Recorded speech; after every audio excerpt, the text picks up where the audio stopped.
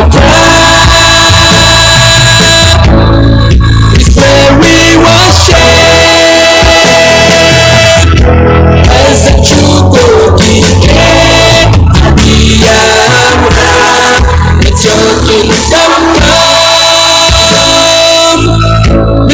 to Radio Biafra.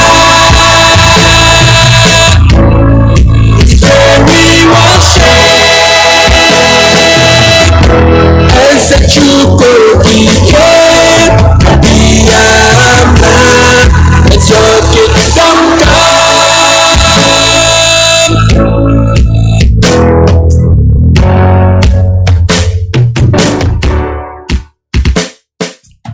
Good morning, good afternoon, good evening. Wake up, everybody. This is Radio Biafra USA 2. Good morning from here. I know some of you are trying to go to bed right now. I wouldn't say good morning. I would say good evening or good night. Whatever you are at this point in time, take whatever greetings. That's how we say it. Good morning, good afternoon, good evening. One more time. This is Radio Biafra USA 2. My name is Mazi Iyke. I hail from Newi, province of Biafra land, broadcasting live this morning from New York City under the auspices of our mother station, Radio Biafra London. Our leader's name is Mazi Nnamdi, Kanu. This point, we have to call on him. Normally, we have to pray before we proceed in anything we do. We are prayerful people. We are umuchineke. That's what they call us. So I call on our leader, Mazi Nnamdi Kanu, to please lead us in prayer. Let us pray. Without whom we cannot function, and unto him we give every honor and every adoration. Wherever you are, I will ask you, if you are in the spirit, to remain so. If you are outside the spirit, we ask you to come into it. Because what we are preaching from here is a gospel of redemption, as directed by Chukwukika himself in heaven. And this very gospel, we must preach it. Therefore, we must pray. We give thanks unto thee, O Elohim, for there is none like thee. There can never be any like thee. You are the beginning and the end. You are the Alpha and the Omega. Our lives are in the palm of your hands. We commit all that we are unto thee. We have come as the ancients did before us, as our ancestors did before we came, to offer praise and adoration unto your holy name and no other. For we do not worship any idol. We do not worship anything born of a human being. We do not worship anything carved out of a tree. We do not bow down before anything molded with the hands of men. It is only thee that we worship. That is why we have come this very evening on this hallowed platform that you yourself created, to offer you unadulterated praise and to hand over to thee all that we can ever become, because Biafra is yours. This very family of IPOB, you molded yourself. You decreed that IPOB must come, and now that we have come, that we may worship thee, O Elohim, please accept our offering of praise and sacrifice unto your holy name, because there is no other like thee. We will continue to adore thee. We will continue to worship thee. And as I said before, and I will reiterate, as we pray unto thee, that Biafra is your possession, we will sacrifice Biafra unto thee, that you may guide us in all that we do. It's only you that sees the hearts of men. If there is anything that we are hiding, if there is anything that we have concealed from our people, O Elohim, you will judge us very harshly. But if our hands are clean, our hearts very pure, you will bless IPOB, and you will bless me, and you will bless my family, because it's a promise from you. All our hope and our trust is upon thee. May your name be glorified. May you be exalted. May you, O Elohim, be praised. Now and forevermore we pray. Ise, Ise, Ise.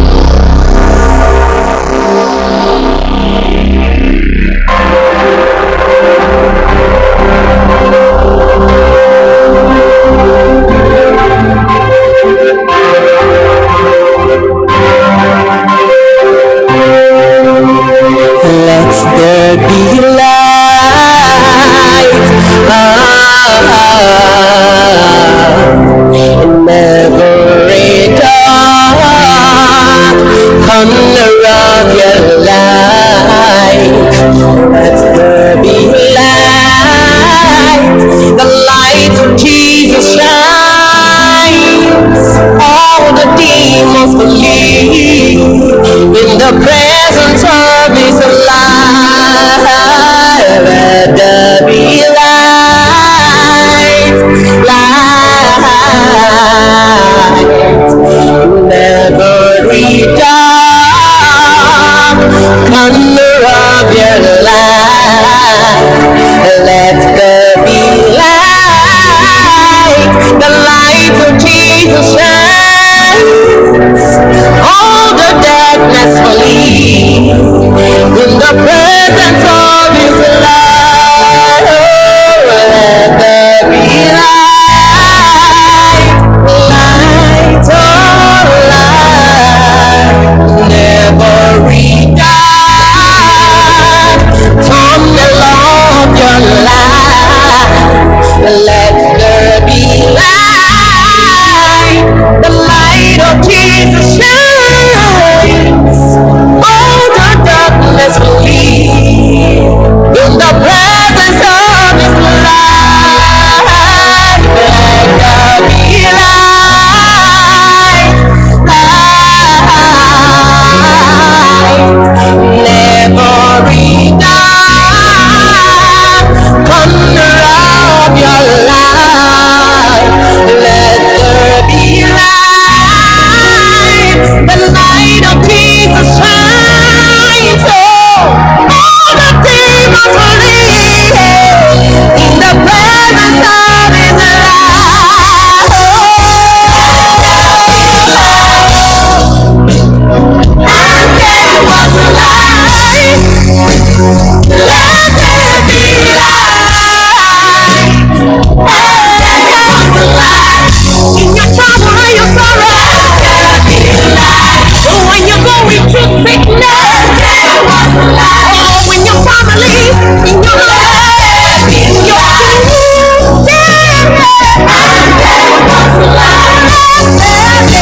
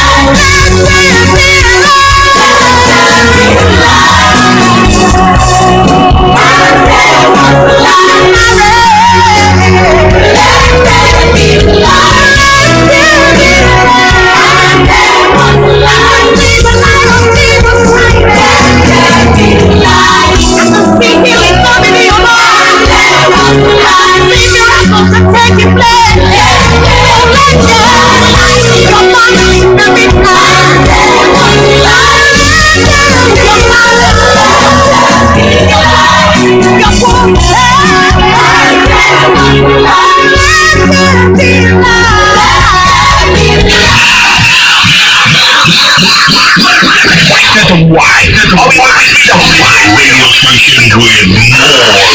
You're listening to the radio station. You're listening to this is Radio Biafra. Radio Biafra. We are not like other people, because as I once reminded you before we came, there was nobody like us. Now that we are here, they pretend, they copy, they emulate, they fabricate falsehood, but they can never be like us. Long after we are gone, they will wish we lived forever. IPOB is very special, exceptionally special, the largest mass movement in the whole world bar none. And we did it because Chukwokika Biama is with us. We did it because Chukwokika Biama created IPOB himself. And we are here to pilot its affairs. We will not prevaricate. We will not stop. We will not slumber until Biafra is fully restored to its former glory. Anybody in doubt as to our resilience and our determination to restore Biafra is not only mistaken, not only misguided, but needs to see a psychiatrist, because we are not stopping. I am Nnamdi Kanu, and I don't stop until I get what I want. All right, good morning, good afternoon, good evening, one more time. Today, what I want to do this morning, actually, is to bring your mind way back. I want to remind us where we started and where we're going and how far we've gone. because I think our memory is so short, sometimes we tend to forget things very quickly. We just say, now, wow, and that's it, and we move on. I went into the archives yesterday and I found out that I need to bring our mind back to 2015 when our leader went to the World Igbo Congress to address them, and I saw what happened there. Today, some of those people, I want to see them. I want them to call Radio Biafra in any of the platforms, introduce themselves and tell us who they are and tell us how they think today, the way they were thinking in those days. Because the man went in there on his own to give us information, but I am too much. So let's listen to him. Let's listen to this. I'll probably not play to the end, but to a point.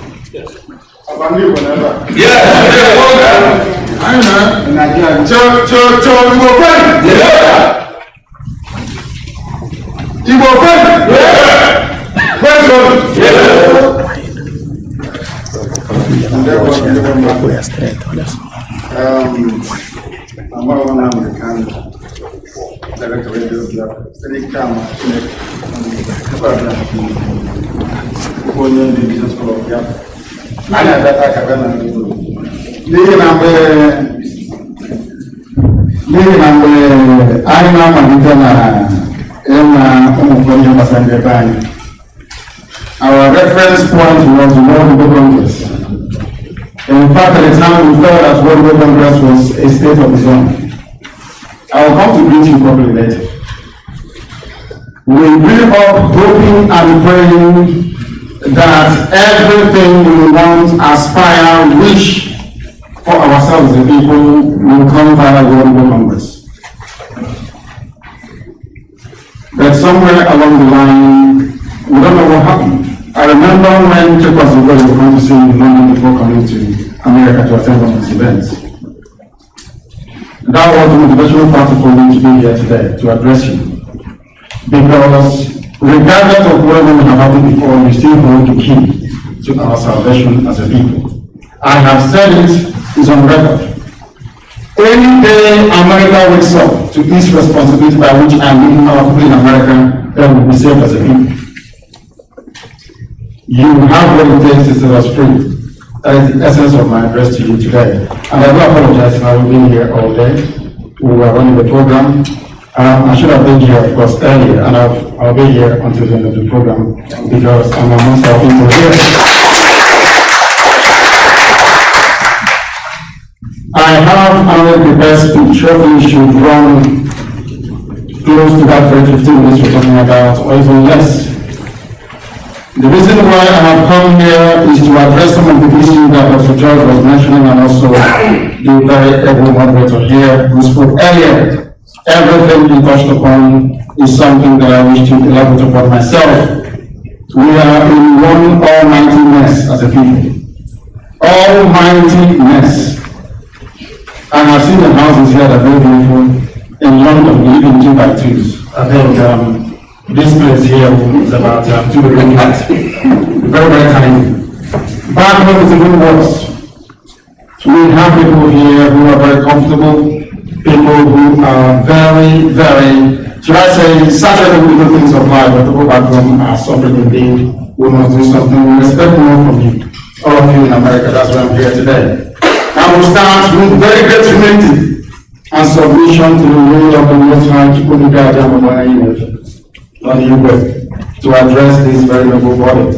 In fact, I never believe I will be standing in front of what we as I am today. I stand before you here in Excelency California because you are children of light, you represent light. As Lucian was saying earlier, maybe some of us don't know who we are. That is what gets me upset with you. Only if, I say this all the time to people, only if you know who you are, maybe one day you will realize that you're found it. That is why we should not be in Nigeria. The first place we'll get to that later. Each and every one of you here, I acknowledge your presence, especially those of us here in the high table, distinguished ladies and gentlemen, those who spoke before me, those who will speak after me. I greet all of you. I suppose some of you will be wondering what I'm doing here, standing in front of you. I have come here to tell you about the kingdom of heaven called Biafra. That is why I was born in the first place. Without Biafra, I wouldn't have been born. The reason why my father married my mother to give birth to me, that I may worship the good Lord in truth and honesty in a free land called Biafra and nowhere else. That is where we exist. I don't want people to misunderstand who we are and what we represent. I respect Igbo land where I come from and the culture which I was raised with. But I know that Biafra is critical and central to all of us. Because when we say Biafra, it embodies everybody born by a woman that ties two-piece wrapper. That's the sense of Biafra. Once your mother wears two-piece wrapper, you are a Biafra. These are the things that we must acknowledge when we begin to discuss or to begin to characterize where we come from and what we represent as a people. Very, very critical indeed. My answer, as always, will be, is to come on Nnamdi. I have come here exactly the same way that Golda did when Israel was being formed. She came to America to speak to the Jews in America to tell them about their duty and obligation to save the embryonic state of Israel. Today, I have come here to do exactly the same thing, to tell that you hold the key to unlock, in fact, to unchain Biafra from the damnation called Nigeria. You have what it takes. I'm not talking about America, I'm talking about those of you who are here in this very hall today. God, you have what it takes to set us free.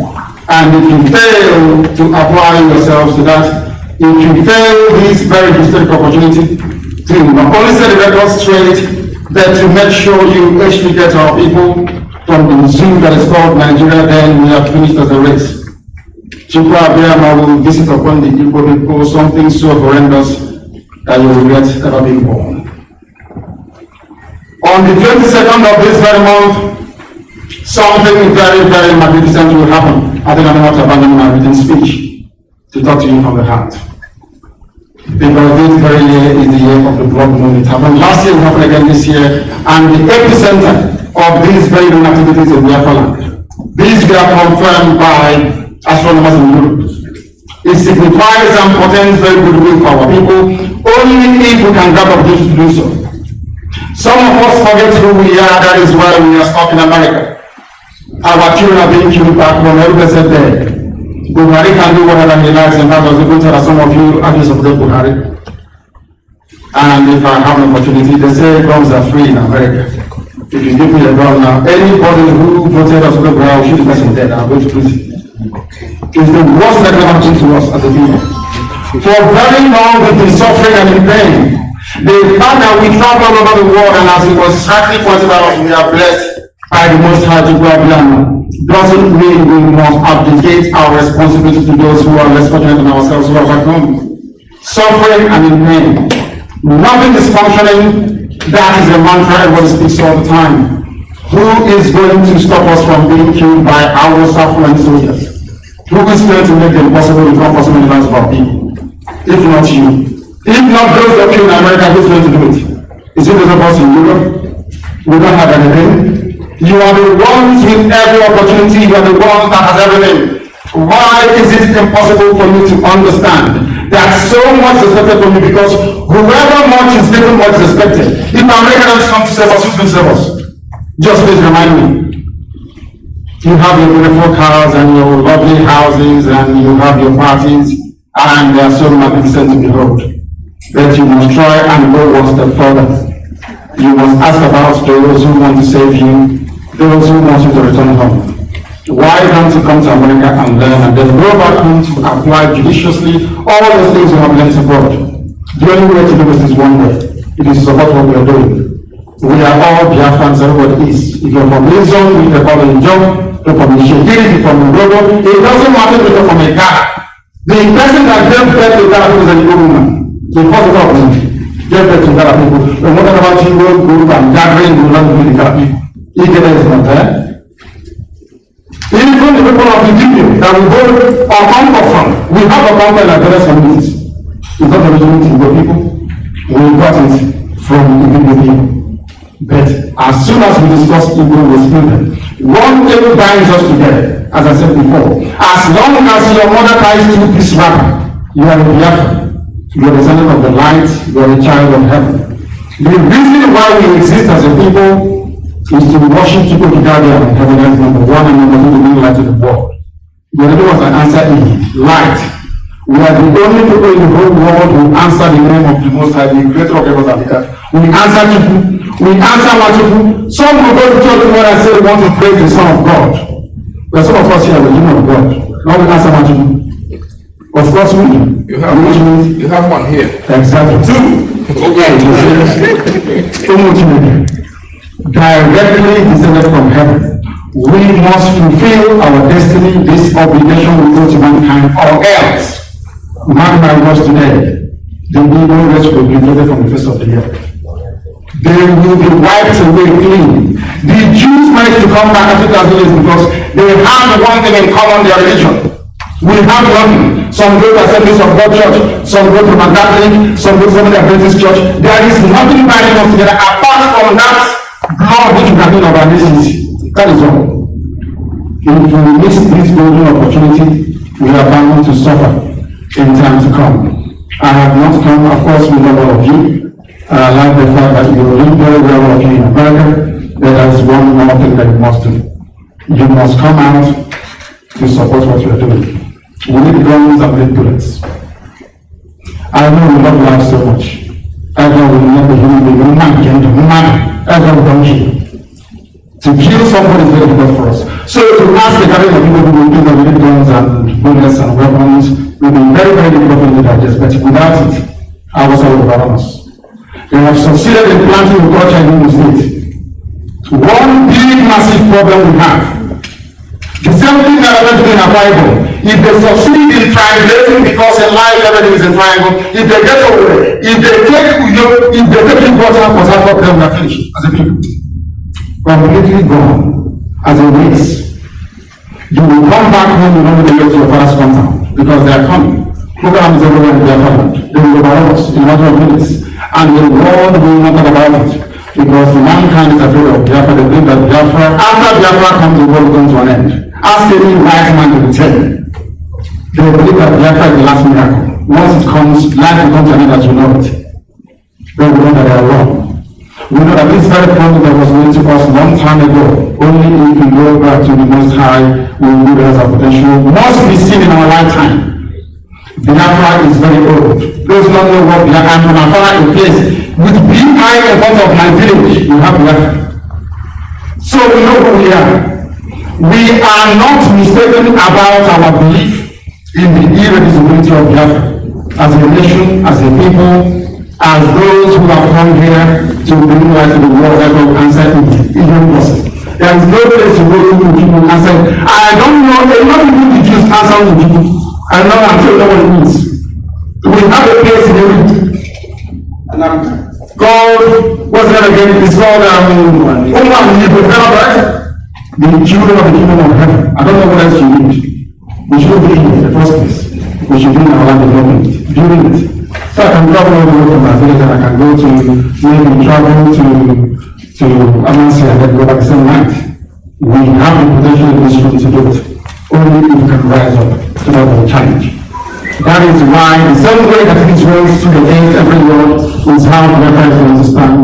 Not just as a pinnacle to the survivability of the people who are downtrodden, people who we are pressed down for very long, but as a living testimony to the kindness and the goodness of the Most High God. I thank you all very much for listening, and I do hope in time to come I will bring yourself to appreciate what's my presence. Thank you very much.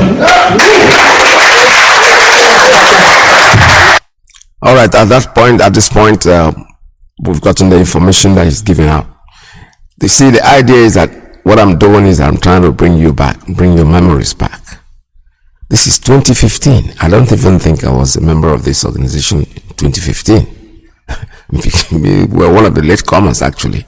But I was listening. I was always paying attention, listening to Radio Biafra. I was glued to it until they put him in jail. Then I said, oh, now I think some people are listening also like me. Because for me, it was an entertainment one way. When I listened originally, I didn't like the way he talked, the way he spoke, whatever, talked or spoke. I don't know which one is correct English right now. But what I'm trying to say is that when he first started, I thought this one just about another rapper outside. But the point is, you hate something, but you love the thing. Inside of you, something is saying, listen. And out there, you are rebelling. You know, this is not how people talk. People don't talk like this. But right inside of you, something, because something that you don't like, every day you go get glued to it. You're glued to it, you're criticizing it, but you're still listening. Which means you're divided. The subconscious mind is saying, hey, there's facts in this. And the conscious mind is saying, you're like everybody else. But eventually, all that he said then is happening today. There is a particular man that I'm so interested in what he was saying, and I wish that man, I would like him to maybe one day call one of the radio stations and tell us who he is. Because, these are the people that come up, they know too much. They start by giving themselves all the accolade that they think they deserve, when actually they are a pound of foolish people. Today, I know when he watches this, I don't know how you will feel. Let me just go to him, and then before I continue with what other programs, the things I'm going to run this morning. It's just because of this very man that I'm trying to listen to this. The rest of us So, yes. What do you do to stop them? Okay, please. We have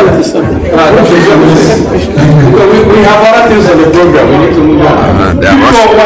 Listen to this. Thank you for the effort you are making on behalf of all of us Igbos and Biafrans. I have a question to ask, because after a while, we're going to start thinking. I don't want Nnamdi to accept the fact that the change in name will make us different. Name will see. As we stand here today, there are at least 7 states that are predominantly Igbos. And in the context of Nigeria, none of them have reported to us that they never received the federal allocation. And as I see, even you and I here, we have not agitated in the state we come from to make things better for our people. And we are going to the federal. Tim O'Neill, when he was Speaker of the House in the United States, all politics are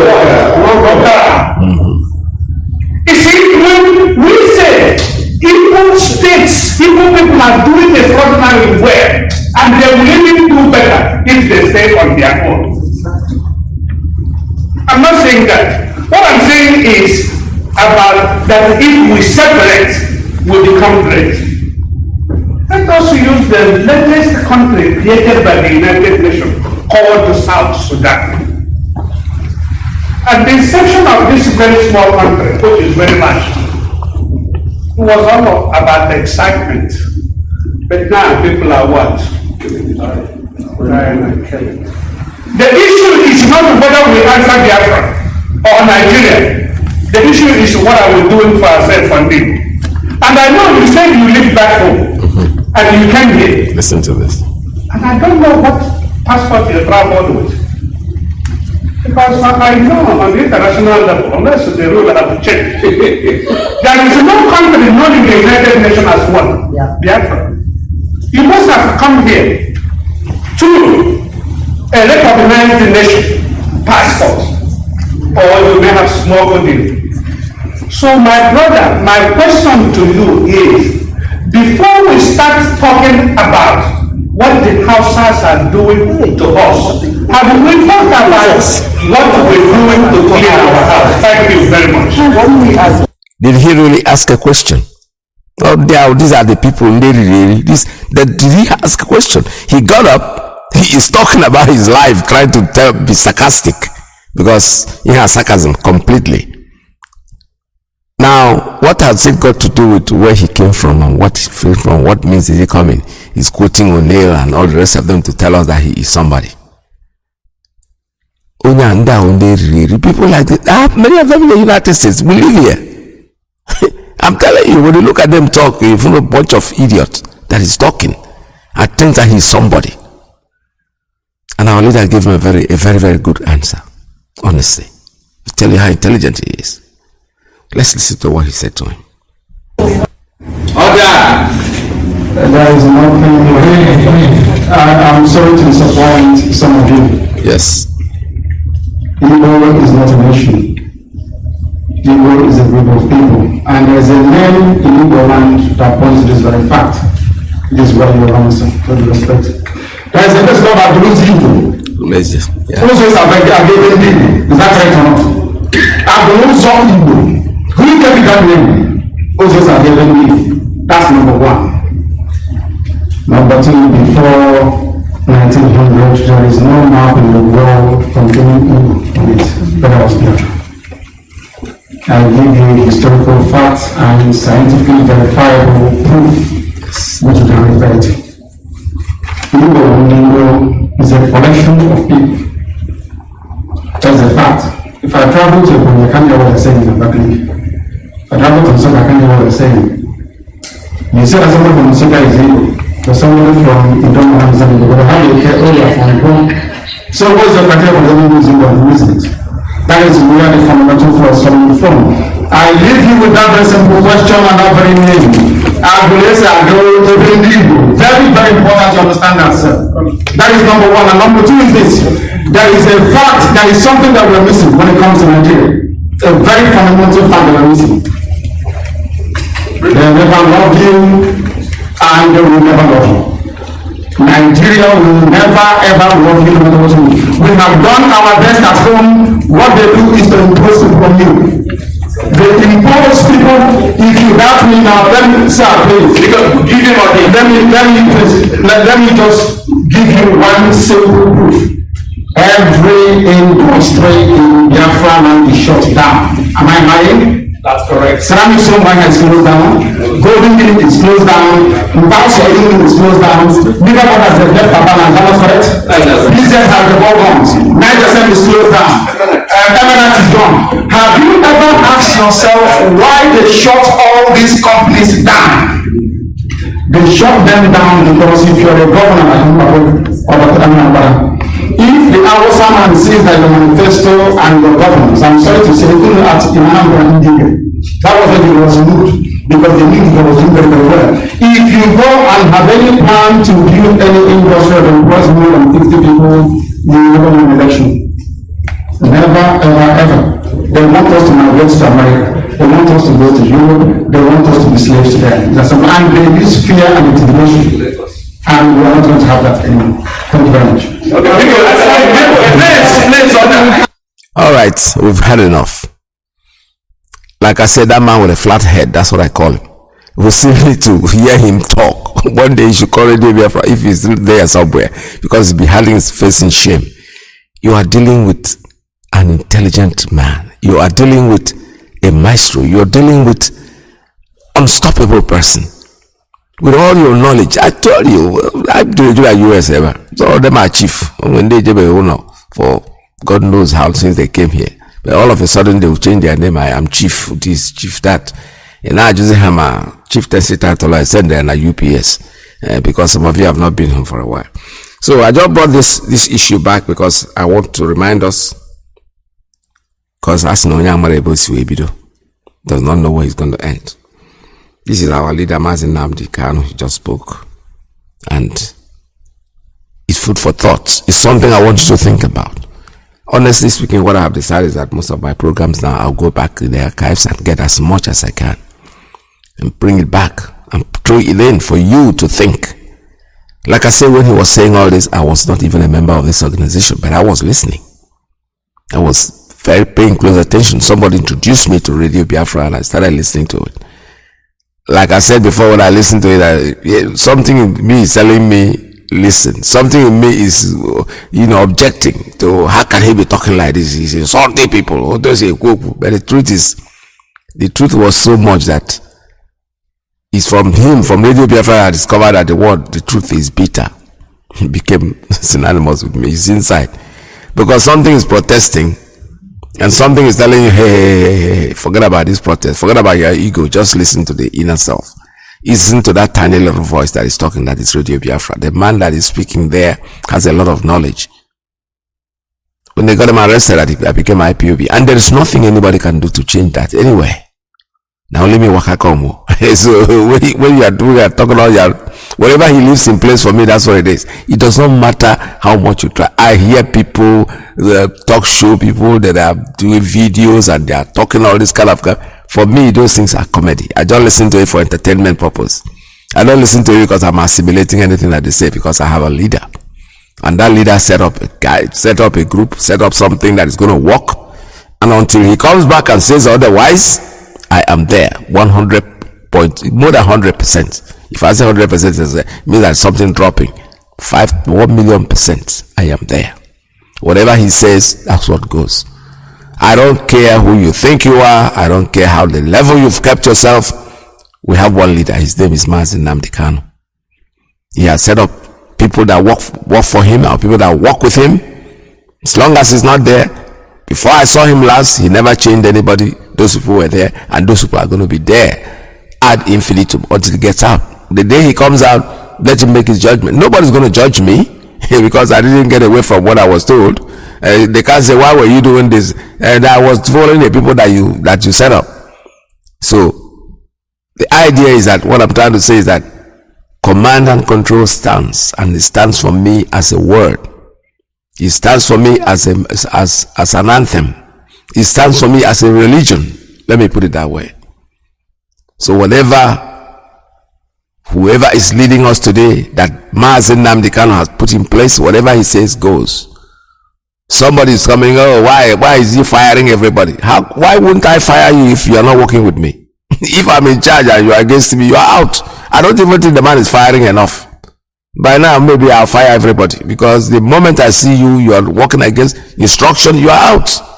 You can wait. When Mazi comes back, maybe he can bring you back.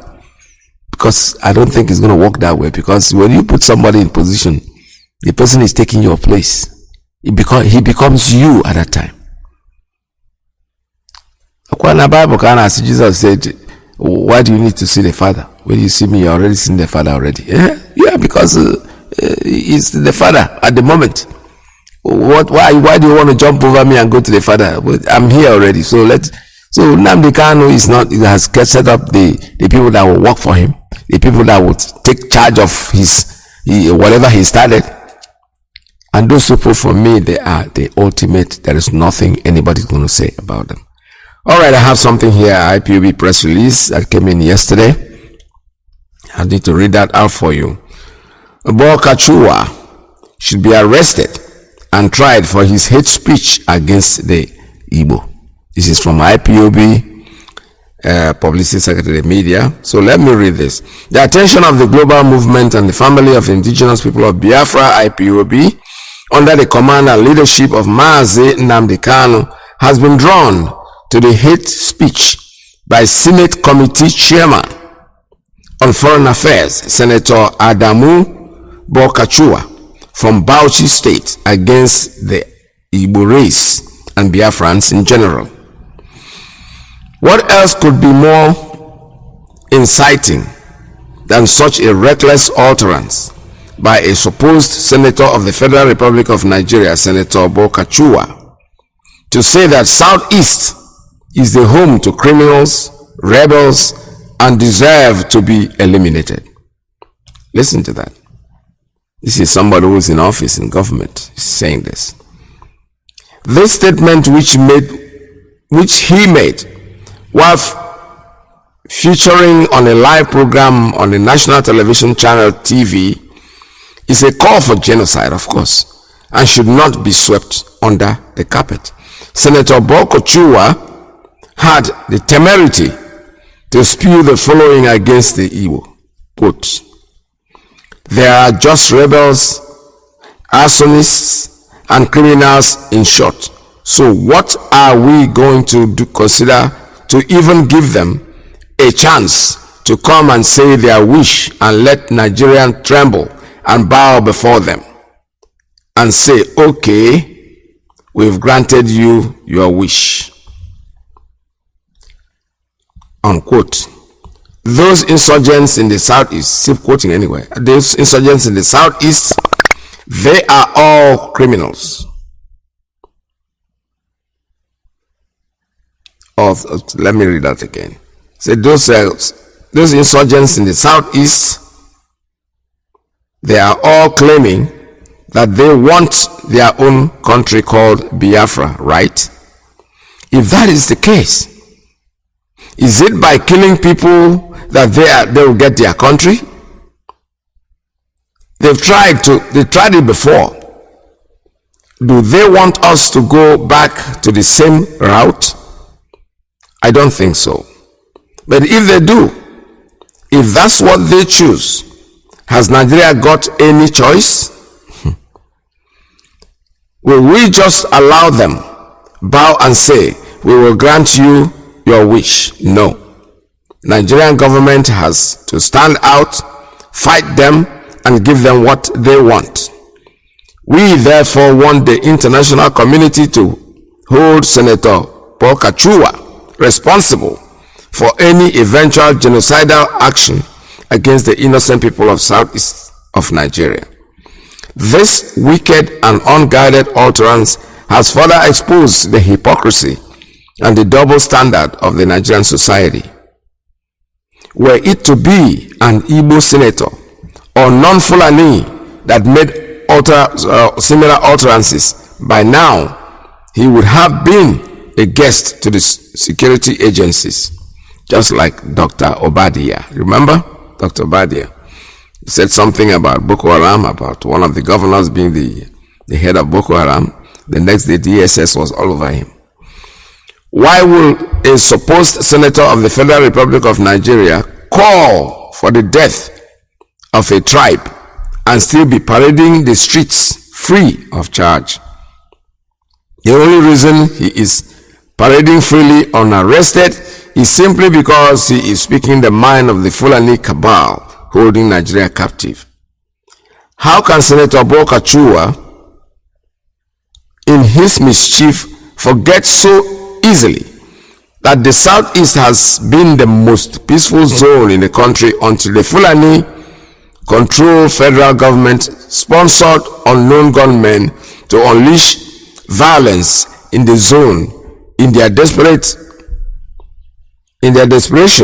to demonize Biafra agitators? How come Paul Kachua forgets so easily that despite the insecurity in the southeast, senseless killings and terror attacks are worse in his northeast? Has he called for the death of the mass murderers in the north who have been killing both civilians and security operatives? Why is he so mischievous that he forgot that his Boko Haram kinsmen were killing Nigerians like fowls and asking for an Islamic caliphate? Yet Buhari was elected president both in 2015 and 2019. Even today, Boko Haram bandits and Fulani herdsmen have not stopped kidnapping for ransom and killing Nigerians, yet Buhari remains the president, and another Fulani, Atiku Abubakar, wants to take over power. All terrorists, maiming Nigerians, raping women, and slaughtering people like fowl today are Fulani. Yet nobody has called for the elimination of the Fulani. Why should Kachua call for death of the Igbo race, and he is still walking around as if nothing happened? But for the treachery of Igbo political elites who love their enemies and hate their lovers, these quota system senators should not have had the temerity to spew out the trash against the highly enterprising and globally respected Igbo race. When our leader was talking every day, everybody, let me read again. When our leader was telling everybody that cared to know the wicked agenda of the Fulani against Biafrans, they doubted him and even concluded with the enemies against their own. Today, all the prophecies of our leader have come true. We want Kachua and his Fulani kinsmen to understand that we know their game plan, but are well ahead of them. We will expose all their secret agendas against Biafrans ahead of 2023 election. We are prepared to stop their wicked agenda. We just want the political correct Igbo senators and other politicians to understand that their treachery is the reason the Fulani is insulting us. Again, Bokachiwa should be held responsible should anything happen to Biafrans or the good people of the Southeast. Comrade Emma, powerful media and publicity secretary for IPOB. That is its story. They are now accusing us. You know, the same thing when they make a hate speech or when they say something that is hateful, we all pretend as if we don't hear it. The federal government behaves as if no, here that did not happen. But when people say it, when other people say the same thing that they have said, what do? They send DSS, they attack dogs to go after them. Dr. Obadia, the man was is a central banker. When he said it, he said what he said and not even accused, he was sure because he spoke to the Boko Harams themselves. And he told and he made it very clear that one of the governors in the north was in charge. In fact, he didn't even call the name of the governor, but he could have. We all know it's Rufai. I know that. There's no doubt about it. There's no accusation about this. This is the truth. But you see, whatever they do, wherever they go, whatever they try to do, what they are doing, we know we are ahead of them. There is nothing they can do to stop what we are doing. They have held our leader captive in their so-called DSS dungeon.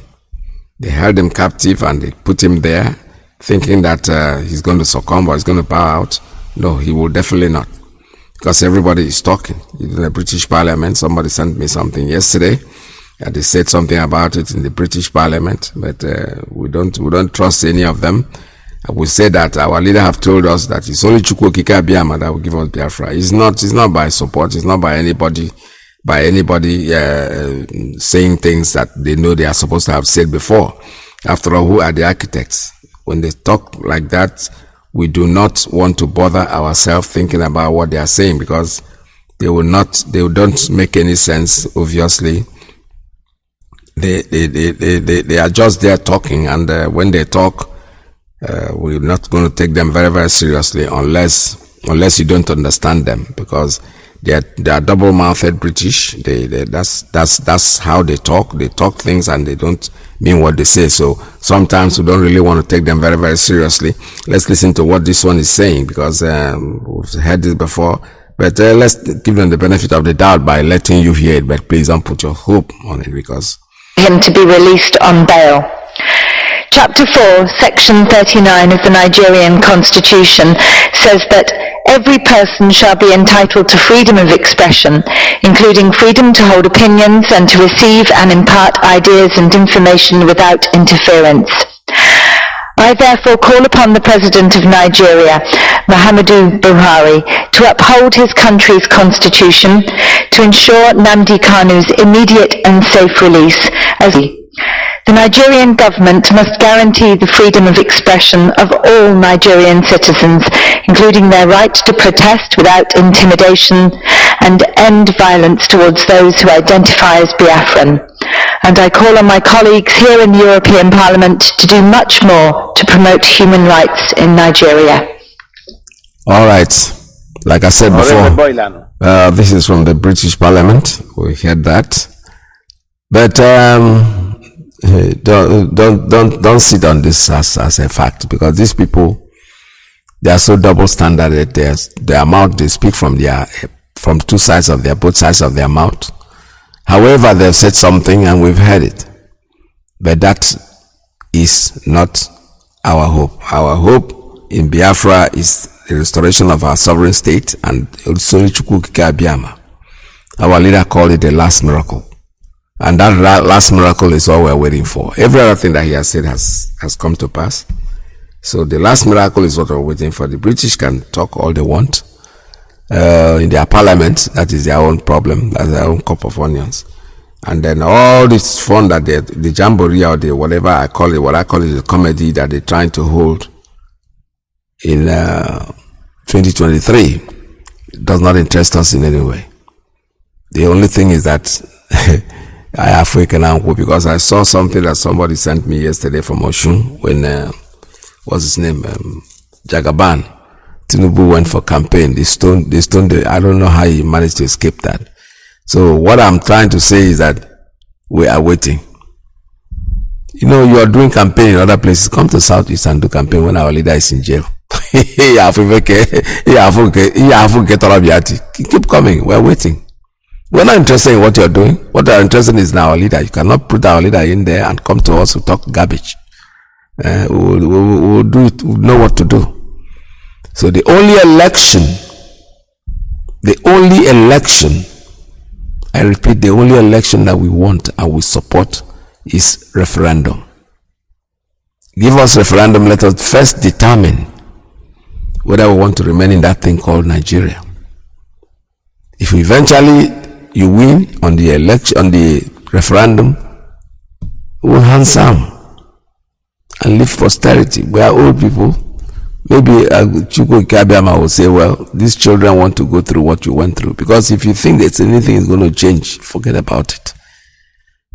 Changes will never take effect or come on its own. It is what we are doing today that will bring that change. That is the truth. It's the absolute truth. There is nothing anybody can do to change these facts. That Nigeria is over. And there is nothing we can do about it. And with that note, I'm going to, before I open up the line, I have one more clip that I listened to this morning that was so interesting. I think it was from a church or whatever. I don't know where that is from, but somebody just sent it across to me, and it's comedy for me. It's fun. So I had to listen to it. Listen to this. What is your name? Stand up. Frank what? Osakwe. What part of Delta do you come from? Ndokwa. Huh? Ndokwa.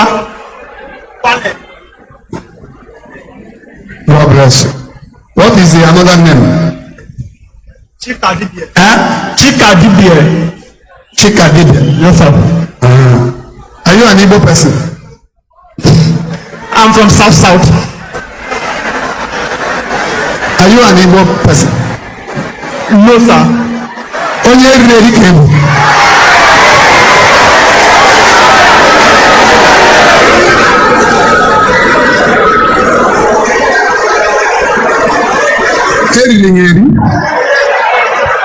You say your son name is what? Osakwe. Your Igbo name is what? Chikadibie. Are you an Igbo? No.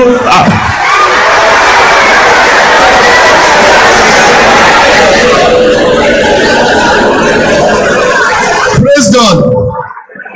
What is come in your native language?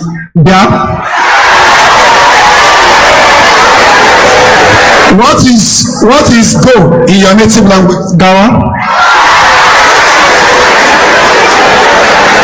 In your language, what is hand? Aka. Are you an Igbo person? South.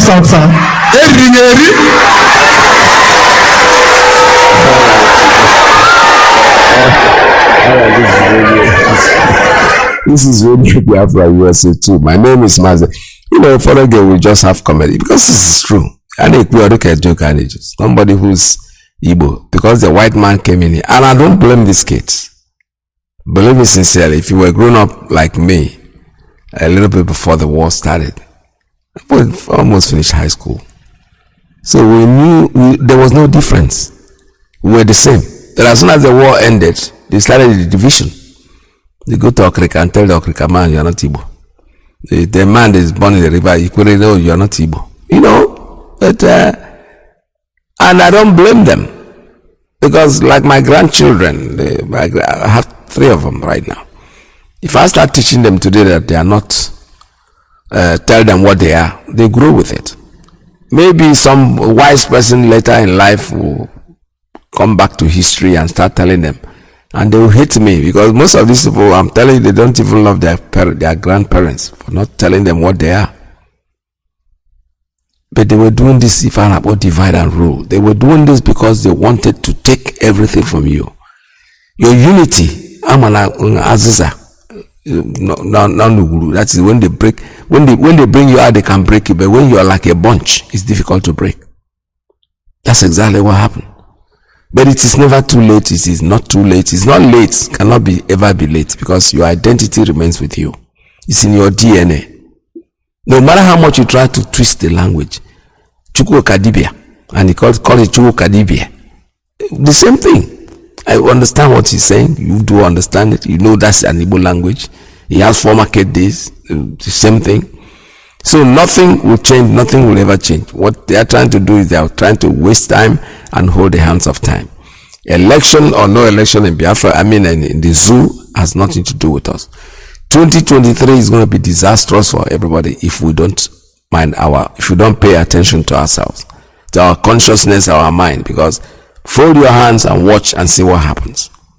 Anybody can be running around and thinking that as soon as they make an Igbo man president, it's going to end. You're wasting your time. We're not interested. We are not interested. We are not. Our only interest is Biafra and Biafra, Biafra or Biafra. There's nothing to replace it. It's Biafra or Biafra. There are no going forward, no going back. So what we need from you is nothing but referendum. Give it to us, and we'll let go. All right, this is Radio Biafra.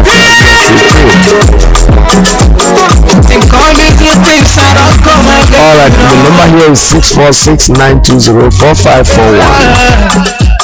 845-344-7984. 929-406-9953. Please call us. But when you call, please be moderate enough to stay on the line. That's easy. Just send us the message and let's go.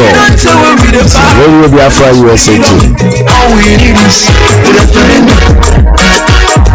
All we need is referendum. All we need is referendum. All we need is referendum. All we need is referendum. Tell me what to do, tell me what to do, tell me what to see, tell me what to see, tell me what to know. When we talking about the referendum,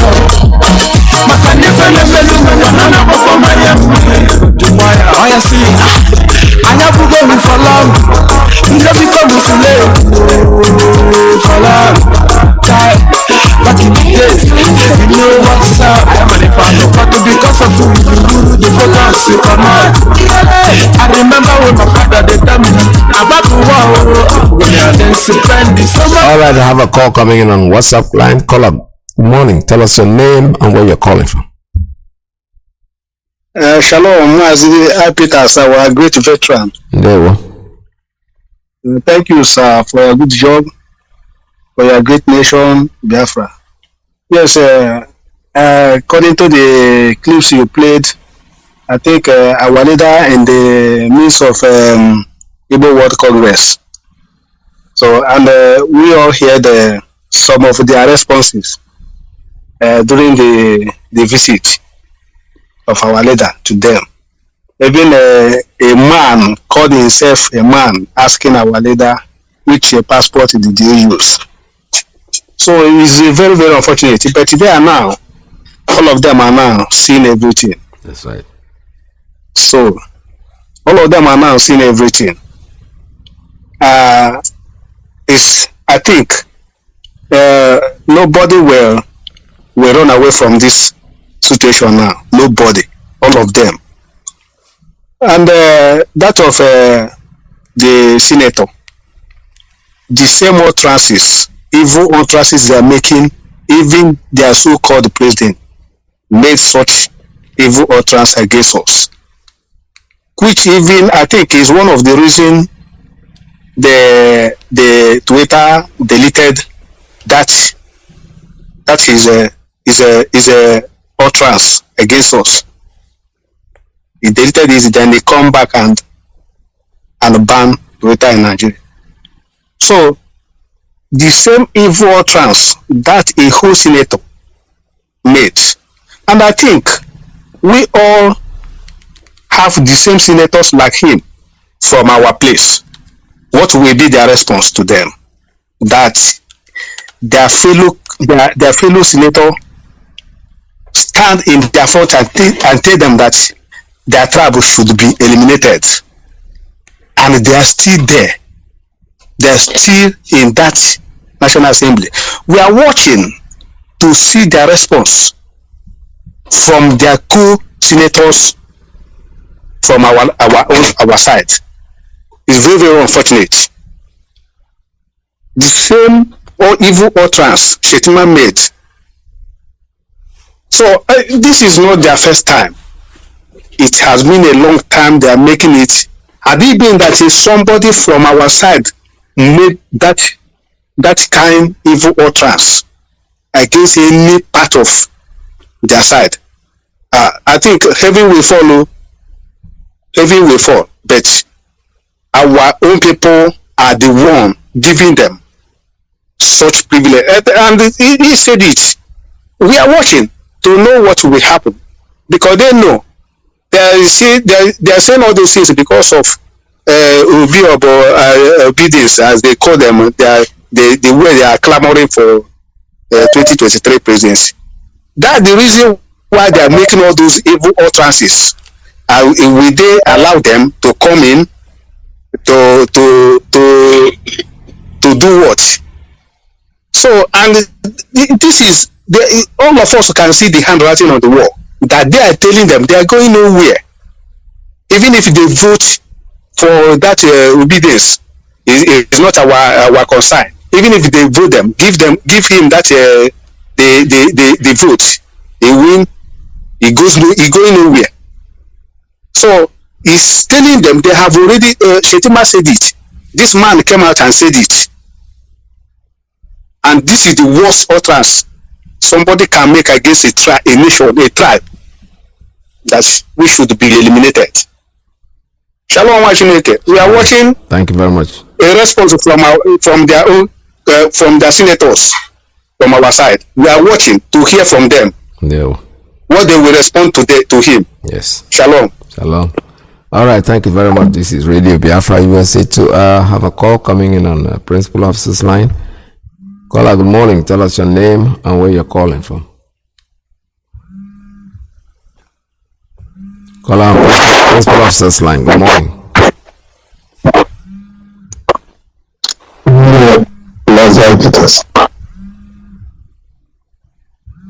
Hello? Good morning. Welcome to the program. Thank you very much. My name is Sukunaya. I'm speaking from my location. I greet you once again.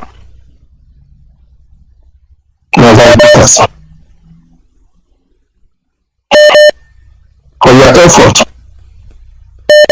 towards this journey. It is not easy. The Chukwu Kadiam going to be your strength. I greet my leader, Nnamdi Kanu, who set up this platform to expose all the evil that is going on in Nigeria. Yes, let me start. There's some people of Igbos in overseas answering chief, but they don't know what is happening to their people from where they come from. They are all over the whole place. These people, or this elder, as I may call them, are so foolish that they don't know their left or their right. Because you cannot see a Yoruba man outside the country, answering Oba or whatever. If you live in a land, you will see all foolishness group of people. You are in another country. You don't care what is happening to your people.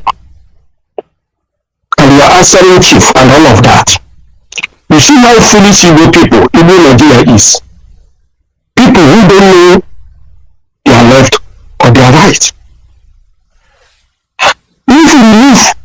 leader in the land. That place have disappeared in the whole world. Because there's nothing all these people can prove they are human beings. And they are doing everything humanly possible to destroy the truth, to remain a slave in the name of Nigeria. Each time when I listen to what is going on in Ipob today, in America and other places, instead these people will come together and join the leadership of this movement to rescue his people from death in the name of Nigeria. Instead, they become contractor from Fulanis to destroy their people. What a shameless group of people existing on earth, like you know, Nigeria. Where are you going? If you lost where you come from, where are you going? There was a time I read a talk about these people who are living in overseas. Some of them marry wife anywhere. You are not interested to make sure you support this movement. You are doing all the voting you are doing just to destroy the movement. You don't know that your day will come when you die. That children you born from all these places, none of them will know where you come from. Both women and boys. They will disappear for any country you find yourself. Because Nigeria is a desert. Nobody will like to live in Nigeria. You will lose everything. That is what all these criminals in overseas, when you have a passport of a country like America, you feel you have got it all. You are nothing. You are a slave. You are a slave. You don't know that you are a slave. You are posting for somebody's passport, for another country passport. What if any day at all the country decided to sack all of you idiots to go back from where you come, because you people are not behaving as a human being? Then what will happen to your children when you have left? Black people are shameless. Thank you. They started from Nigeria, from Igbo land. How can you be a man and your people they are disgracing your tribe, and you continue sheepishly looking for nonsense in the name of Nigeria? This senator that they're talking about, I think Igbo people are senators in that place. All these foolish senators, because of money, you regret your people. Then where are you going with money? How many days? Some of you cannot even reach 10 years you die.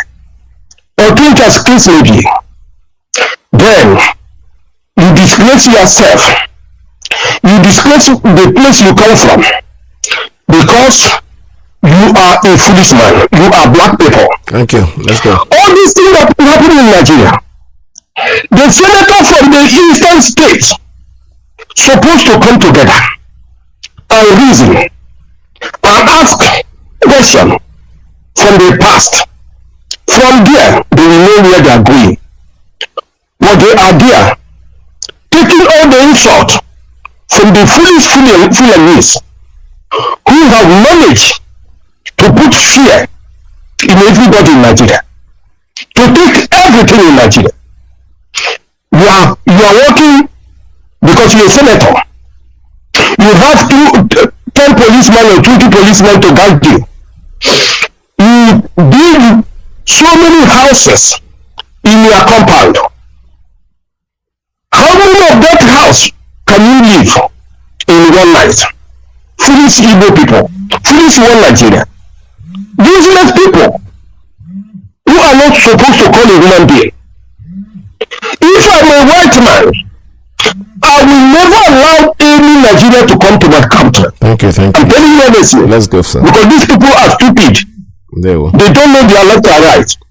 They are completely idiots. Thank you, sir. They don't know the meaning of senators. The work of senator in their country. Let's go. The other call. Thank you very much. Thank you, sir. All right, thank you very much. This is Radio Biafra USA 2. We have other callers that are coming in. I've said it before. If anybody calls, please be very moderate. Just go and let others take your place, because we have limited time, and before we know it, the time will be up. So if you take more than you're required, I have the courtesy of not trying to take you out, but just giving you a warning. When I say thank you, it all means that you have already overstayed, so it's time for you to go. All right, I have a call coming in on straight line. Caller, good morning. Tell us your name and where you're calling from. Good morning from here. Hello, Mazi. Good morning, sir. Long time, sir. Yes, sir. Welcome to the program. I've been trying to get to you for a long time, but this time I called, I will not get through. Anyway, Mazi, thank you for today's program. I'm so happy that I was able to. Anyway, my name is Mazi Iyke. I'm calling from Illinois. Okay, welcome. But I want to make my contribution this morning, sir. So I just want to ask my people if they have called BBC, because that's our project. We need to be calling them every day. That's my first point. Yes. My second point is this. One of the brothers said that we should be, and we are watching what this guy is saying. We're going to see what he's going to do. No, wait for them to see what they're going to do, because they might do something that may affect every one of us. So what I think we should do is this. Pick up your phone. Begin to tweet, because our leader said we should be on the Twitter. Begin to tweet. Like me now, I've made that my own personal business to be tweeting every member of the parliament. I'm not tweeting the group. I'm tweeting them personally now. Yes. Just now. Because I make it already. I'm not going to wait for everybody to see what to do, because I have to play my own role in this struggle. Yes. So what I'm saying is this. We should not wait to see what this useless idiot said about us. We should not wait. We don't have gun right now. Personally, we don't have gun right now. But I just support ESN that our leader has laid down, because this is a call for a war against us. We should try to encourage the ESN now. That we did us now more than ever, because we are at war. If a man can take this against a group in the public domain, that means they had a plan to destroy our race. We shouldn't wait for them to see what they're going to do, because they're going to do something. These are animals. These are criminals. So my point again is this. This is a wake-up call for every Biafran to start to support Eastern Security Network, because they are our own security. They are all we have right now. Let's start supporting Eastern Security now, because we are at war right now. So that's what I want to say, because if we say we should wait to see what they're going to do, because they say that nobody is asking them one website, because they are in cahoots. They are doing this as their agenda.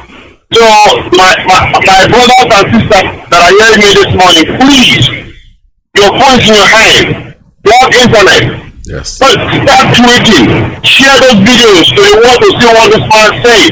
That's our job. Let's not just keep watching media on our phones. Let's use that phone for which we are going to be, that's useful to us. So let's not wait and see what they do, because they're going to do something eventually. Yes. So that's my point this morning. And again, let us keep our leader in prayer every day, because it is that to be loved. We know we love him, but we should be praying to him every day, because That's our job right now. So that's my point. Have a good day, sir. Thank you very much. All right, thank you so much. This is Radio Biafra USA 2. I have another call coming on the principal officer's line. Let's take this one. Caller, good morning. Tell us your name and where you're calling from. Yeah, my name is Opara.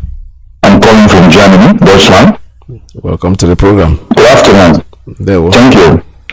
I wanted to comment on the video on the church to see the damage the Fulani have inflicted into our people. I want people not to laugh at that guy, but they should see how they remove the history from the school in Nigeria, and then they now indoctrinate the young people, shifting them from their origin, giving them another identity. Yes. The damage is very, very high. That is just as now, it is good for breeze to blow for we to see that the pastor or the father, reverend father, have a trouser. Yeah. So things like this is just an eye-opening to see the damage the Fulani have inflicted into our people. That is one. Two, is it possible to integrate the Christian communities in the north? Because I see that the Christians they are counting on us that if the Biafrans leave and we the Christians will finish. So if there is a way when you are making your broadcast and other stuff like that, trying to give this Christian community more like giving them assurance that if Biafra comes, they are also going to benefit it, so that they will be focusing that, if the Biafra come, we can be part of that Biafran country. The way our leader Nnamdi Kanu did it before. I want you to keep on, if it is possible, keep on helping them to realize that this Biafra is not only for we, but for them also. Thank you. God bless you. All right. God bless you very much. Thank you very much. All right, this is Radio Biafra USA 2. We'll be doing that, and we're doing that from time to time, even before now. Long time. We try to make them understand that the Igbo is just a language in Biafra. There are other people. Biafra doesn't comprise of only the Igbo. There are Ibibios there, there are Calabaris there, there are Jaws there, there are Shekiri, Soko. All of them are Biafrans. Igbo is just happens to be probably the most dominant and most populated group in Biafra. But then, still, when you look at it, the so-called word Igbo doesn't really make any sense to anybody who's thinking. Because if you go to Abakaliki today, you barely understand what they're saying. If the Nsukka man speaks, you don't understand what he's saying. And we are all Igbos. There's no way you're going to change that fact. You know, a slight differentiation in dialect does not necessarily. Do you know, I even understand the Ikure man more than I can understand the Arochukwu man. Or the Isoko person, forget about it. Because what they are speaking is Igbo language. But when you put down your ears carefully, somebody from Ndokwa is an Igbo language. Ndokwa, something that Edokwa, you know, something that is, I don't know how to translate it, but Ndokwa means something that is well kept. So it's Igbo language. But basically, somebody from Ndokwa will tell you, I'm from Southeast, South, as if South or Wasu Sobani. South is nothing. Delta is nothing. It's just where water recedes and there's a lot of land left in an area. That doesn't mean that all of a sudden, because they have no more name to create, they created South, which is not geographical. And then eventually they say Delta. And somebody will be very proud to say, I'm a Delta. I am from Delta. All right, I have a call on straight line. Caller, good morning. Tell us your name and where you're calling from. Welcome to the program. Thank you. My name is Simon. I will go calling from Maria, Spain. There we go. I just want to touch on some of the analogy and the IPOB press release in the name on this kind of atrocity and this kind of terrorism that we are into with. These people calling the execution of Igbos, making a genocidal statement against us. I want want us to give some of our senators chance to watch their response. If we don't see their response, if they don't do anything, I myself, as I need a movement that nobody will go and say he's going to represent us in the Nigerian politics anymore, because they are just toilet tissue. You remember last time something happened and people calling this name, calling all this, people follow, people that have followers. Last time Oba Rewan did the same thing, say he would drown Igbos in Lagoon. I used to have personal problem with some people because I was around that place during that time, and they saw my reaction. And this one, a foreign affairs committee senator making this type of utterances, this is to let our people to know the kind of people we are in with. The type of people you are planning to be in one country with, people that are on the extermination of your race. How long can we continue this? My generation don't believe in Kodowachuku anymore. My generation don't believe God will fight for us. I will fight for myself. If the Fulani is thinking this way, we will use what we learn in some of all these countries we have lived to deal with them. We are ahead of them. If they think they will exterminate us, let's watch out and see. The Romans couldn't do it. Other empires couldn't do it.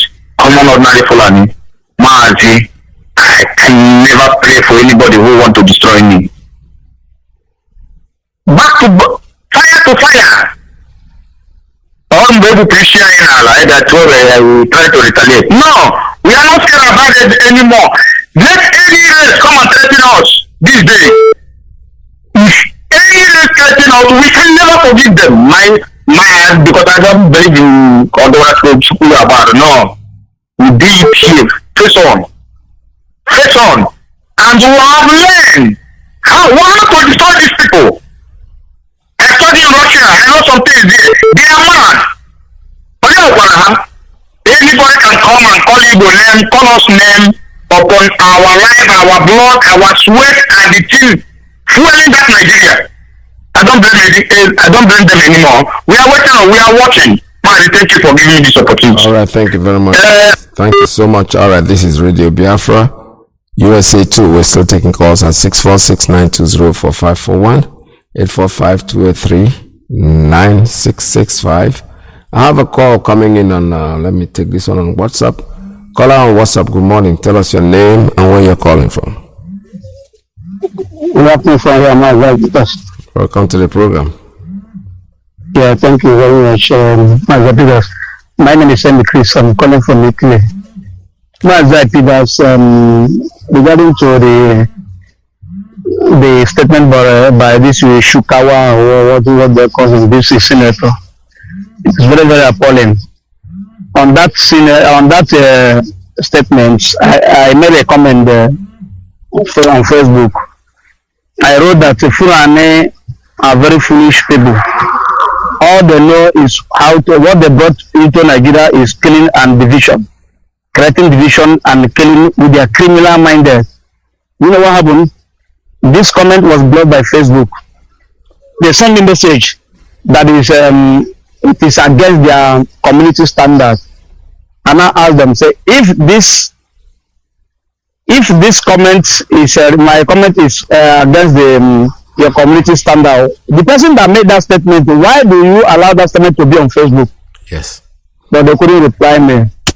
You can see that these people are buying everywhere. They are buying Facebook. They are buying Twitter. They buy everything to shut everybody down so that they can be able to manipulate what they want to do. All I know is that people them is with us. Whatever they do, they will never conquer Igbo land. They can never conquer Biafra. Yes. They can do all they want. Even if you remain 4 people, we fight until the last person. They should know 1967 is not 2022. Mazi, there's another thing I want to say. My heart is bleeding as I'm speaking right now. I have said this in IPOB is the mouthpiece of the people of Igbo and the Biafra in general right now. and I believe every part of Biafra is Biafra. Whether they still, or everybody in the zone join the IPOB struggle or not, IPOB stand to defend Biafra land, because we know now, nobody defend us. Only IPOB defend the Biafra land. Why am I saying this? I have reported this in several occasions on this platform. Those that are concerned, they should look into this. Ebubago have been doing something within this ISIS, our mama, Amere, Ata, Okwodo, and also all this area. Ebubago have been doing, as I speak today, Ebubago keep 14 boys coming from traditional marriage. 14 boys in our mama today, as I speak, everywhere is boiling now. This Ebubago, we must do something about them. And our leader, when our leader was on ground, he said nobody should join the band. If you join the band, you are a dead man. And I don't know why these people are allowed. Some people they brought people. Everybody have a place where they stay in Omoma, where Hope was this village. They have a place they stay in Omoma. Very open. Everybody will see them. They move from there. Nobody dies in Omoma, but they move from there between Amere, our mama, and the Ata. They are ravaging that area on daily basis. Since more than 2 weeks now, more than 30 people has been killed within this area. I'm calling the IPOB hierarchy, please, to look into this thing. It's a big problem, very big one. Nobody come home now between our woman and Amere. Everybody, the boys have run away. Nobody in the village. The remaining one now, they kill them. The women are crying. I will send you the video. After speaking, I will send you some of the video now, so that you will see them. It is very, very appalling. And I'll send you play it on your social media. When you watch it, you play it maybe tomorrow on your platform, so that our hierarchy will know what is happening, Ebubago is doing. If we can rise up and go and fight these people, we know what to do. They should help. That's all I want to say. Because every day now, everybody, they are killing people on daily basis. Even they kill somebody who has small mental problem. They just stop the guy in America. What are you doing? The guy said, what am I doing? I'm not doing anything. They say, enter motor. The guy refused. So why am I entering motor for? The guy want to shift. They shot the guy. Somebody who is somehow have a small mental problem. That is not normal. They kill that person. It is getting out of hand. Please, I believe should do something over this. Ebubago cannot be more than any other thing. They are human beings. Okay.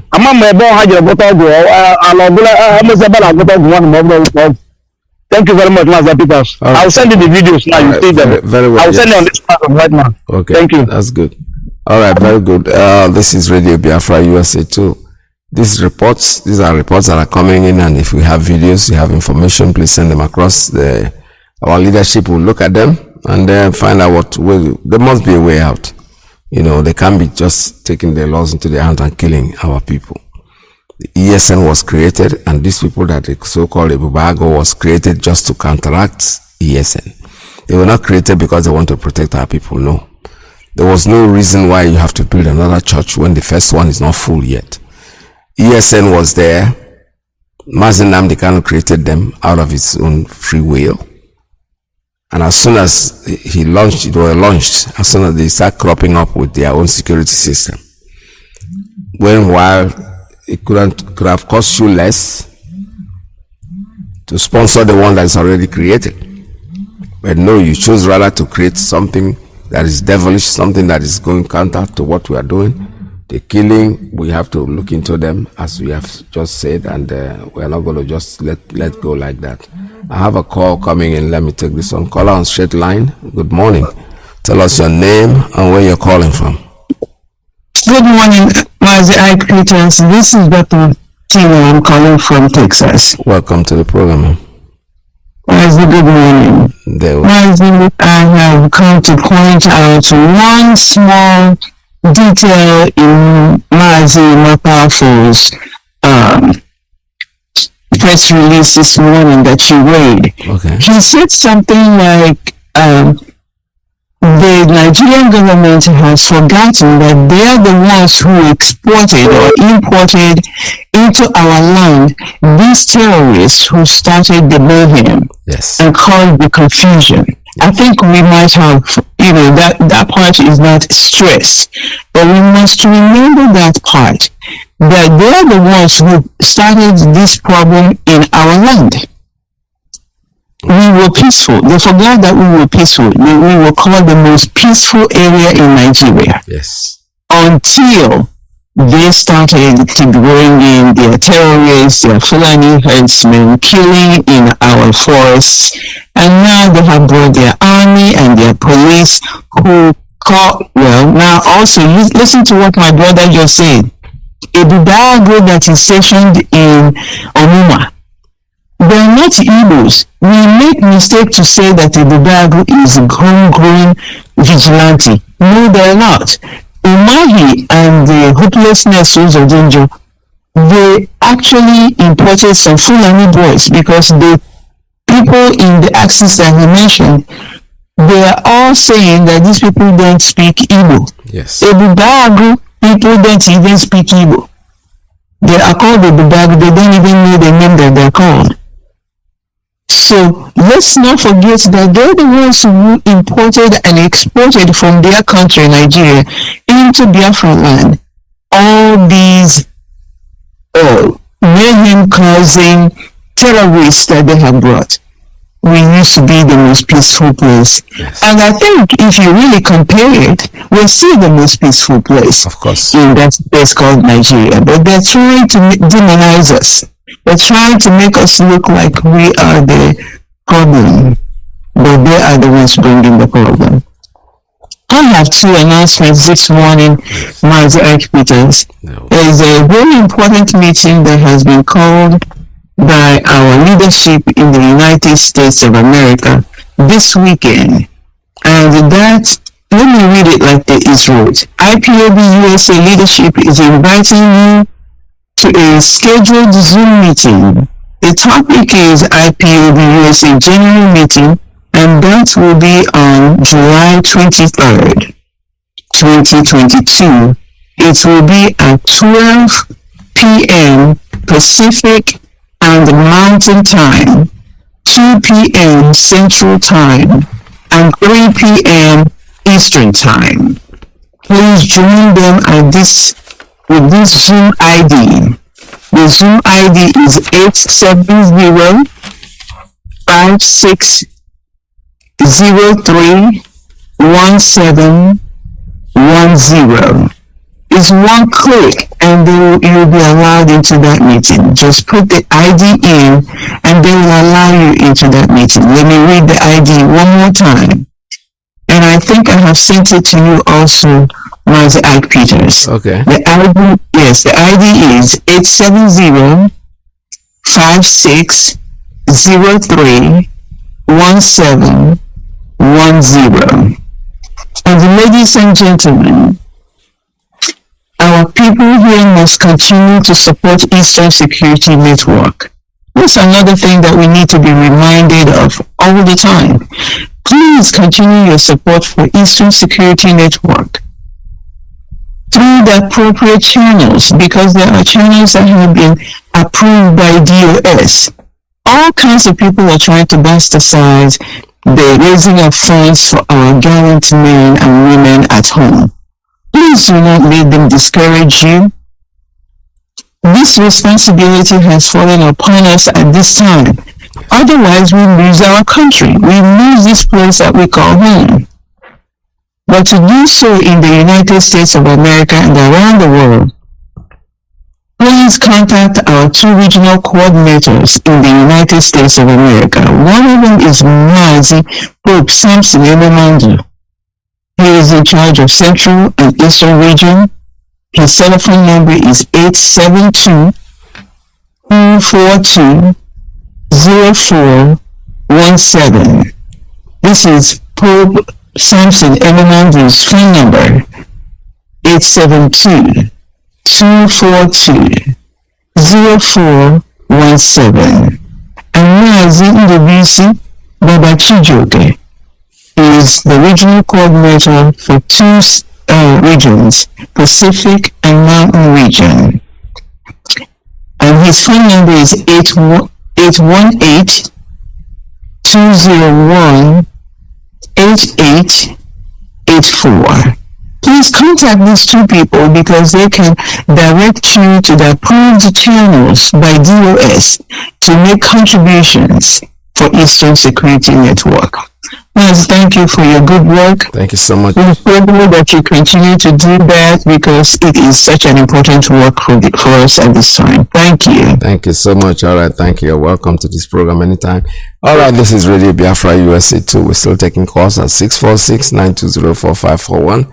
And the two coordinators that is Just Hope and the NWC, please call the station anytime you have announcements to make. I know probably you're paying attention, you're listening. But I'll give you out of broadcast call to speak with you a little bit more, but tell you exactly what you need to be doing, because this Radio Biafra is set up for the United States of America. This is USA 2, so you need to come in here, make an announcement, especially when it comes to donations, raising a fund for ESN. Too many people have bastardized it, and a lot of people call me to know which of the accounts can I pay in money. So it's left for both of you now to call the station, make those announcements, make it very official, and we can carry it on from there after you've left. I have a call. Let me take this on the caller and principal officer's line. Good morning. Tell us your name and where you're calling from. Yes, Brother Peter, can you hear me, sir? I can hear you. Good morning. Welcome to the program. Okay, sir. Brother Peter, I'm working to Chicago. It's going to be a province now, but one form or Brother Jessica. Biafrans all over the world, we don't go tell them at the right. Brother Peter, you know the same now. When we talk, our leaders say, I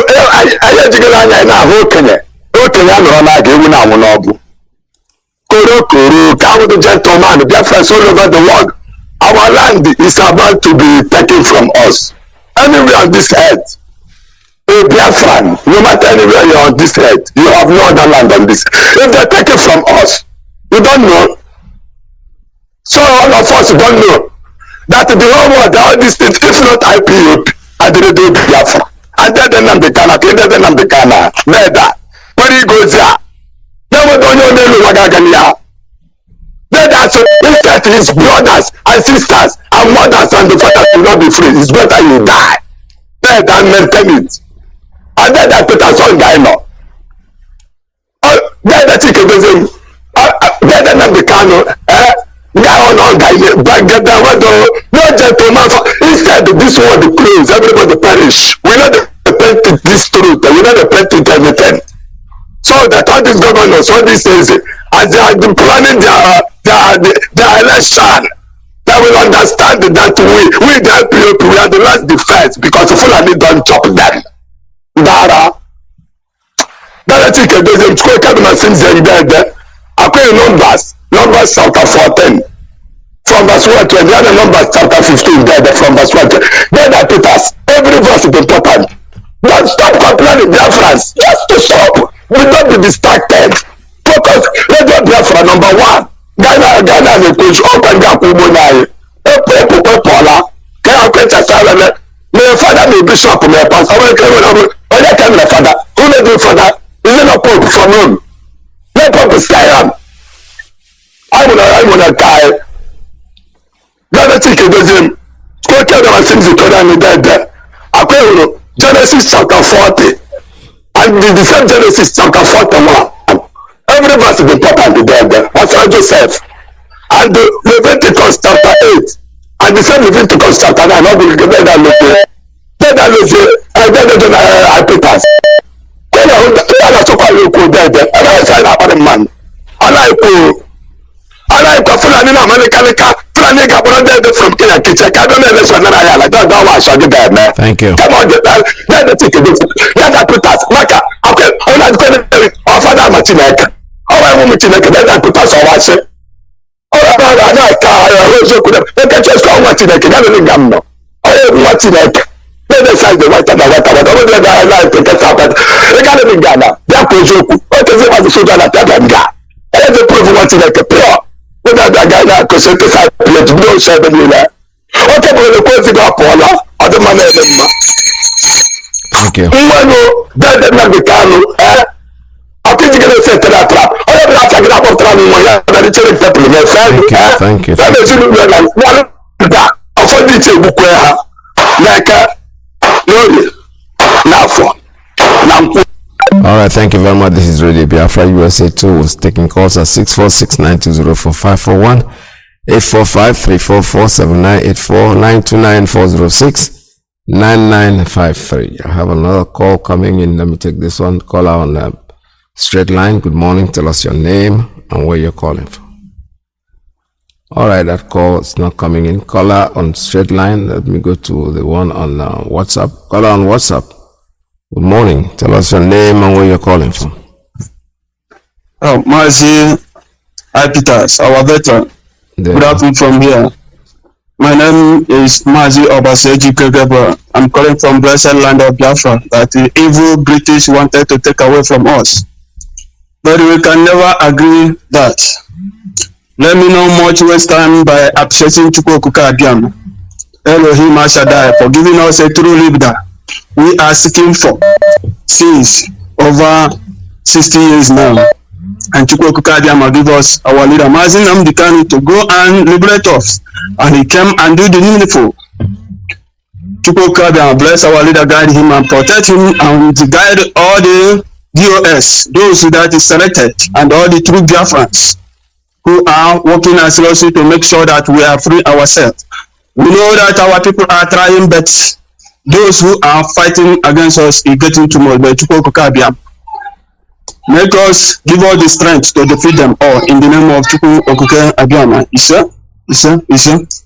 Mazi Iyke, there were before our leader always said, "Na Okenya alola na kapanka."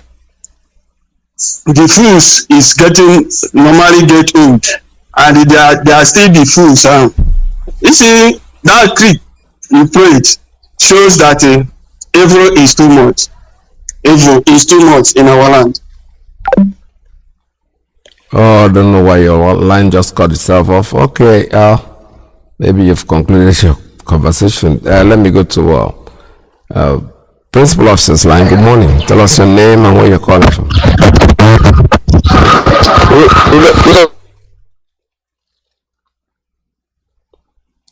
Caller, good morning.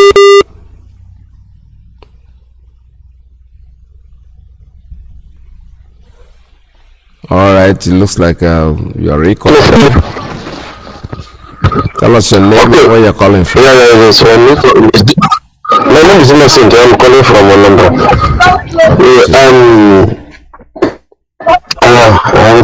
I thank our leader Muslim Kanu for his confidence about this question. So we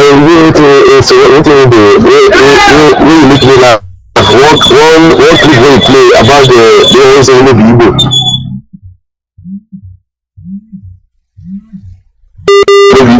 From South. What did you know South?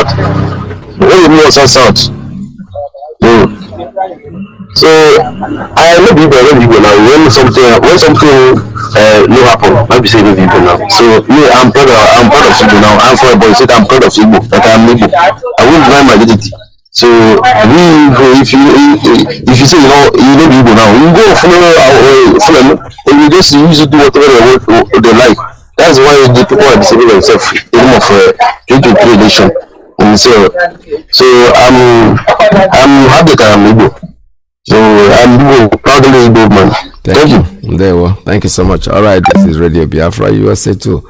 Let's see. Another call coming in on WhatsApp. I think this might be the last call today. Call on WhatsApp. Good morning. Tell us your name and where you're calling from. Please make it very brief.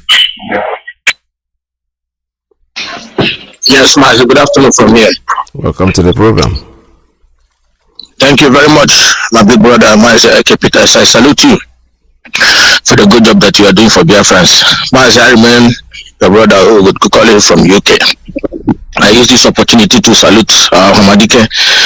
I said that anywhere he is, my ancestors guard and protect him. Biafrans all over the whole world, I greet you. Mazi, there's something that makes me to call. You remember our brother that said these Bubago people are campaigning in Omuma, and they are not killing people from Omuma, and they from Omuma they will depart and go and kill people from other places. Now we are all Biafrans and indeed at large. If you are from Omuma and you are watching those Ebubago think they are protecting you. Hope also the camp there. When the time, if you see evil, don't talk it. When the time comes, we must surely ask you, what did you do when these people, you are watching them departing from here, going to another place and be killing people? Because Hope is more prudent to be killing his political opponent and to be killing the people that will say to him, what you are doing is no good. He's been killing both Igwe, both PT, both, he's been killing. That man have killed, so he has nothing, human being is nothing to him again, blood is nothing to him again. But the reason why I'm saying this thing now is this. The people he's killing, they have families as well. And if you're more from Omuma, you better stand up and begin to condemn those Ebubago that is staying there. It's just a matter of everything in this world has an expiring date, but it's just a matter of time. On one winter, those Ebubago you see the normal. Time shall come, we have to fight these people.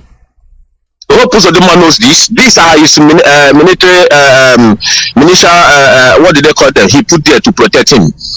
But on one went down. Now let me go to Bukachua. One thing I want Biafrans to understand is this. You see, in this struggle I have no fear. And I know that Biafra must to come. But when you anytime you attain fear in your mind, then you are killing other people. You are making other people lose hope. Me, myself, I have no fear. No, even for one day, no. You see this Bukachua, let me tell you the full. I think Mazi have taught us how these people operate. Any day they bring out the dish things against us, if we keep them quiet, if we did not retaliate, if we do not tell them, that is why I love the way IPOB leadership and the Mapuafo, when they come out with their arrogance, they will throw it away to them. Immediately, we dash it away to them. Because Fulanis, we have learned to understand that what they used to eat is intimidation. When they come with that intimidation, you have to retaliate it back. And one thing we need to tell them that this is not 1967, where they think the whole ethnic groups fight only Njibo. No. But this time around, we will make it. We want them to start that war so that let's see where it will end. It's not all about the system they are using now is to use these politicians to be killing our people systematically. We know this. They're using the governors, the Igwes, and the PG to be killing our own people. What we are seeing now in our land is systematically cleansing. Genocide is going on. They want to be killing us slowly, advised by Britain. No, don't go to war, but systematically be killing them. I've been telling it often and on that war, Britain will never allow Fulanis to go to war, because if they do, this time around they are doomed. I'm telling you, they will never. They will. I say it here and I say it anywhere. They will never. But what they will do is to use our own politicians to be killing us systematically until they see that they have subdued us. That is why we have to raise up. If we are going to face these people, if we are going to face these politicians first, because these politicians in our land, I can bet my life on it, they have no repentance in their life. They have no repent in their blood. These people are not our people. They are evil. Don't you see Ekremado? They are organ harvesters. You see all the whole their kakus. They fly up to down to Britain to go and sympathize with him. Didn't you see it? How many of them have been there to go and sympathize with Mazi Iyke? That shows you, that told you all you need to know. These people are all in it together. Look at Olisametu that Mazi has been fighting for. Don't you see what is dishing out in a crown court in Britain? Don't you see what is coming out from his mouth? That Ekwemadi is a nice Nigeria, is a obey Nigeria, is this. And this idiot Olisametu think the Western world. They understand that Britain is the architect of the evil, but they think that they can come to manipulate Britain and they will just go free. No, that is what they think they are. This is Western world. Thank you. When you do it, they will come and hold you accountable of what you did. Where's Ekwemadi today? Is in prison. But what I'm telling Biafrans, whenever you see this Fulani is come with the intimidation, let's push it down. Remind them that we fight them for 3 years and we are ready to do it again. Remind them, don't be afraid. Remind them. Mazi, thank you for giving this opportunity. Well, thank you so much. All right, thank you very, very much. This is Radio Biafra. We have finally come to the end of today's program. I'll shut down all the phone lines. We can't take any more calls at this time, but stay tuned. because Radio Biafra is on 247. I know Mazi Iyke is coming in next, and USA 1. So he will be here to answer if I can see that some people still want to make calls, but unfortunately we cannot stay here all day. We have to go. God's willing, tomorrow we'll be again together as a people, but stay resolute. Don't be intimidated by anything that they do. That thing they are doing in what they call it in 2023 is just a comedy. It's not going to lead us anywhere. It's not going to help us in any way, in any shape or form. I want to remind you that Biafra is our religion. And upon Radio Biafra, that's what we worship. Stay tuned. Mazi Iyke is next. Life our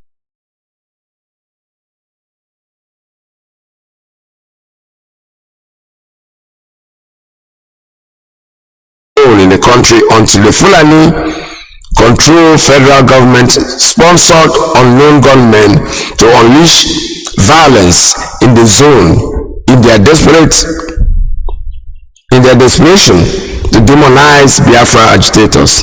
How come Bokachua forgets so easily that despite the insecurity in the southeast, senseless killings and terror attacks are worse in his northeast? Has he called for the death of the mass murderers in the north who have been killing both civilians and security operatives? Why is he so mischievous that he forgot that his Boko Haram kinsmen were killing Nigerians like fowls and asking for an Islamic caliphate? Yet Buhari was elected president both in 2015 and 2019. Even today, Boko Haram bandits and Fulani headsmen have not stopped kidnapping for ransom and killing Nigerians, yet Buhari remains the president, and another Fulani, Atiku Abubakar, wants to take over power. All terrorists, maiming Nigerians, raping women and slaughtering people like fowl today are Fulani, yet nobody has called for the elimination of the Fulani. Why should Bokashua call for death of the Igbo race, and he is still walking around as if nothing happened? But for the treachery of Igbo political elites who love their enemies and hate their lovers, these quota system senators should not have had the temerity to spew out the trash against the highly enterprising and globally respected Igbo race. When our leader was talking every day, everybody, let me read again. When our leader was telling everybody that cared to know the wicked agenda of the Fulani against Biafrans, they doubted him and even concluded with the enemies against their own. Today, all the prophecies of our leader have come true. We want Bokachua and his Fulani kinsmen to understand that we know their game plan, but are well ahead of them. We will expose all their secret agendas against Biafrans ahead of 2023 election. We are prepared to stop their wicked agenda. We just want the political correct Igbo senators and other politicians to understand that their treachery is the reason the Fulani is insulting us. Again, Bokachua should be held responsible should anything happen to Biafrans or the good people of the southeast. Comrade Emma, powerful media and publicity secretary for IPOB. That is its story. They are now accusing us. You know, the same thing. When they make a hate speech or when they say something that is hateful, we all pretend as if we don't hear it. The federal government behaves as if no, here that did not happen. But when people say it, when other people say the same thing that they have said, what do? They send DSS, they attack dogs to go after them. Dr. Obadia, the man was a central banker. When he said it, he said what he said and accused, not even accused, he was sure because he spoke to the Boko Harams themselves. And they told me, and he made it very clear that one of the governors in the north was in charge. In fact, he didn't even call the name of the governor, but we all know it's Rufai. I know that. There's no doubt about it. There's no accusation about this. Is the truth. But you see, whatever they do, wherever they go, whatever they try to do, what they are doing, we know we are ahead of them. There is nothing they can do to stop what we are doing. They have held our leader captive in their so-called DSS dungeon. They held him captive and they put him there, thinking that he's going to succumb or he's going to bow out. No, he will definitely not, because everybody is talking. In the British Parliament, somebody sent me something yesterday, and they said something about it in the British Parliament, but we don't trust any of them. And we say that our leader have told us that it's only Chukwu Okike Abiyama that will give us Biafra. It's not by support. It's not by anybody saying things that they know they are supposed to have said before. After all, who are the architects? When they talk like that, we do not want to bother ourselves thinking about what they are saying, because they don't make any sense, obviously. They are just there talking, and when they talk, we're not going to take them very, very seriously unless you don't understand them, because they are double-mouthed British. That's how they talk. They talk things and they don't mean what they say. So sometimes we don't really want to take them very, very seriously. Let's listen to what this one is saying, because we've heard this before. But let's give them the benefit of the doubt by letting you hear it. But please don't put your hope on it, because him to be released on bail. Chapter 4, Section 39 of the Nigerian Constitution says that every person shall be entitled to freedom of expression, including freedom to hold opinions and to receive and impart ideas and information without interference. I therefore call upon the President of Nigeria, Muhammadu Buhari, to uphold his country's constitution, to ensure Nnamdi Kanu's immediate and safe release. The Nigerian government must guarantee the freedom of expression of all Nigerian citizens, including their right to protest without intimidation, and end violence towards those who identify as Biafran. And I call on my colleagues here in the European Parliament to do much more to promote human rights in Nigeria. All right. Like I said before, this is from the British Parliament. We heard that. But don't sit on this as a fact, because these people, they are so double standard. Their mouth, they speak from both sides of their mouth. However, they said something and we've heard it. But that is not our hope. Our hope in Biafra is the restoration of our sovereign state, and also Chukwu Okike Abiyama. Our leader called it the last miracle. And that last miracle is all we're waiting for. Every other thing that he has said has come to pass. So the last miracle is what we're waiting for. The British can talk all they want. In their parliament, that is their own problem, that's their own cup of onions.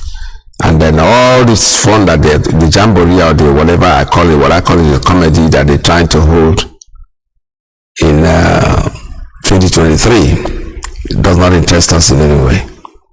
The only thing is that African angle, because I saw something that somebody sent me yesterday from Oshun when what's his name, Jagaban Tinubu went for campaign. They stoned I don't know how he managed to escape that. So what I'm trying to say is that we are waiting.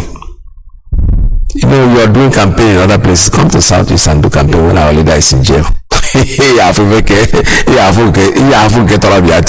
coming. We are waiting. We're not interested in what you're doing. What we're interested in is in our leader. You cannot put our leader in there and come to us and talk garbage. We'll do it. We know what to do. So the only election, I repeat, the only election that we want and we support is referendum. Give us referendum. Let us first determine whether we want to remain in that thing called Nigeria. If eventually you win on the election, on the referendum, we will handsome and leave posterity. We are old people. Maybe Chukwu Okike Abiyama will say, well, these children want to go through what you went through. Because if you think that anything is going to change, forget about it. These changes will never take effect or come on its own. It is what we are doing today that will bring that change. That is the truth. It's the absolute truth. There is nothing anybody can do to change these facts. That Nigeria is over, and there is nothing we can do about it. And with that note, I'm going to, before I open up the line, I have one more clip that I listened to this morning that was so interesting. I think it was from a church or whatever. I don't know where that is from, but somebody just sent it across to me, and it's comedy for me. It's fun, so I had to listen to it. Listen to this. What is your name? Stand up. Frank what? Osakwe? What part of Delta do you go? Ndokwa? Huh? Ndokwa? God bless you. What is the another name? Chikadibie. Huh? Chikadibie. Chikadibie. Yes, sir. Are you an Igbo person? I'm from South. Are you an Igbo person? No, sir. Only really Igbo.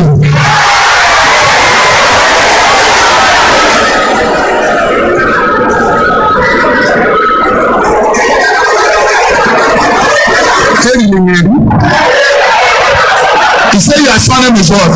Osakwe. Your Igbo name is what? Chikadibie. Are you an Igbo? No.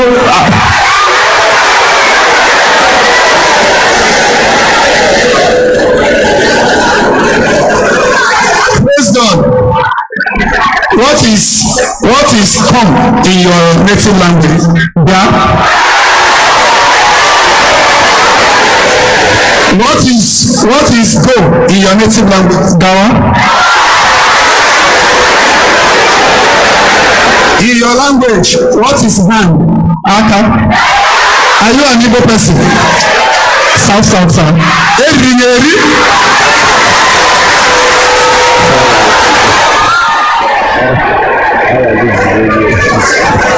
This is Radio Biafra USA too. My name is Mazi. For the day we just have comedy because this is true. Somebody who's Igbo, because the white man came in here, and I don't blame these kids. Believe me sincerely, if you were grown up like me, a little bit before the war started, we almost finished high school. So we knew there was no difference. We were the same. But as soon as the war ended, they started the division. You go to Okrika and tell the Okrika man, you're not Igbo. The man is born in the river, you couldn't know you're not Igbo. But, and I don't blame them. Because like my grandchildren, I have 3 of them right now. If I start teaching them today that they are not, tell them what they are, they grow with it. Maybe some wise person later in life will come back to history and start telling them. And they will hate me because most of these people, I'm telling you, they don't even love their grandparents for not telling them what they are. But they were doing this about divide and rule. They were doing this because they wanted to take everything from you. Your unity, Aziza, that's when they break. When they bring you out, they can break you. But when you are like a bunch, it's difficult to break. That's exactly what happened. But it is never too late. It is not too late. It's not late. It cannot ever be late because your identity remains with you. It's in your DNA. No matter how much you try to twist the language, Chukwu Kadibia, and he called it Chukwu Kadibia. The same thing. I understand what he's saying. You do understand it. You know that's an Igbo language. He has former days. The same thing. So nothing will change. Nothing will ever change. What they are trying to do is they are trying to waste time and hold the hands of time. Election or no election in Biafra, in the zoo, has nothing to do with us. 2023 is going to be disastrous for everybody if we don't pay attention to ourselves, to our consciousness, our mind, because fold your hands and watch and see what happens. Anybody can be running around and thinking that as soon as they make an Igbo man president, he's going to end. You're wasting your time. We're not interested. We are not interested. We are not. Our only interest is Biafra and Biafra or Biafra. There's nothing to replace it. It's Biafra or Biafra. There are no going forward, no going back. So what we need from you is nothing but referendum. Give it to us, and we let go. All right, this is radio.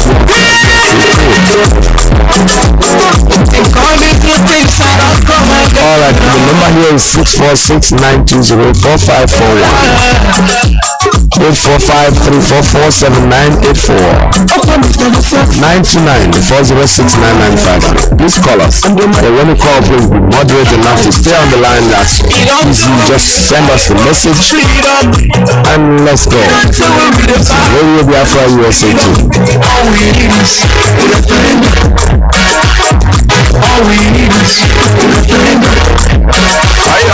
All we need is referendum. All we need is referendum. All we need is referendum. Tell me what to do, tell me what you do, tell me what you see, tell me what you see, tell me what you know. All we talking about the referendum.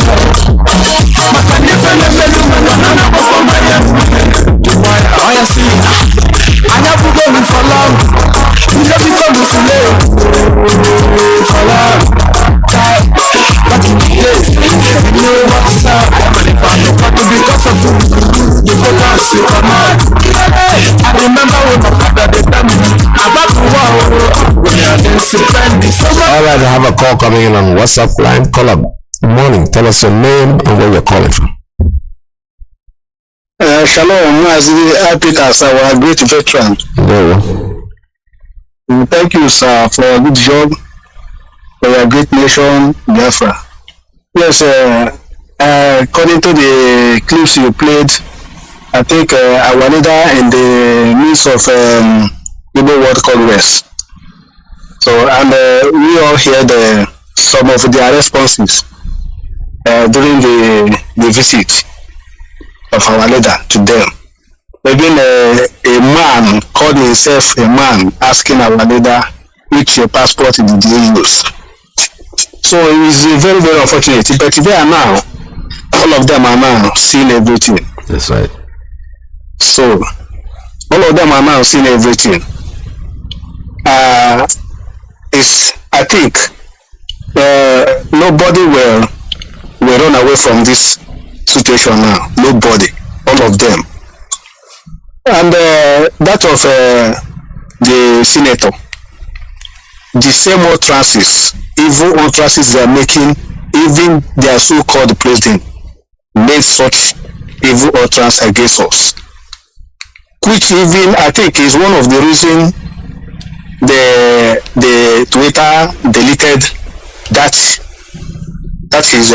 is a utterance against us. He deleted it, then they come back and ban Twitter in Nigeria. So the same evil utterance that a whole senator made, and I think we all have the same senators like him from our place. What will be their response to them? That their fellow senator stand in their front and tell them that their tribe should be eliminated, and they are still there. They are still in that National Assembly. We are watching to see their response from their co-senators from our side. It's very, very unfortunate. The same evil utterance Shetima made. So this is not their first time. It has been a long time they are making it. Have it been that is somebody from our side made that kind evil utterance against any part of their side? I think heaven will follow. Heaven will fall, but our own people are the one giving them such privilege. And he said it. We are watching to know what will happen, because they know they are saying all those things because of obedience, as they call them, the way they are clamoring for 2023 presidency. That's the reason why they are making all those evil utterances will they allow them to come in to do what? So, and this is all of us can see the handwriting on the wall that they are telling them they are going nowhere. Even if they vote for that obedience, it's not our concern. Even if they vote them, give him that the vote, he win, he going nowhere. So he's telling them they have already. Shetima said it. This man came out and said it, and this is the worst utterance somebody can make against a nation, a tribe, that we should be eliminated. Shalom, we are watching. Thank you very much. A response from their own, from their senators, from our side. We are watching to hear from them. No. What they will respond to him. Yes. Shalom. Shalom. All right. Thank you very much. This is Radio Biafra. You will see to have a call coming in on Principal Officer's line. Caller, good morning. Tell us your name and where you're calling from. Caller, Principal Officer's line. Good morning.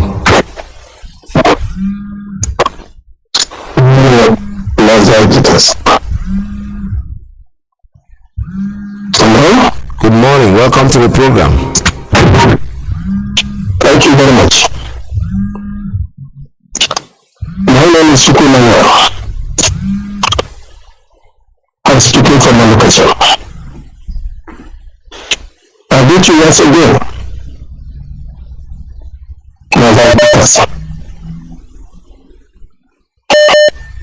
For your effort towards this journey. It is not easy, but you could tell them that to be your strength. I greet my leader, Nnamdi Kanu, who set up this platform to expose all the evil that is going on in Nigeria. Yes, let me start. There's some people of Imus in overseas answering chief, but they don't know what is happening to their people from where they come from. They are all over the whole place. These people, or this elder, as I may call them, are so foolish that they don't know their left or their right. Because you cannot see a Yoruba man outside the country, outside the Oba, or whatever. If you live in a land, you will see all foolishness group of people. You are in another country. You don't care what is happening to your people. And you are answering chief and all of that. You see how foolish you people in Nigeria is. People who don't know their left or their right. If we leave our leader in the land, that place has disappeared in the whole world. Because there's nothing all these people can prove they are human beings. And they are doing everything humanly possible to destroy the truth, to remain a slave in the name of Nigeria. Instead, when I listen to what is going on in Ipob today, in America and other places, instead these people will come together and join the leadership of this movement to rescue his people from death in the name of Nigeria. Instead, they become contractors from Fulanis to destroy their people. What a shameless group of people existing on earth, like you do one Nigeria. Where are you going? If you lost where you come from, where are you going? There was a time I really talk about these people who are living in overseas. Some of them marry wife anywhere.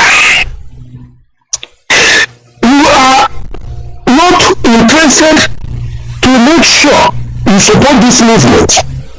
You are doing all the voting you are doing just to destroy the movement. You don't know that your day will come when you die. That children you born from all these places, none of them will know where you come from.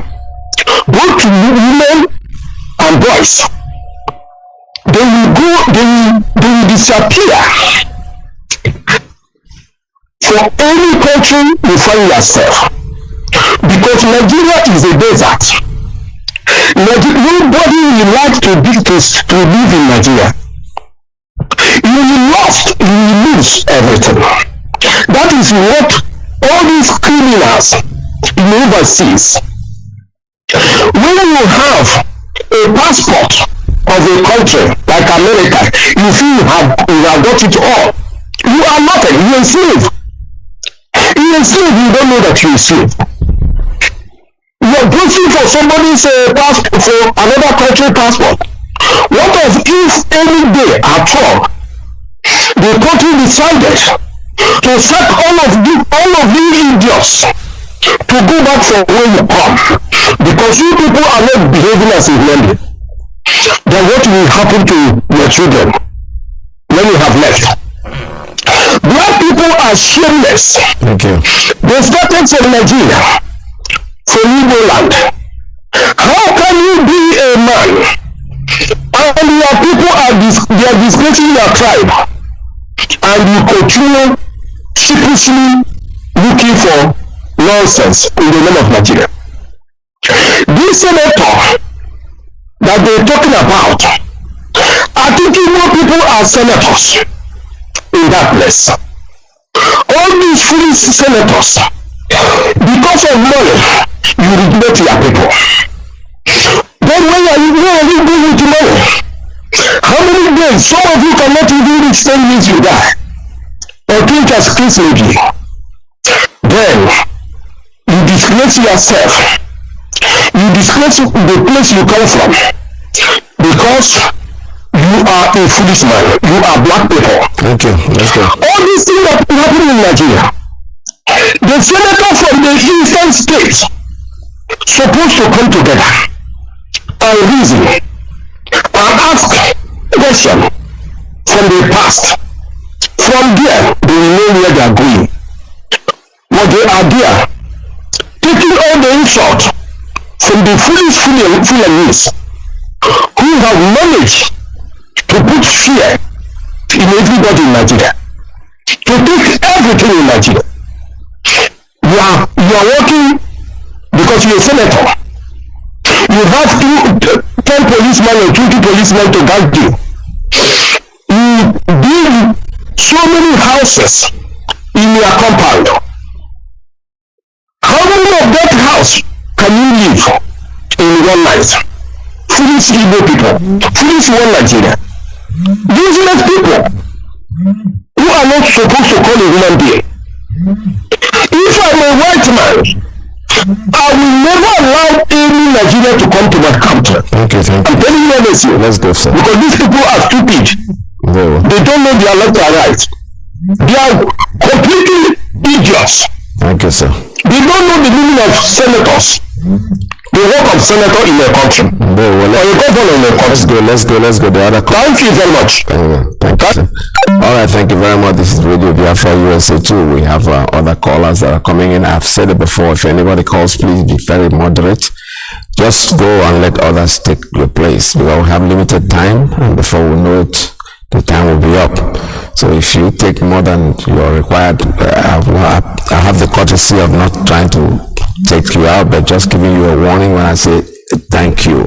It all call means that you have already overstayed, so it's time for you to go. All right, I have a call coming in on straight line. Caller, good morning. Tell us your name and where you're calling from. Good morning from here. Hello, Mazi. Good morning, sir. Long time, sir. Yes, sir. Welcome to the program. I've been trying to get to you for a long time, but this time I call, I will not get through. Yeah. Anyway, Mazi, thank you for today's program. I'm so happy that I was able to tell you. My name is Mazi Iyke. I'm calling from Illinois. Okay, welcome. But I want to make my contribution this morning, sir. So I just want to ask our people if they have called BBC, because that's our project. We need to be calling them every day. That's my first point. Yes. My second point is this. One of the brothers said that we should be, and we are watching what this guy is saying. We're going to see that what he's going to do. No, wait for them to see what they're going to do, because they might do something that may affect every one of us. So what I think we should do is this. Pick up your phone. Begin to tweet, because our little thing we should be on the Twitter. Begin to tweet. Like me now, I believe that's my own personal business. To be tweeting every member of the parliament. I'm not tweeting the group. I'm tweeting them personally now. Yes.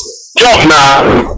Because I'm not going to wait for everybody to still want to do, because I have to play my own role in this struggle. So what I'm saying is this. We should not wait to see what this useless idiot said about us. We should not wait. We don't have gun right now. Personally, we don't have gun right now. But I just support ESN that our leader has laid down, because this is a call for a war against us. We should try to encourage the ESN now. That we did us now or whatever, because we are at war. If a man can take this against a group in the... Our people must wake up. Our people, if your legs are broken, go and mend it.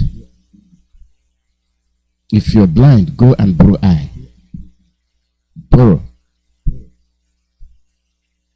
If there's a way somebody can lend you one eye, at least you can see with the other one. That will be very, very nice. If you're deaf, you can do the same. If it is issue of handicap, being deaf is handicap, being blind is handicap. You can get somebody to assist you. That's if that person can be honest enough to tell you what they are seeing, what they are hearing.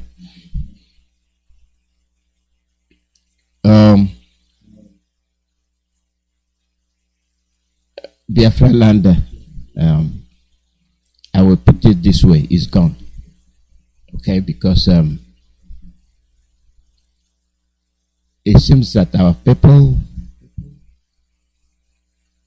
can see, but they cannot recognize what they see. They can hear, but they cannot process what they are hearing or what they are seeing. They can speak. They are not speaking from the interpretation their brain is giving them. That is the problem we're having in Biafra land. Our leader only is suffering on our behalf. And to be frank with you, something is not right. Something is not right when it comes to what is happening in Biafra land. And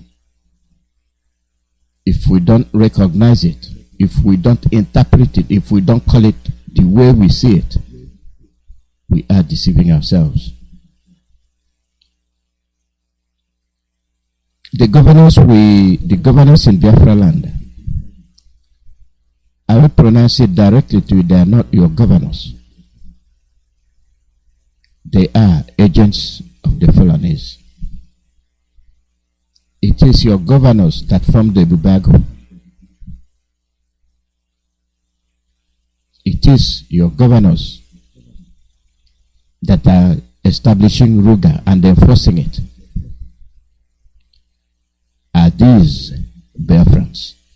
Are these your fathers and your uncles and your in-laws? Who are these people? We have not investigated, we have not actually held them accountable with regard to their action. We, the people from Biafra land, are very complicit. Very, very complicit with what is happening. We are not talking. They said they formed the Bubago to checkmate bandits and ESN. You formed a Bubago to checkmate Fulani bandits and ESN. Primarily ESN, not the bandit, but to make it very colorful, make it acceptable. You put bandits there. And the bandits are the ones causing mayhem in Biafra land. They are killing and killing and killing. And our people are there watching and watching and watching. They are coming to you that they want you to vote. They want you to vote. I don't know what you're voting for. I don't know what you're voting for, because as you prepare to vote, they are killing you. They are attacking the youth. These are the things that happened in the Middle Belt. They are happening right in your village.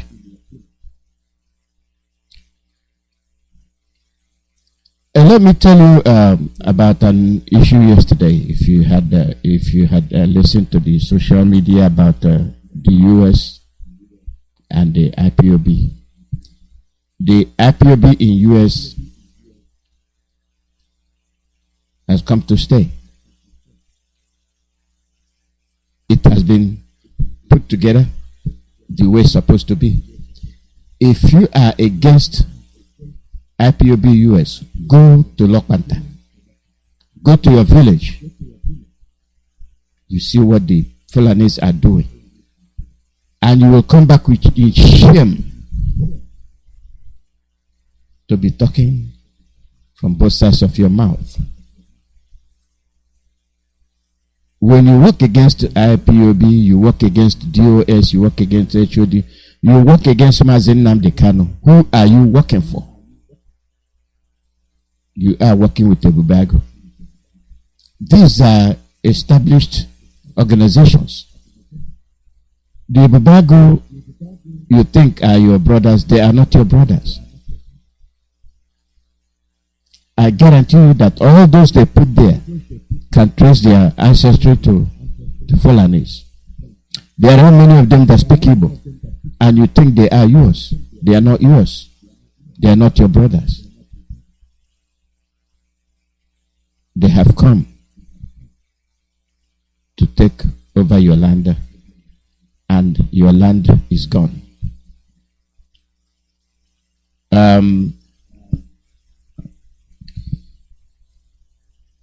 Senators from Biafra land, shame on all of you. Senators from Biafra land, shame on all of you for your colleague Balkachua to stand and humiliate you and tell you that they fought before and they will fight again to destroy you if you dare say you are leaving Nigeria. As he gives you that warning, they are in your village slaughtering your children. No senator challenged him. No senator from Biafra land opened their mouth and said something. They said nothing. They kept mute. They are in your villages killing the youths, the young ones. They are not saying anything. And then this is what I'm saying, the bulk of the action rests with the youth.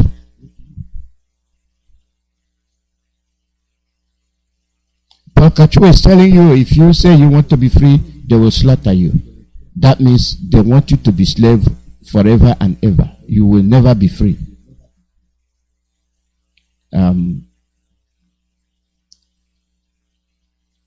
Any condemnation? No. Any swift arrest? No. Any interview by the DSS? No.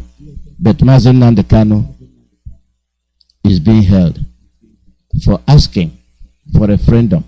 He is being held for trying to say, stop marginalizing the Biafrans. That is the crime of Mazi Iyke. Therefore, why are the anger of this maltreatment not descend on the authorities by Biafrans? You cannot expect the Duduwas to do that for you. You, the Biafrans, are the ones that will do it. You cannot expect Middle Belt to do it for you. You, Biafrans, are the one that must do it. You cannot expect the perpetrators to do it because they are the ones dishing out the punishment on you. Why then, you, the sufferer, why are you so silent? Why are you so quiet? Why are you participating in an election that will enhance and hasten your demise? As we speak, most of you are in Lagos going naked. You don't have money for this, you don't have money for somebody tells you, pull off your clothes, you pull off your clothes. That is rendering you useless. No pride, no self-worth. You become worthless. This is how they have scattered all Biafrans around the whole globe. And see those that are participating, they are 90% Biafrans. They have rendered our children worthless. Each one you see runs away from the village to Abuja, to Lagos, to prostitute. You don't have a job, do you? You do not have a job. You dress up nicely to cover, to disguise your anguish.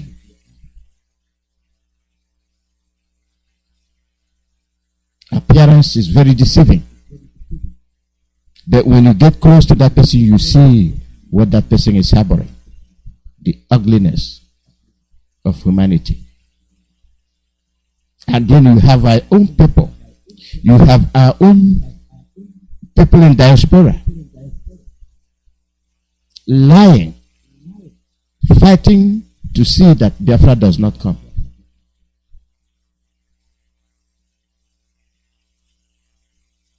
And you ask me where they come from. I don't know where they come from. I don't know their mission. I don't know who they're working for. But I guarantee you their villages are gone.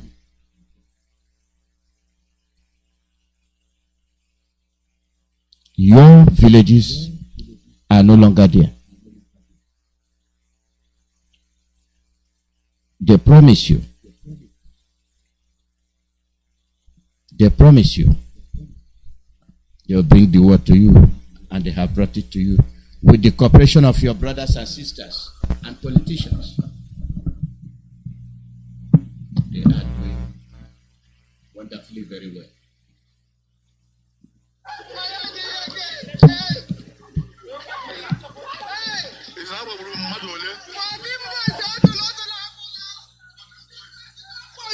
And we want that a man. And we tear down. 14 boys. What did the 14 boys do? What did they do?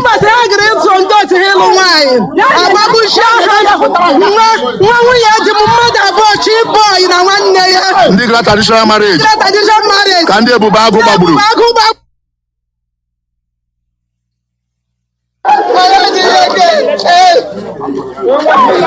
Hey! Is that what we're Madole? 14 boys are to Agula. 14 boys. That's not for revenge. And we want that a man. And we tear down.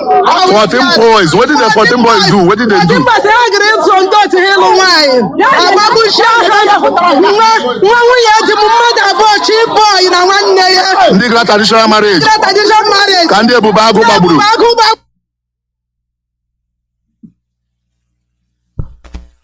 That's in Biafra land. Very, very sad indeed. Very, very sad. Very sad for this to be happening in Biafra land. And you have Biafrans in the US acting silly.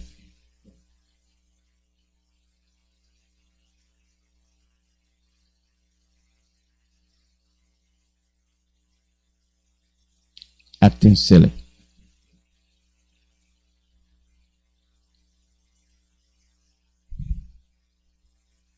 It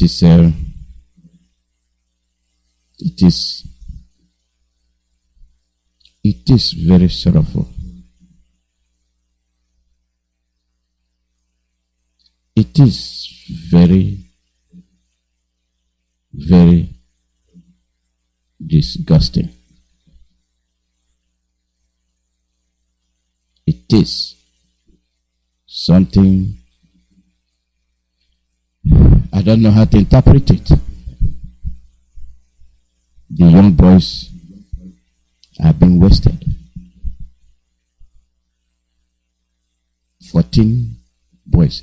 You see the anger of the woman. She tells you, if I get hold of that man, I will tear him. Then where are the men? Where are the men? The Babagos, they came from somewhere. The people know who they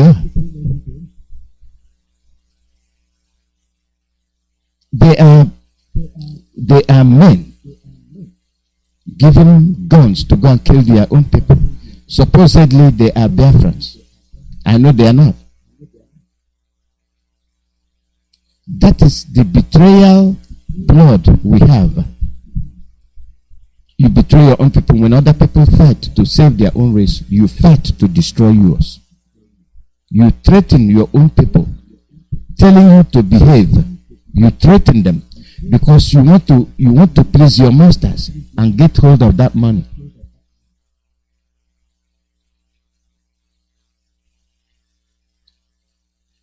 See their behavior, their treacherous behavior.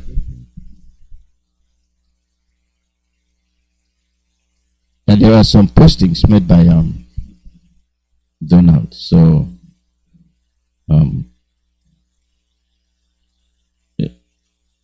go and look at it. You see how people deceive you.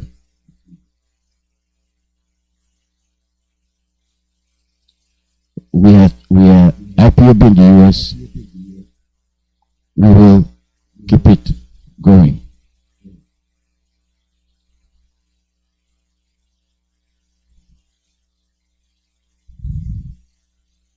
It is pitiful.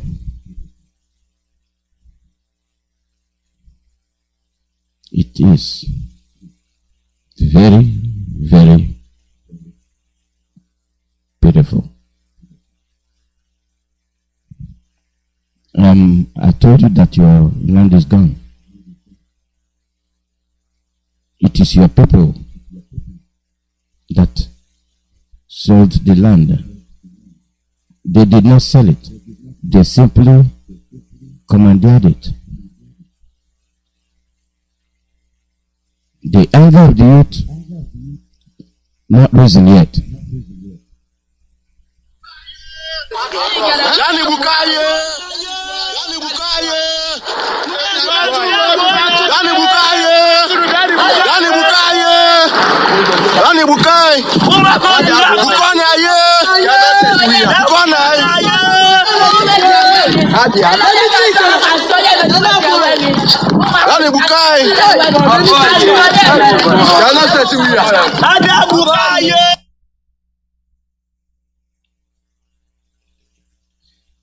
direct your anger to your politicians. Direct your anger to those that are telling you otherwise. Come and vote. Come and do this. Come and do that.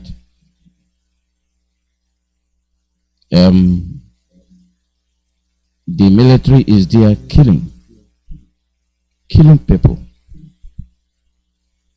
This is what Kanu brought to you.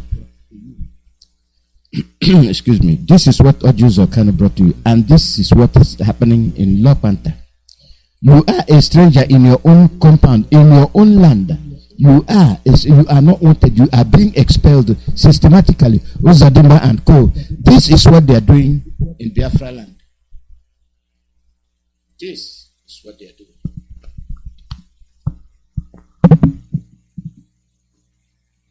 And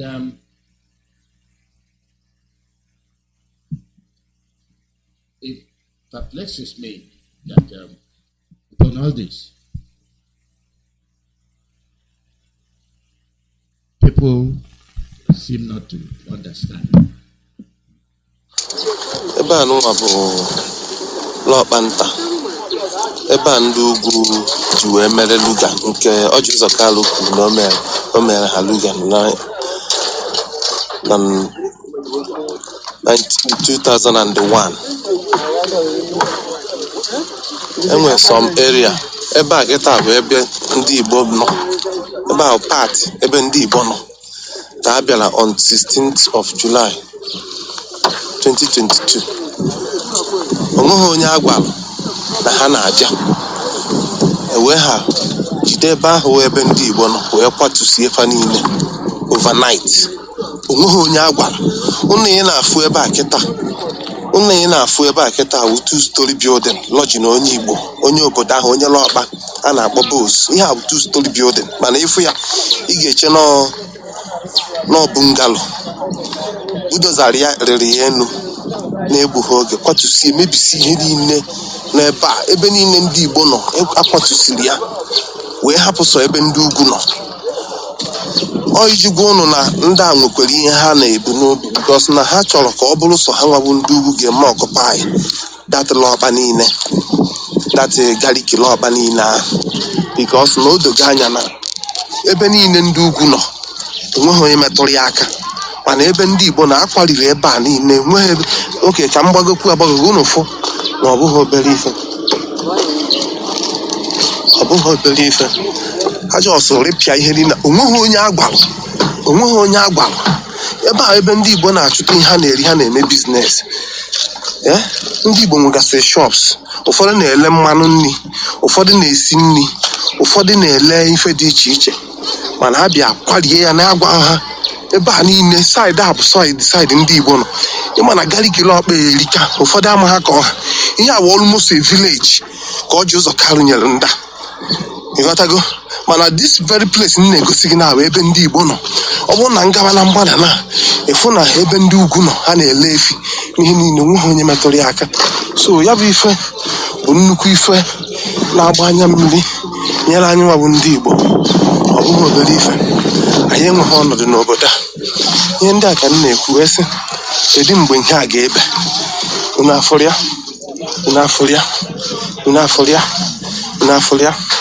Ihe anụnwa bụ ebe ụmụ Igbo na-eri nri ka ha bịa kwalisie. O Chineke, kedu mgbe ihe a ga-ebe? Ụfọdụ na-akọ akụkọ 2023. 20 gịnị ka ị na-akọ? Ndị egbuo ne. Listen to the narratives of this guy, where the Igbos are staying. You are in your own land, and you have subconsciously given away your land to be a squatter in your own land. You are squatting with an invader. I'm going according to your interpretation. Subconsciously, you did not establish ownership. You said the section where the Igbos are staying. These are owners of the land. They were all destroyed. The Other side, occupied by the invaders, were not touched. And that's why I told you the Biafra land is gone. When the owners of the land cannot stand and say, not in our land, and the son of the soil gave the land away, you invited invaders, killers, rapists in the midst of your fathers, in the midst of your wives, in the midst of your daughters. Wonders shall never end. And he's walking around, people are looking at him. I bet you will come, you will have his troops. He will have those that will follow him, thronging behind him, as if they don't know the crime he committed. As if they don't know the treacherous activities he perpetrated against the people of Abia. In Lock Panther. This is Audio Zakani. Toband in Sokoto. Now, when shall this end? We are telling you no 2023 election. We are telling you stay away from that PVC. Now it's dawning on you.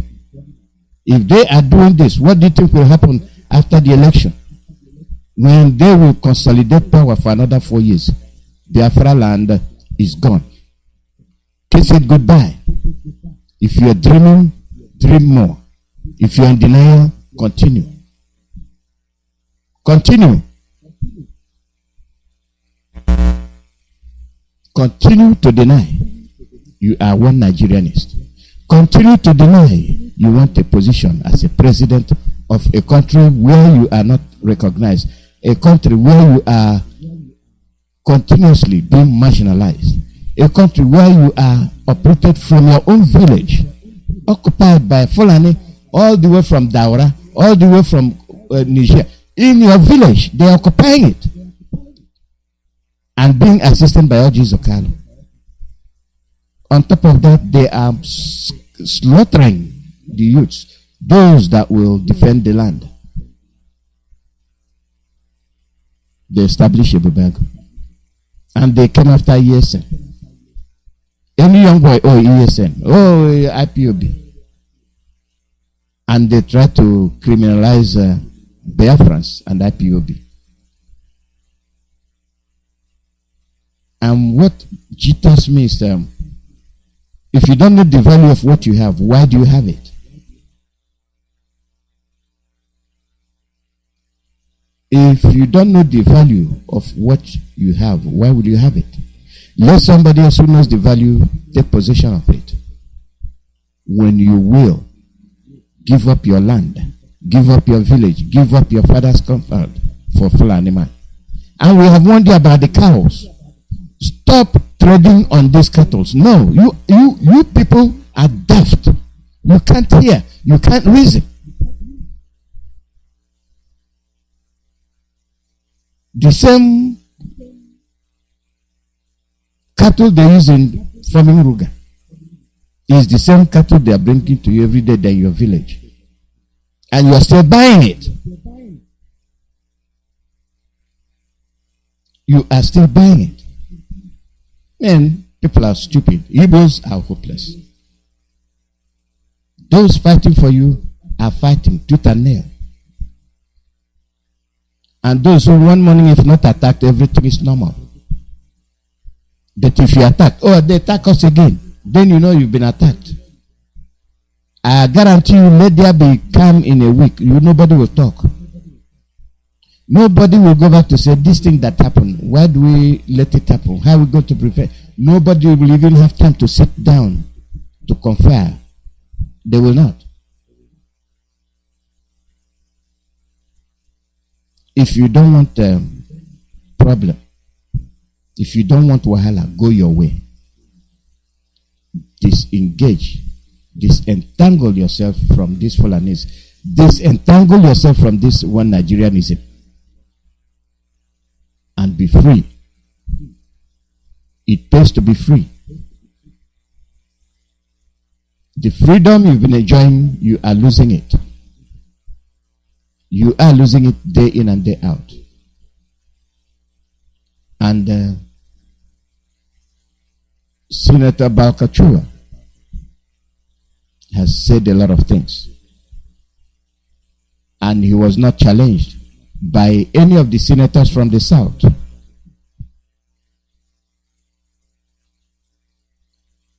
He was not challenged. No senator from the South. No senator from Biafra land, who are the main target. The Yorubas are the targets as well. But they have sectionalized it. They're not talking about Middle Belt or the West. And they're saying if Biafrans try to succeed, they will succeed. There he stood and called us all sorts of names. And criminals. And we still want to be one. They have completed their plans. These are the armored cars and armored personal carriers you're seeing in your villages. They are coming. They are laying foundation as to what will happen after 2023 election. They are softening everybody up. After 2023, when you have Boss Mustafa and Atiku, you think it's your God, you think it's your Savior. They are coming. They are coming. Anything short of referendum, you're wasting your time.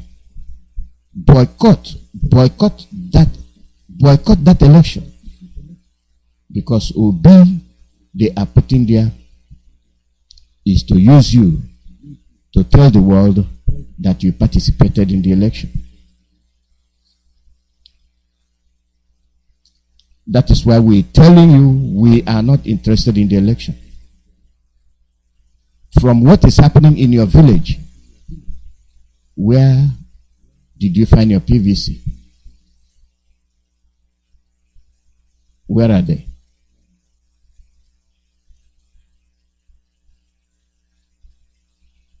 Follow our leader, Mazi Nnamdi. Carry out his instructions. The DOS and HOD are there, holding fast, very strong. They have given you instructions. Carry out those instructions and see what happens. Listen to the radio. Listen to Radio Biafra. You will get the direction you need. Anything outside that, you are like a blind person.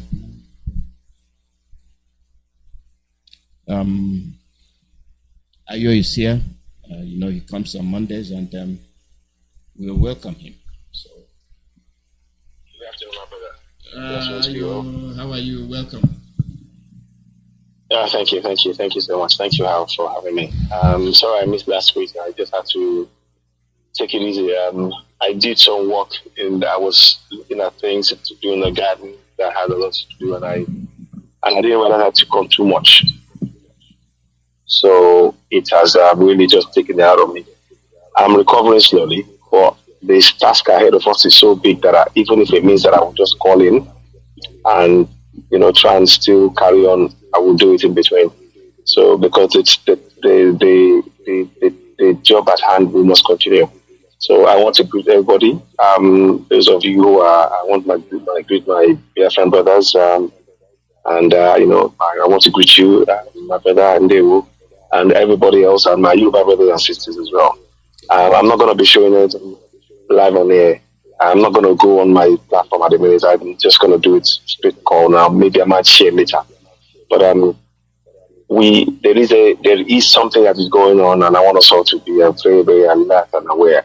Our security must remain our overriding priority. But thank you very much for having me. Thank you. Thank you, Ayo, and we welcome you today. And as you come, we'd like you to show us what you have, because you weren't here last week, so we'd like to. Yes, good afternoon once again. What I wanted to say to everybody as we are watching now, as we're all seeing what's going on, is to be very, very conscious of the game that they're playing. because they are playing a game. They are telling us to go and vote for election. And they are putting, who is behind, when people are talking, who is behind Peter Obi? Is it not that? Daddy? It's Daddy, isn't it? And who is Daddy? He's the man that got his own university. When they're telling you all these stories, I hope people, you obedience, I know you want to believe in one Nigeria, but you really need to wake up. It is a fraud. It is a scam. Our security, they are killing our people like chickens. You know? That is why, even though I'm not fully recovered, I just thought I had to take this opportunity to wake us up. And that's not happening. It's not only happening in Southeast, Southwest, it's Middle Belt. And I give kudos to Governor Autumn. Governor Autumn is telling us about the water bill. These guys are telling you to believe in one Nigeria. But they are putting water bill to take away all of the waterways, all of your access to water in your community. If they do that, you are slaves in your land. That is why we're coming out today. We're not doing this because, we just want to come and talk. We want our people to be able to take charge of their own safety, security, their own land, their own water resource in your community. If you can protect your water source in your community, ensure that nobody denies you access to it. That means that you can protect yourself. That means that you can have a farm to go to. You can drink. You don't need this naira that they're giving you. It's a fraud. It's a fraud. All of us now, we shouldn't lose track of what we're doing. Nnamdi Kanu should not be in jail. Again, like Governor Tom said, why is it that they freed? Why is it there almost 1,000 terrorists have been freed? There is no warrant out for their arrest. Let me just say that again. In case you didn't hear, there is no warrant out for their arrest. All they simply said was, they escaped. All of them escaped. They did not put out a warrant and say, we're chasing, we need to have back, like they did with the Olois Odebo, like they've done with the Nnamdi Kanu. These are terrorists that are working with the government. But you are telling us to believe in one Nigeria. We need to wake up. Our unity is our strength. I will keep saying this. And there are some people who are in the movement who are out for themselves and thinking that this is just, if I can use it as a way to make something for myself and all of that. Let me tell you something. The benefit that we will get collectively far outweighs any individual benefit that you may get. Because the benefit that we will get will mean that when you walk around with your Biafra passport, it has value. It has meaning. When you walk around with your Yoruba passport, it has value. It has meaning. Because the government of the day, they are invested in your success, in your protection, in your safety, in the coming generation. Nigeria is not invested in your coming generations as indigenous people. Nigeria is not invested in your success, in your safety, in your security. Nigeria is about exploiting your very, very resources and enslaving you in the process. We are seen as second-class citizens. They have been operating apartheid on us since the 60s. Let me say that again. They have been operating apartheid system, and they dress it up and say it's quota system. It's apartheid. When you're telling people who are in the same nation that they cannot be in certain positions, they cannot. No. We have to only accommodate for what you have. That is apartheid by the back door. We are saying this to you. The killings is incessant. Look at and all of you. Again, I want to go and touch on those who are all these Nollywood actors and singers and everything else. You see, Ada Ude, I think it is, she died just I think today or yesterday in hospital. May I so rest in peace. A government that would have a functioning healthcare would have an impact on your life. Would make sure that your life you can live longer. You don't have to run abroad or say when you get or when you fall ill. Oh, God help me, God help me. That's not what we do in Europe. In Europe, you are sick, you go to hospital, they treat you, you get better. You may go to God and pray, go to church and pray or to mosque and say, thank you, I'm healed, you know. But the first place you go is the health hospital. These are the things we're talking about. So we're telling you all of you who are following all these knowledge people, now when problem comes, the government is not there for you. That is why we have to go our separate way. We need Yoruba nation. We need Biafra. We need Middle Belt. But we cannot do it without everybody, each and every one of us involved in the process. Each of us is very important. Your voice is important in this struggle. In the village, in the town, in the cities, wherever you may be, you are valuable to this struggle. The suffering has gone on for far too long. Unless you want to kid yourself and say, oh, you still believe in one Nigeria. Because one Nigeria does not believe in you. You know why one Nigeria doesn't believe in you? Because one Nigeria is about exploiting you. One Nigeria was created to exploit the resources of your own ancestors that your ancestors gave to you, that you're supposed to pass on to your coming generation.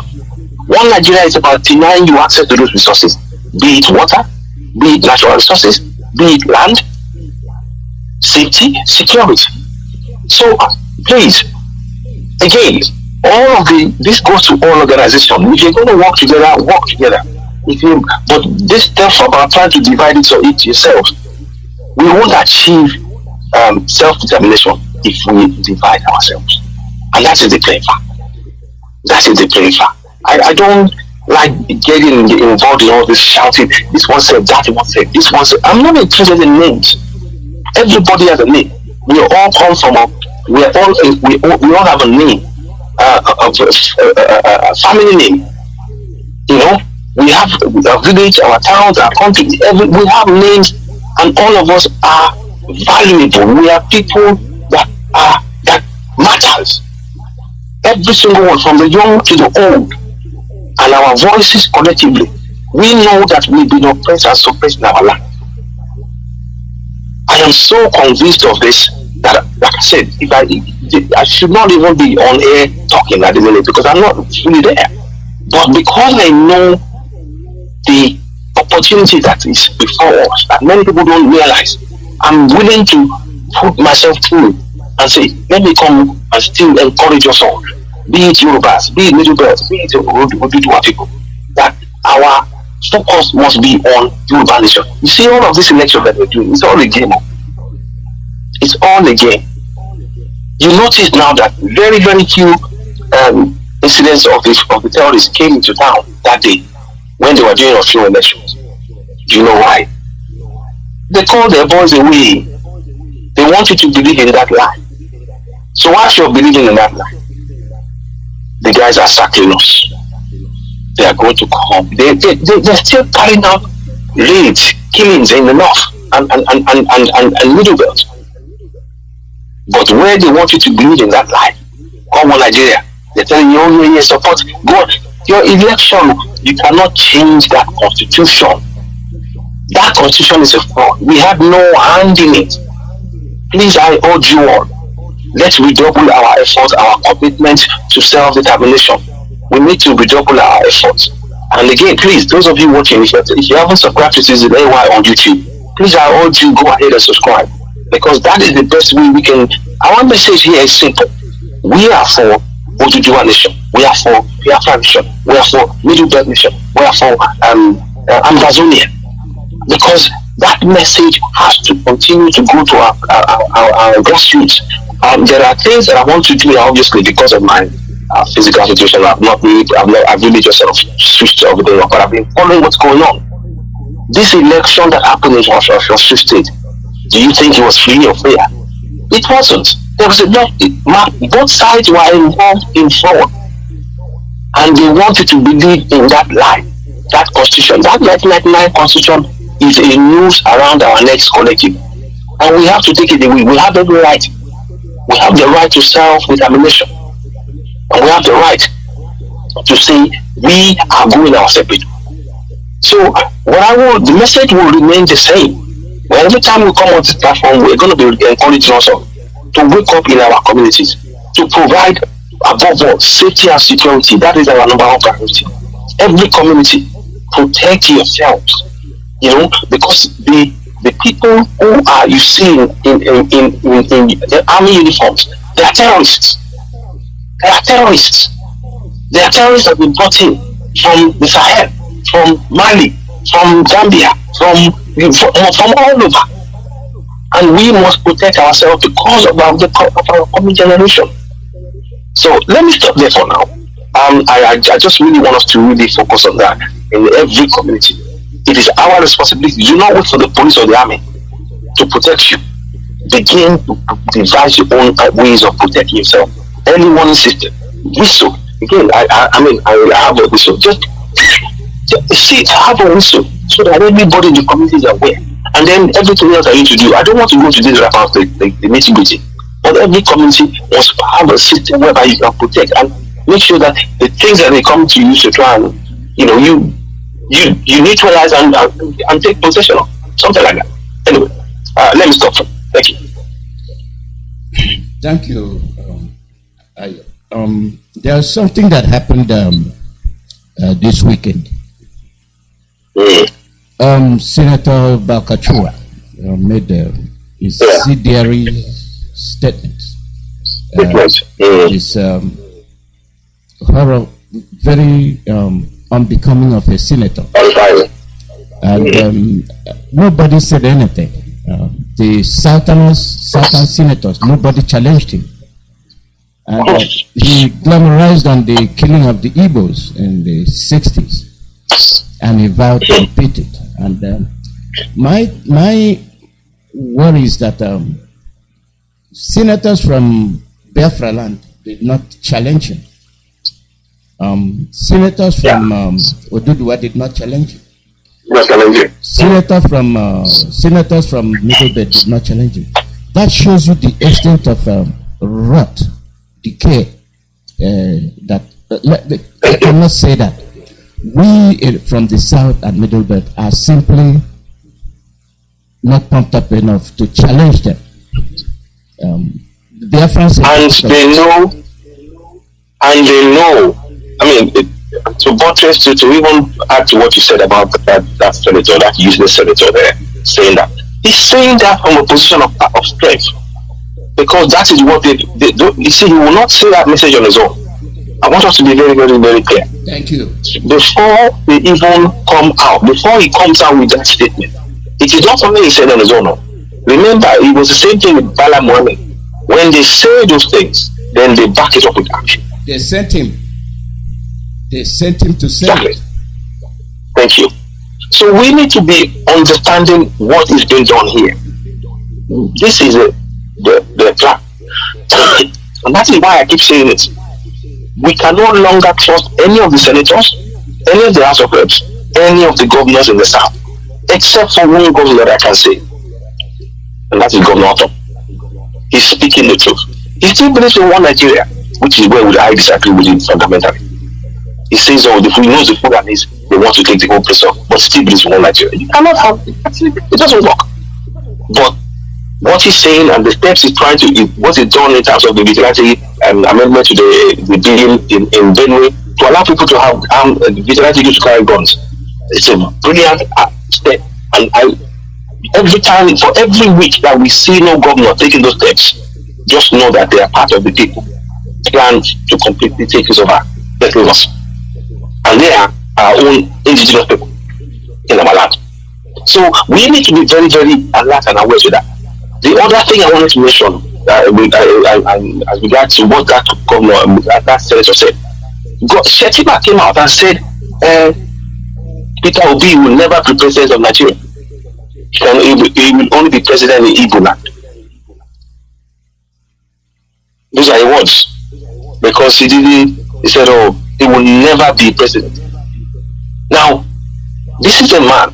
It's the same, if you think about what he said there, it's the same principle as Ahmadu Bello, Northern First, when he was saying in the Northern region.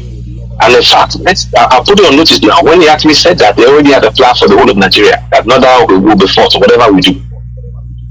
They don't consider us to be humans to rule over, to be able to run a country, you know, using competence-based knowledge. If you're capable, doesn't matter what it should be.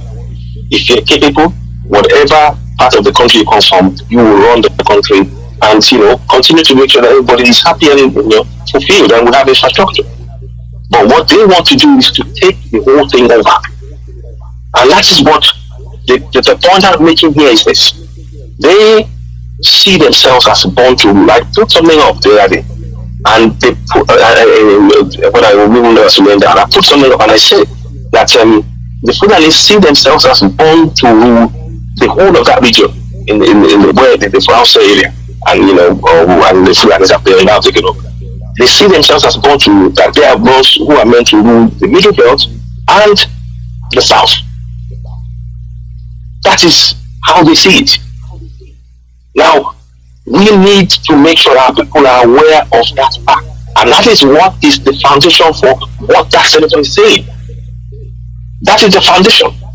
And again, furthermore, you heard Shetima, who supports the terrorists, who's gone into meetings with them, who's got money for them. When the Ipob girls were abducted, what did he do? What did he do? He did not go out and for the girls. He was supporting the terrorists, sitting down and eating with them. But when you say this is where our people need to wake up. We need to really, that senator is telling us their plans.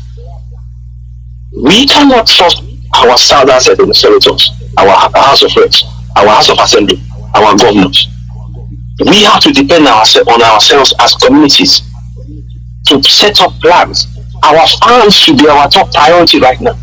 Every farmer we should have a system of, I don't want to go to detail, but we need the farms must be, that's the veins of the society, because when you can, if you can protect our farmers, then your community can survive. They can survive and even confound this. But if you don't have, people are afraid to go to farms. But I tell you, you believe in one Nigeria.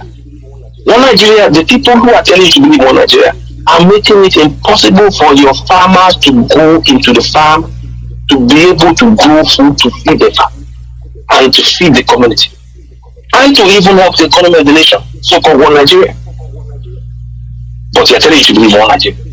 They're not dealing with that. They're coming with 5,000 naira to give you, to vote for them, or 10,000 naira. Useless money. That means nothing. And they've left, you got no healthcare, no water, no light, no road, no schools, no beaches, no healthcare, no safety, no security, no jobs. We need to wake up and re-strategize as people. We don't want to talk about the steps that we should be taking behind the scenes on air. We can't be doing that. But we need us to be able to say, we need to say point to one or two things that we should be looking at. Again, it goes down to this idea of safety and security, because these guys, their aim is to take the land over. But if we stand together, they can't do it. If we stand divided, if we are divided, then they will just walk among us and divide us and take our land from us. And we cannot leave that for that kind of thing for the coming generation. So that statement there is telling us that we are not one.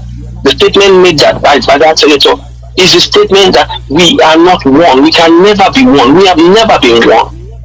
Our ancestors, they've been there for thousands of years. Again, like I said, minimum of 13,000 years before the Fulanis came from Futajalan. Just about 2,000 years, 200 years ago. 200 years ago, we're talking about. And we've been there for 13,000 years minimum. Biafrans, Igbos, Yorubas, Middle Belt, North Empire. And we need this history to be shared among our people. Because the history, when you understand who you are likely to stand up and fight for what is yours. But if they make you believe in this one Nigerian nonsense, it's a nonsense. It's a lie. It's a way to use to take over what is yours. The water we deal we need to resist it with everything we have. And everything that they're doing, if you notice, everything that they're doing is to put us in the center and to encircle us. Take away our right to the resources. Take away our right to water. Take away our rights to be with our governors. Give themselves more local government areas. Based on the population alone, that should not even happen. They haven't got the population enough. They know it.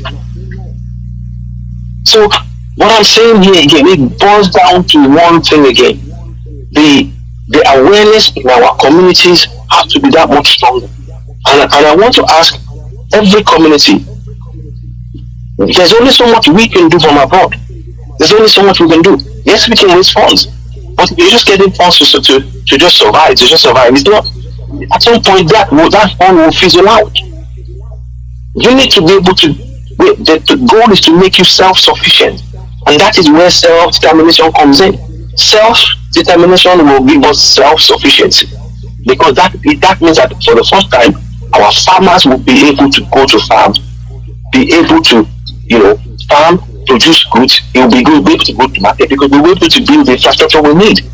As Yoruba nation, as Biafra, as Middle, the federal character thing that they put on us is a noose around our neck, because it means that all of the funds are going to the center, all of the resources to the center, and denying the very people they promise to serve. Nigeria is a fraud. I think it should be clear to all of us that it is a fraud. Anybody telling you to support one thing, they know it's a fraud, but they're only in it for their own pockets. I'm sorry, that's the plain truth.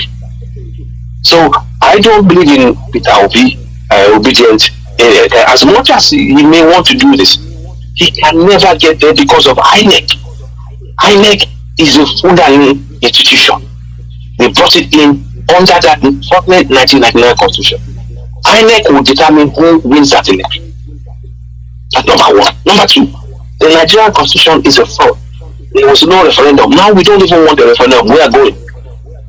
Because I know we know that they will never ever put a referendum before us, because they know the minute they do, it's over. So they will never put it before us. So our focus now must be, first of all, to secure the lives of our people in each of the communities.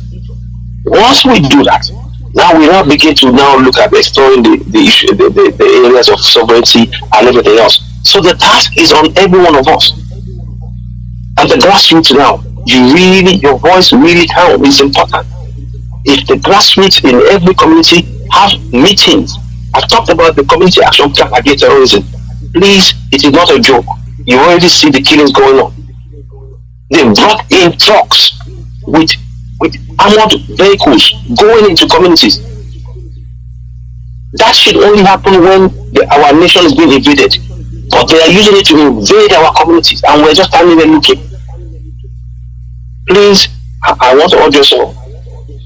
This is not a joke. I hope it's not too late. There's still time for us to work together to build the community action plan against terrorism in each of our communities. And I want to encourage us all, please. This is a task for us all collectively. Those of us who believe in self-determination for Biafra, Middle Belt, and Yoruba nation. We need the unity of effort.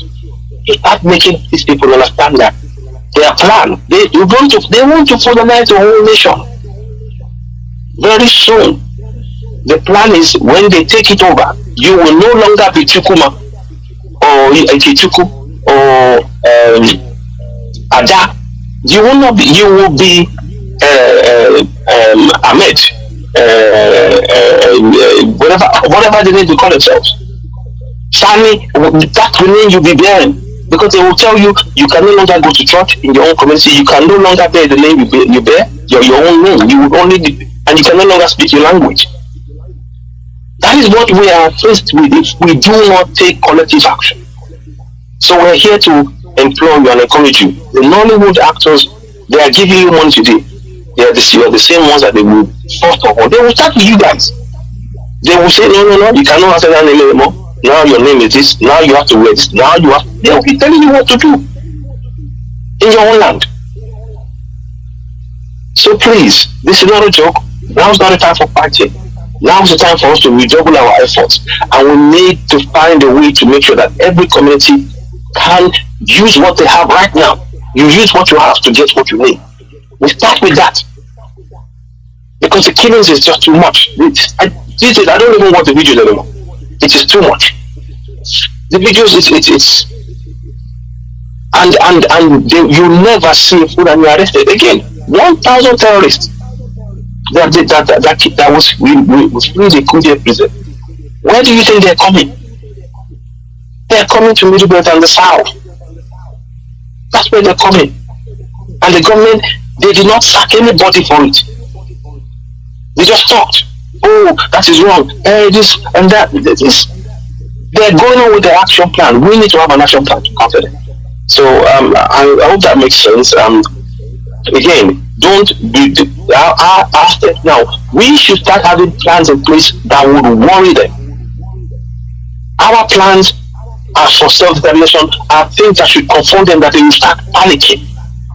Obviously, they're panicking because of the statement they're making. But if we start making that every community start protecting themselves, that will start sending that signal. And we who are abroad, we want to do more. And I'm sure that people want to do things, but it's not about finances alone. It's about the commitment of the community to their own survival. That is what is at stake here. I'll stop here for now. Thank you very much. Thank you, Ayo. Thank you. I just wanted you to say it because I have been saying it, and then let them hear from your mouth. Our people should be very, very clever. They should be clever to understand and then interpret what they are seeing. Yes. You know, they should be able to interpret it and then apply it. But for one reason, they are not doing that. I don't know what the hell is wrong with our people. I'm saying our people of the South. We are from the South. Yes. And we are sitting in the same middle belt. Autumn says things and he says, even though all these things are happening, Nigeria could be fixed, it could be fixed, but to him, he's telling you it cannot be fixed. You know, it just can't be fixed, period. We have to part ways. And we have to part ways in a very dramatic fashion. Because Bakachua, I read what he said, I read it very deeply. The names he called Biafrans, the derogatory statements he made is unbearable. And these are the same people you want to be in the same environment with you. It's unacceptable. It is not what they're thinking about. Just go your way. And they have not finished killing. They'll continue to kill. No. They will continue. I mean, you see, again, I don't know if you are aware of this. On top of the water wave deal that we're trying to put into law now, which everybody, you need to be aware of this. Please, every community, your senators, the senators who are there, ask them to explain to you why they are silent in the face of this water bill that is likely to take away the water that you need for your survival in your community. That should be something that every community should be putting before them. We know they will not give you the right answer, but at least they start making them think that, oh, these guys are not going to accept this, and tell them to go back to the house and reject it. You know, but at the same time, protect yourself. On top of that water bill nonsense, do you know that these guys have got resettlement camps? They started in Edo State. I don't know if you're aware of this. There's something called resettlement cities. They're building the cities for people who are displaced in their own land. And guess who are going to be running those cities? The Fulani terrorists. They are starting in Edo State. This was in the end of the beginning of, it was released on the other middle of July. Go and type it in, resettlement cities. The plan is when the terrorists chase you out of your land, the government now are going to force each of the Gulf states to give them land to have resettlement cities. Those cities will be headed by Fulanis. The people who are going to go and ask to be in that cities will be who? The indigenous people. This is what is happening. when I think about this is why I don't, even though I should be resting, I can't rest because I am look, we are facing a serious bloodshed. Like we've never seen. The world will never, if we don't take action now, what is going to happen to us? Afghanistan and Eritrea will be chicken shit compared to what will happen if we do not take action. We need to protect ourselves. And again, I'm saying it. They mentioned Nasarawa, they talked about, they were building resettlements in Nasarawa, in Sokoto, but we are going to start in Edo State. They are starting in Edo State. Do you guys understand what that means? They've released 1,000 terrorists. They are now doing, they've now told you they're doing resettlement cities. In those cities, they're going to be populated, the people who are going to run it at the Sudanese. And then you who owned the land before will have to go to them to stay in that IDP. It's effectively an IDP camp. Because they will take the money and they will not build cities, but they will leave you destitute in your own land. Go and look at Middle Belt. That's what they're doing. They say IDP camp. People are suffering in IDP camp. People dare not go back home. That's what's happening. And we're standing there looking. And sometimes, my brother, when I look at this thing, I feel so sad. Because the reality of what we're faced with, it's not with our people. This is why I'm here every day, to let our people know what is going on. And no, we can't give up. We will not give up. We will not give up. Don't get me wrong. Yeah, I don't know. There's no way we're giving up. That's why I'm doing. Even though, like I said, even though this pain is still, I'm trying to. It's easing up a little bit. But I want our people to know that our own salvation is in our own hands. Well, carry on. Sorry, I'm sorry. No problem. I enjoy what you're saying. I wanted you to say more. So, I wanted you to say more. You see, when I keep saying it every day, it's good it comes from your own source for them to know that what is happening in Biafra is happening at your own end. It's happening in Middle Belt. And then the thing I don't understand is the culprits, all those that betrayed us in the 60s, they are back at the playing table, the playing field. And now they are quiet. The one is quiet. Nobody's hearing from him. Obasanjo is somewhere playing politics and all that stuff. Danjuma is speaking. It's now you see me, now you don't. These people have denied the present government. And they said, this is not what we fought for. Now, if this is not what you fought for, you should be making more effort to enlighten the people. Come and challenge the authorities. Challenge them. But nobody. You see, no, my brother. I mean, if I may interject a little bit there, they won't talk. These people. Let's not. One of the things that has to be clear. Ambassador Danjuma will talk to a certain extent, but that's all he will do because he cannot really make the changes because he cannot do it on his own for starters. And they have some sort of agreement. It's a wonder that they've not even it's not been neutralized, I would say. But but the fact of the matter is that their days on earth is numbered now anyway. Because the generation, I don't mean that in a cruel way. I'm just meaning that they're all old men, and Father Time will call them at some point. What I'm most concerned about is that those who still believe in the words of those people that have watched us enslaved in our own land, and believe that yes, they will see us through. No, we'll be okay. Nigeria is not that bad. No, it's okay. It's all right. And it's not okay. It's not all right. And you should have a far better life by dint of the resources in our land alone, as Middle Belt and as South combined. We should be an oasis, a place where the whole of the world will want to come to and see. But we've been reduced to poverty by those who don't have land and now see our land as their land, because that is the plan of the colonization agenda. And it is time that our people really understand that this so-called generation of these politicians who have been there since the 60s and are still circling now. They are only in it for their own pockets. They're sending their kids to foreign schools.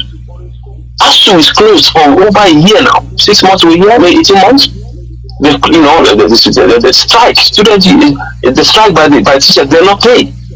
And students are, that qualified, in that time, there's no qualification. And they're destroying our lives. It is time that we collectively take that responsibility on and free ourselves. Because like my brother said now, Mazi Iyke said now,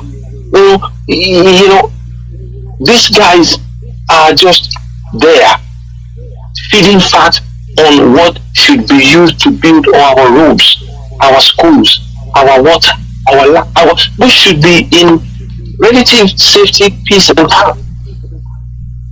Nigeria the contract in Nigeria before the army was one of the most respected in the world, whereby the camp institutions, they have now turned on the people and they're paying terrorists to come and kill us in our own land. That is the clearest indication that we should not be any part of that. We should not be wishing to be part of that contract. And we need to protect our lives. We need to protect our lives. I cannot overemphasize this. We must not get tired in this struggle. We cannot afford to get tired. Whatever it takes, however much it takes from us, and that's why I'm doing what I can now. Even if I have to crawl sometimes and do a live broadcast, I'm not showing myself because I'm not really in the state at the very time. But we need that unstinting commitment to this struggle, because there is a lot of battle. People are afraid. The fact that Biafra is even being talked about, they are just to hear the name Biafra, they are afraid. Just to hear the name Yoruba Nation, they are afraid. Just to hear those names alone. But the same people who are telling us we shouldn't be talking about Biafra or Yoruba Nation, they are allowing terrorists to walk free, and they are not putting the terrorists on the wanted list. It's not plastered anywhere. It's not in the news. It's nowhere. What does that tell us? What does that tell us? Whereas Nnamdi Kanu, who is only talking about the right of the people to be freed, to allow to be able to live their lives in their own land without land being taken or being killed. They are now going towards him. Gumi is walking free. I've said this before. When Sunday did not kill anybody. They went into his home. They made him, he's now in exile in another country. They won't let him come back in. What has he done? Has he killed anybody? He hasn't. He went to protect his Yoruba people, saying enough of the killings. And for daring to do that, they say no. Look, Nigeria wants you to accept. Let me say this again slowly. For those of you who are listening. Nigeria wants indigenous people. By indigenous people, I mean Middle Belt and Yoruba and Igbo people. They want us to accept that our only lot in life is to die at the hands of the Fulani. That is what Nigeria wants you to accept. To willingly just say, oh, that is the will of God. Accept that my land is going to be taken over. That is what Nigeria means.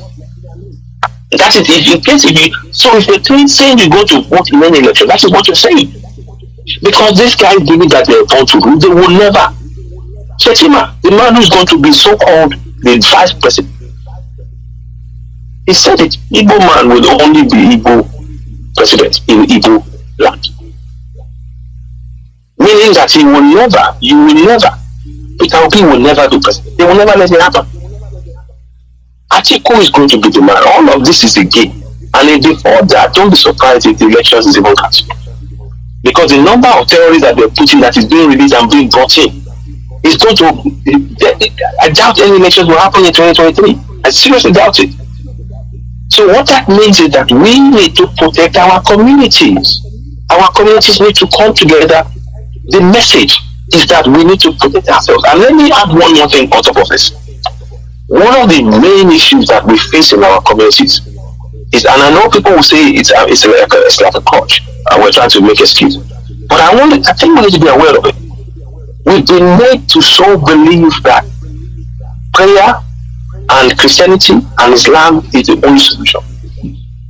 That people, instead of, you will see guns people coming at you with guns, and you're saying, Jesus, come and protect me. Come on. How about you protecting yourself first? If you protect yourself first in your communities, then at least you give yourself a chance. But if you're just carrying out with some Allah and some Muhammad, some Allah, and these guys are coming in and killing you, and that, believe you me, it is only that religion is being used to confuse you, not them. They don't believe in any religion. They only believe in one thing: land. They only believe in one thing. So what I'm saying here, and I'm saying it in a very, very clear, and I'm hoping to make this very, very clear, is that we have been so conditioned to accept the very thing that is actually harmful to us. These religions have made us not to be able to reason. They've programmed you. Anything you have a problem with, don't think, don't solve your own problem. Go and look in the Bible. Go and look in the Quran. Meanwhile, they don't do that. They don't. And those of you that say Jesus Christ, hey, I pray to God, only matter of this. When these parents, when they kill in the name of Allah. You hear them saying Allah Akbar. That's what they're saying. They don't care. They are using it to say that Allah has given them the right to take your land over. That's what they're telling you. Because every time they do a kill, they believe that it's giving them the power to take more land. So if you are praying and God protect you, we have to protect ourselves in our land. I'm not saying go to attack anybody before anybody twists my word. I'm saying we protect ourselves in our land. That is why community action plan against terrorism in every community is very, very important. The governors now, unfortunately, again, we should keep impressing on them. They should already have in place something called the vigilante action, vigilante groups. They should have a law. They should adopt the same law that Governor Tom did. In all the 16 states in the South now should already have that. No question. But they are dragging their feet because they are the paymasters are the Northerners. So that is why we in the South, in the Middle Belt and the South, need to come together, community by community, devise action, protect yourselves. You don't need to say what you're doing on air. We don't want that. We don't need to hear it or see it on air. Protect your community. Make sure the message is clear to those who want to come and do you harm, that you are not going to lie down taking it. Psychologically, that's what we're, because right now all of this stuff about this religion, that religion, pray to this, pray to that, go to church. Look at the churches on Sunday now. Who's safe? Who's safe in the church now? Or in the mosque? Women are raped, people are killed, children are had their head broken in churches, and you're telling me to believe in what? And you think going to a church and having, you think holding a gun, single shot gun will protect you? These guys are walking around with AK-47, AK-47, AK-49, and worse. We need to protect ourselves. Please, it is time we woke up from the brainwashing that we've gone through. We've all gone through it. And there is a certain side of me that understands why people are so weak-willed in a way, because the conditioning is in the Bible. It says when somebody hits you on one face, you turn the other cheek, and that is the message that has been spread to our people for many, many generations. And now that we now need to wake up and protect ourselves, that message is what they're holding on to. So you are holding on to the very thing that is leaving you in danger, and you think that you'll be saved. You can't be saved. Our ancestors are there. We need to call on them to wake up, to wake us up, to enter our spirits, to walk through us, to reawaken the Yoruba Igbo land through us. We are awakening Yoruba land through us, to reawaken Middle Belt through us. They can come into our spirit and re-energize us to remember who we are. Many of us have forgotten who we are. And that's what I'm trying to say here. So many of those, I'm telling you that the churches and things, there's a book, I don't know if I said it last week, there was a guy, the book they found in Belgium. Someone bought a book in Belgium. And in that book, they forgot to take out one of the writings that was written. I think I might have mentioned it last time I spoke. Yes, I've seen that. Yes. Yes. Now in there, they they talked about how to ensure that they said we believe in they said that our connection to God is not how our spirituality is perfect. Nothing is wrong with it. But for them to achieve their aim, they have to make us bow to them. And that is what that Bible is there for. They put themselves in it as our God.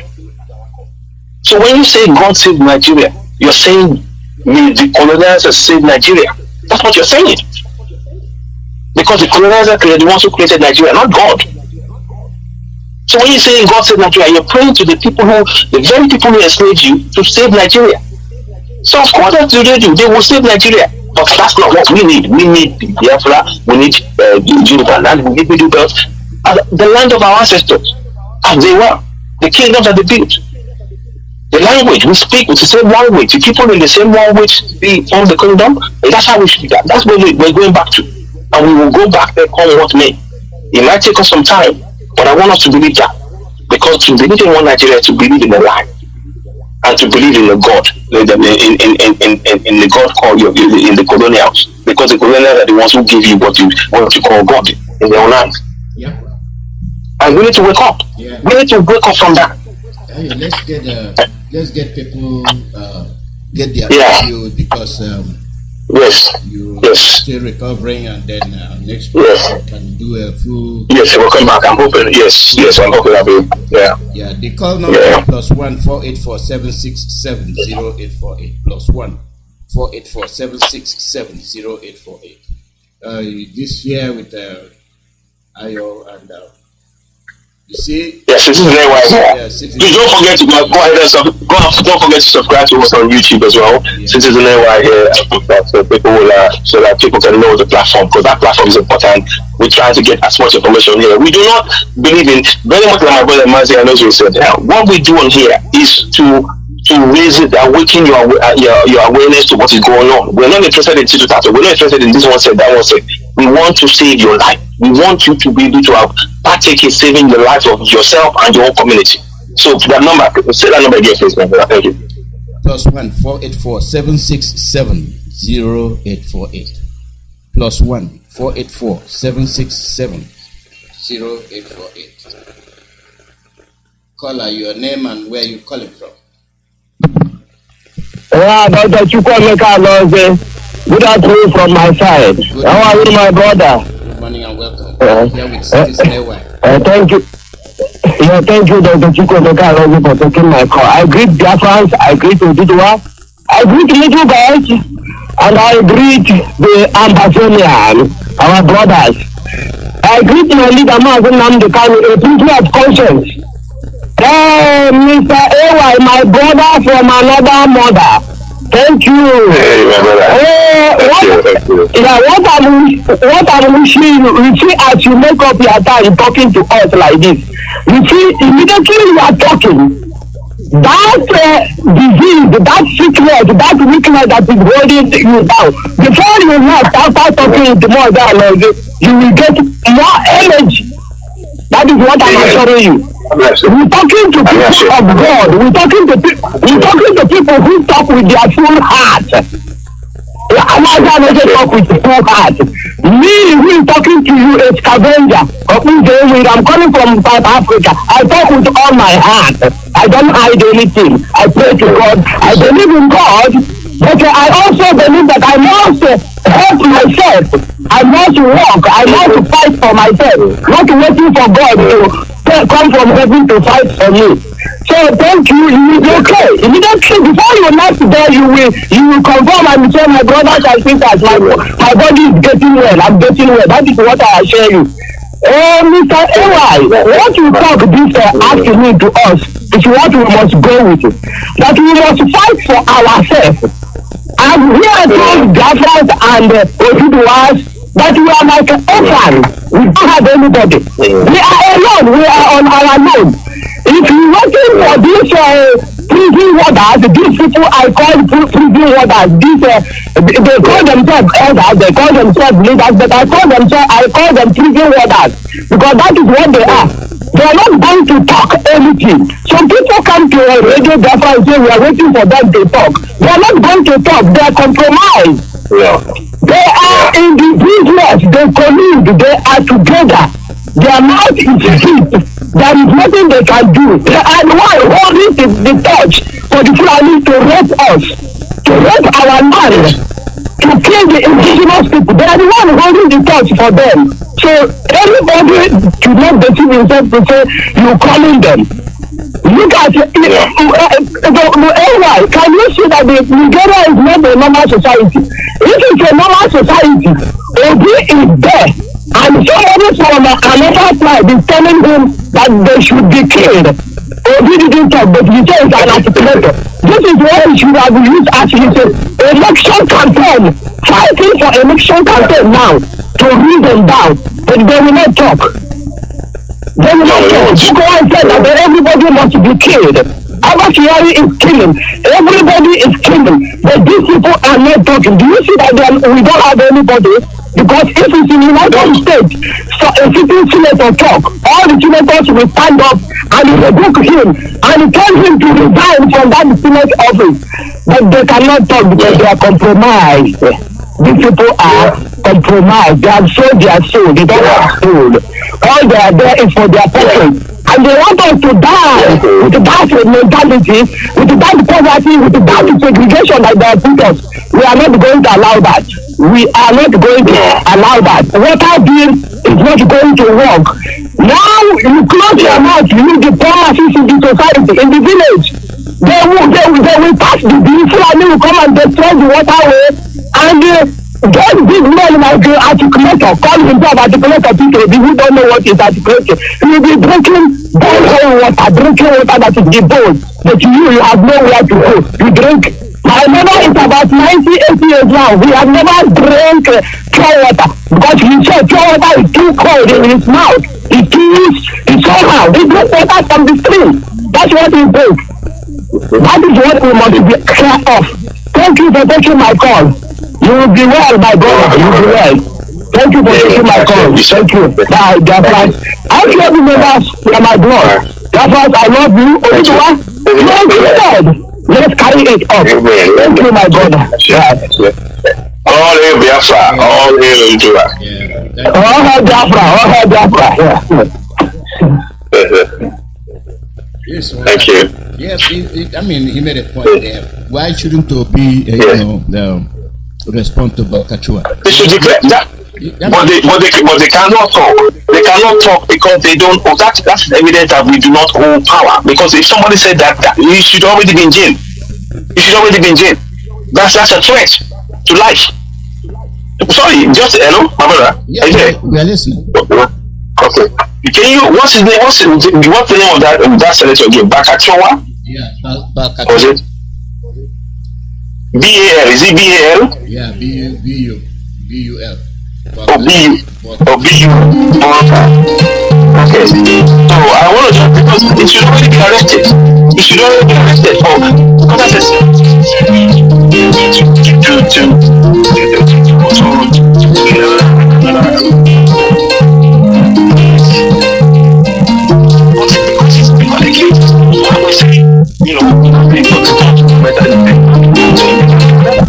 we cannot. We shouldn't be in the same country with these people.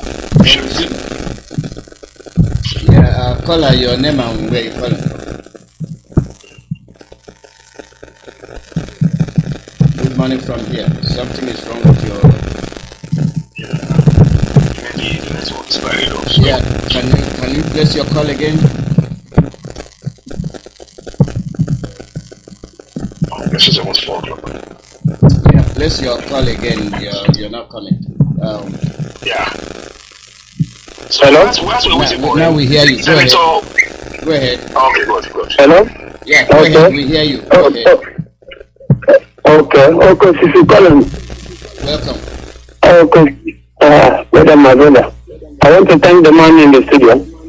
He has done justice to the nonsense. Citizen AY. That's okay, thank you to him. He has done justice to the garbage the person that called himself a senator said.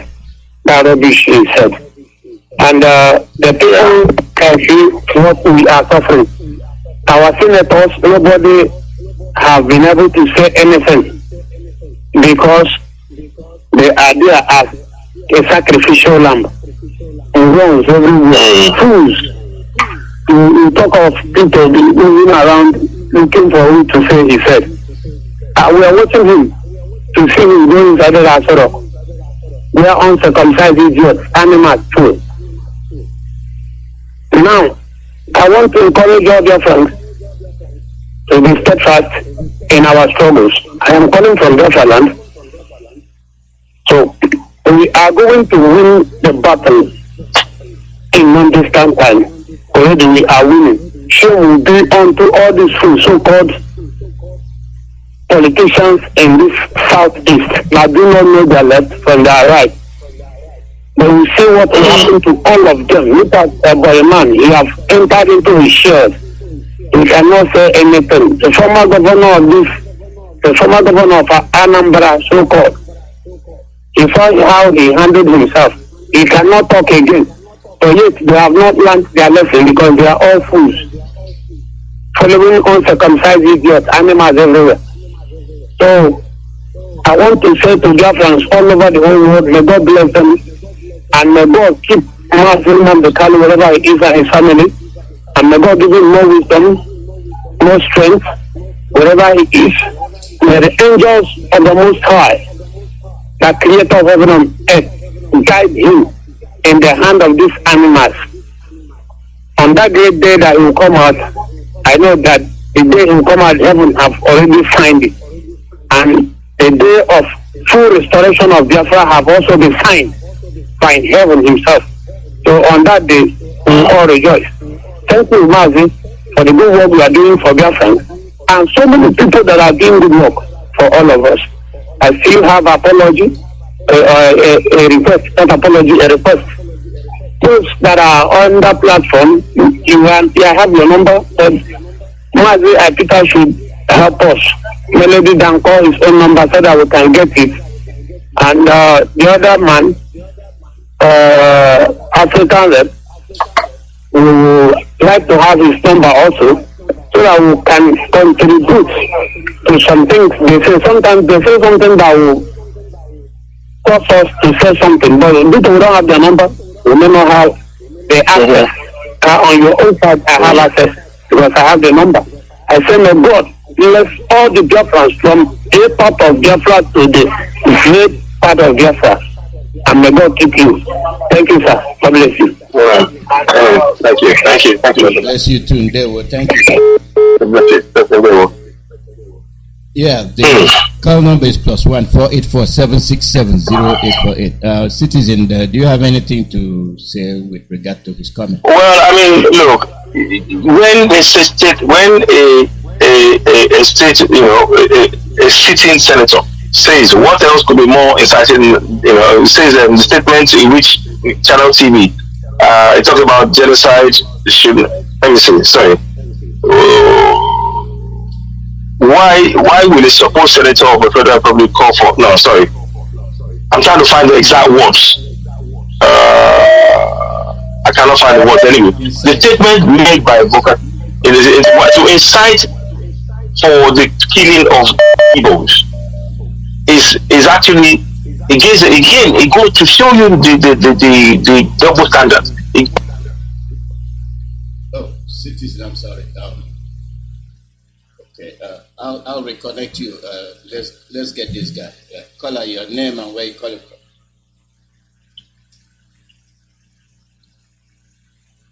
Mazi.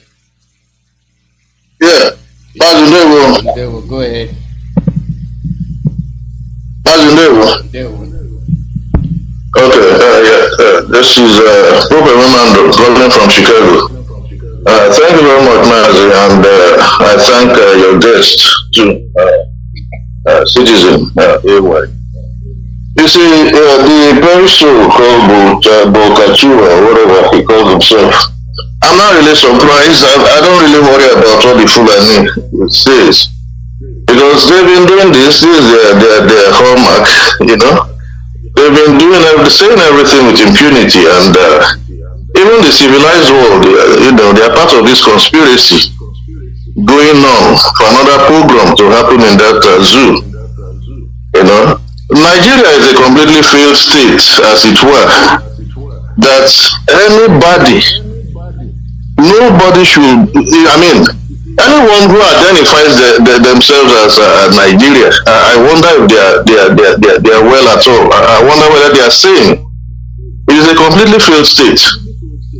We've seen in the past when even what you call the governor of Kaduna State, that midget Rufai, came on national television, during the last voting exercise, and even threatened international journalists that they will go back in body bags if they don't know what whatever reportage they make. So, and nobody worries about it. It doesn't even trend, in the local media, in the zoo, in the international media. They get away with everything. So it's actually that these people will always, do anything, say anything with impunity. They do nothing here. What about the senators? The other senators of Biafran extraction and of the entire South. What is their reaction to such things? But they don't say anything. Mom is the word. They've all accused to Fulani, terrorism. They don't worry about it. All they care about is to just share the, miserable blood money that Fulani has to share to them all the time. And then eventually they themselves will get killed. A lot of impunity have been going on in that contraption, that abominable contraption called Nigeria. Even look at the way the poor girl Deborah Samuel got killed by this Fulani terrorists. And everybody have forgotten about it. Elsewhere, this will have caused an uproar. Anywhere else in the world, for heaven's sake. A young lady was stoned to death because of her faith. And then you have a useless Christian association of Nigeria. They don't say anything, no protest, no rally. Even the so-called people that brought the useless Christian faith to the monkeys and baboons who call themselves Nigerians, they don't say anything. Francis was there, he didn't say nothing. They kill people in nothing. Although you tell us rest in peace, let their soul rest in peace. Mazi, it's the same thing that happened in Rwanda. The so-called world powers knew that genocide was going on in Rwanda. They did not do it until the mayhem occurred. Today, the Paris soul, Charles, Britain, had to go and have Commonwealth meeting in Rwanda. It's a shame. Africans should really, really rise up. People who call themselves Nigerians, they should think twice. Some of them say they are educated. Some of them call themselves professors. Highly reputable people in and this kind of impunity is going on in the country you call your own, and you all cannot do anything. You're talking about the 2023 election in the face of this terrorism going on left, right, and center. Oh, what a shame. Very, very unfortunate. Very, very unfortunate. The ones that call themselves the clergy, they came in back. What is the reaction? Nothing.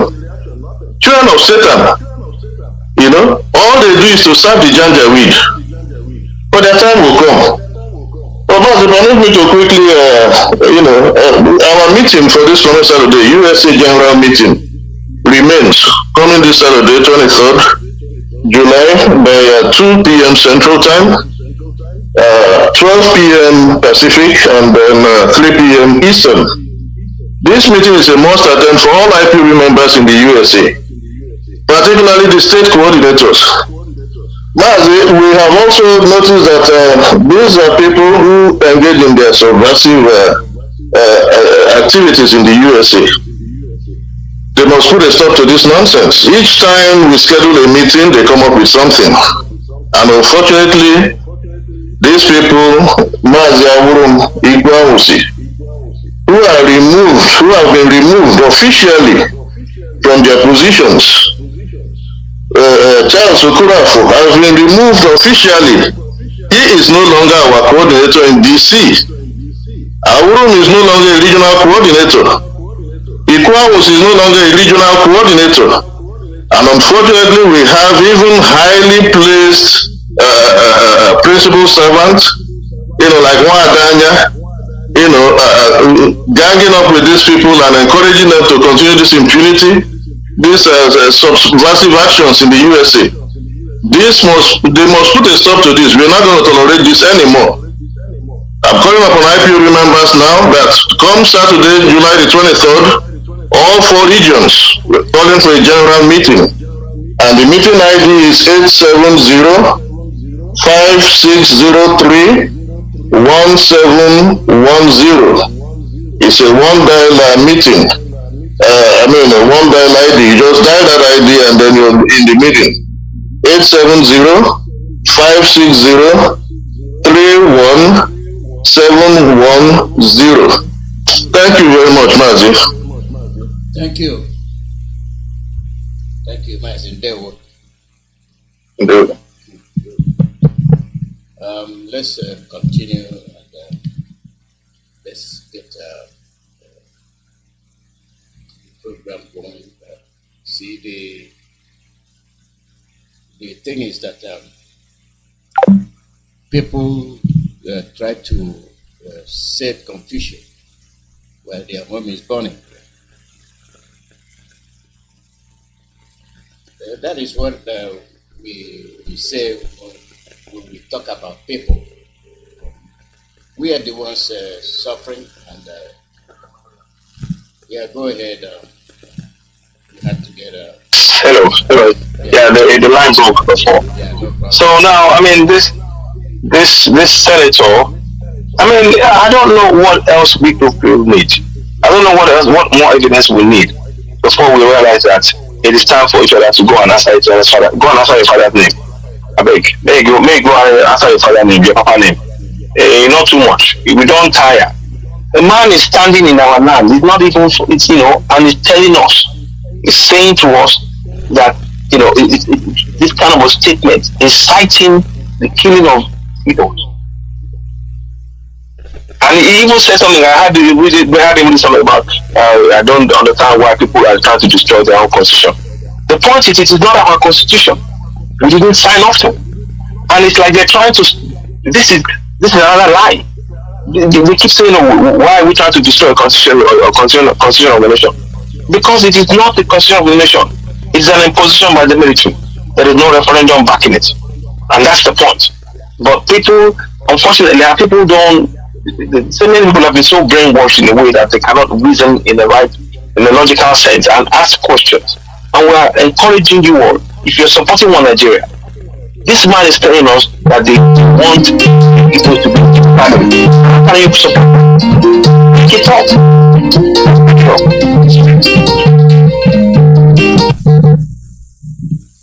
Caller, your name and where you calling from?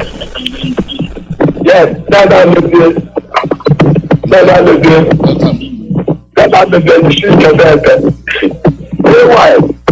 Remain for me, brother.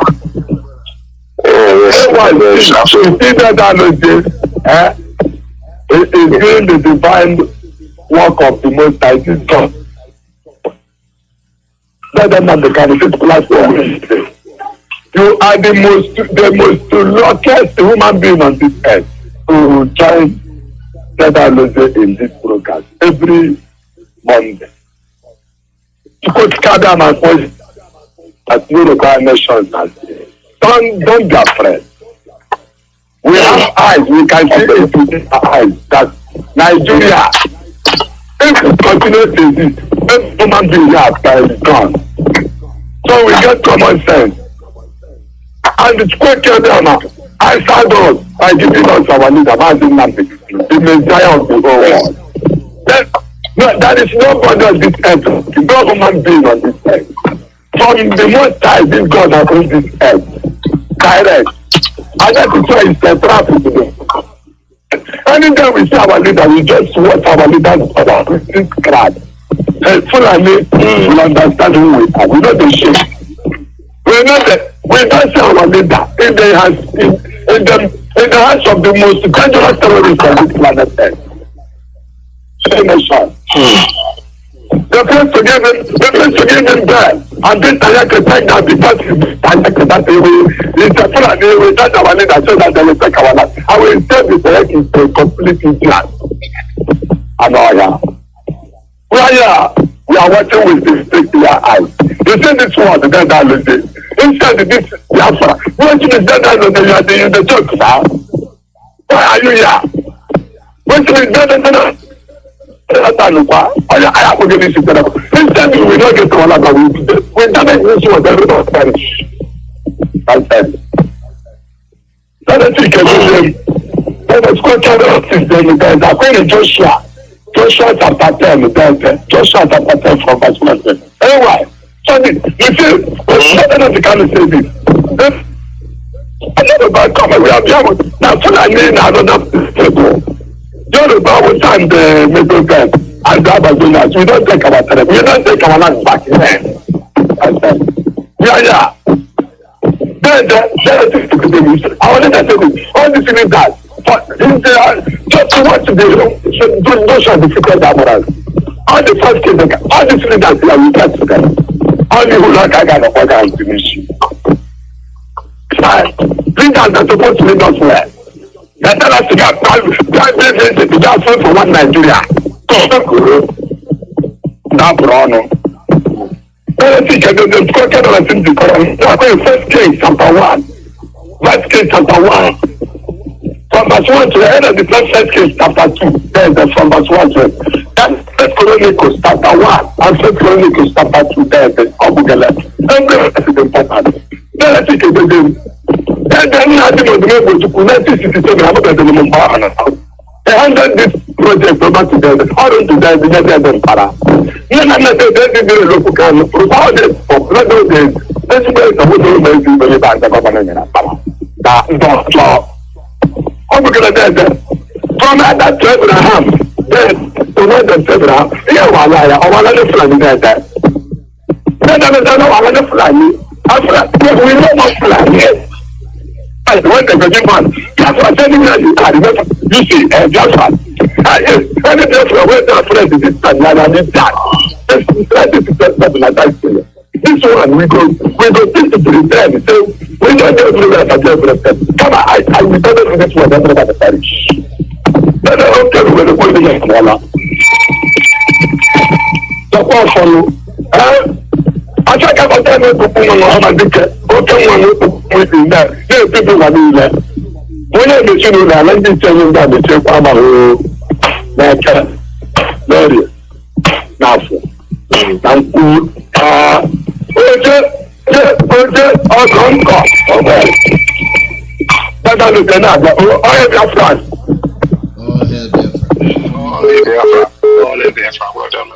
Well done.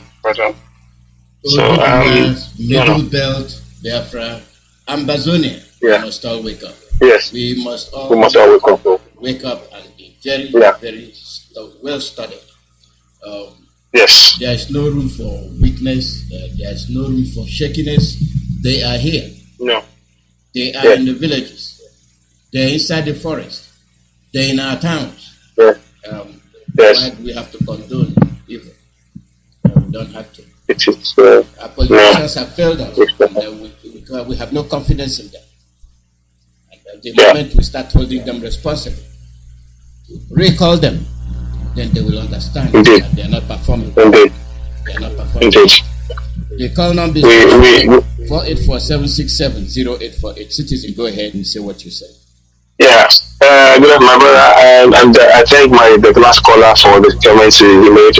Like I said, we are calling for the unconditional release of Nnamdi Kanu, and the fact that they are not releasing him is evidence of the fact that they know that what they're doing is wrong, and they don't want his voice out there because they know it's such a powerful voice. But he's got messages that we are playing. I listen to his message on a regular basis. I will go and listen back to the things he said, and you almost find something new in there.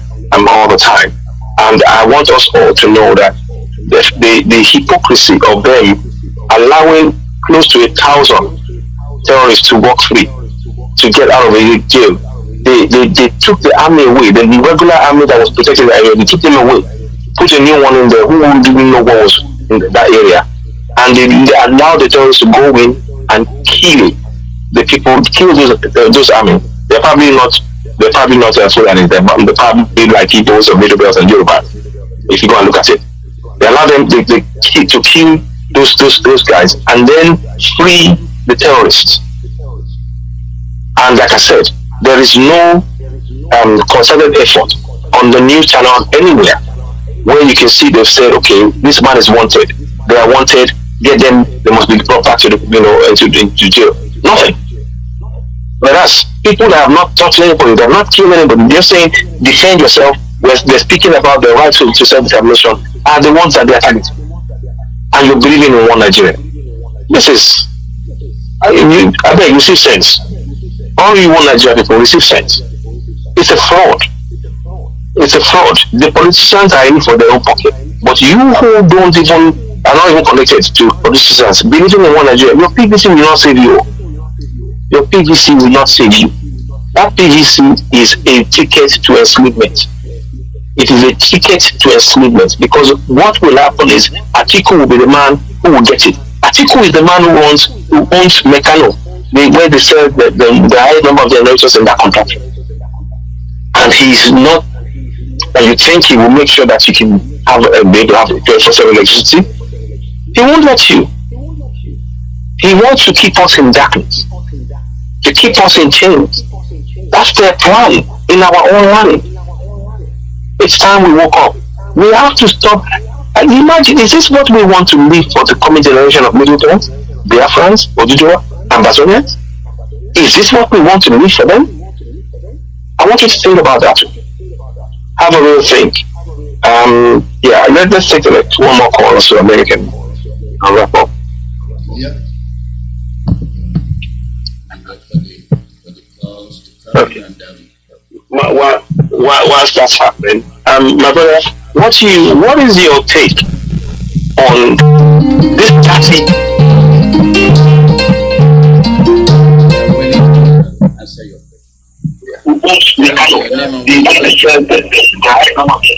my name is Mazi Iyke from HB, calling for Obolafo. Obolafo is the local government area.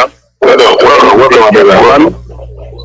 So I hope I'm coming out to the Mazi. Yes, you are. As how you have made every one of us to see today, because it's not an easy thing.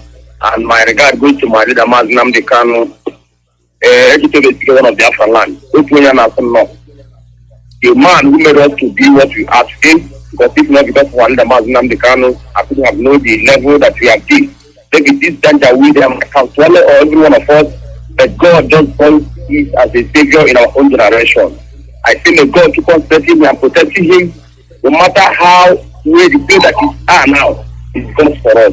May God keep on protecting him and our dears, wherever they are, may God keep on guiding them and protecting them, because they are the ones that are driving this plane up to this extent. No matter all the things that have been happening, they have not relent.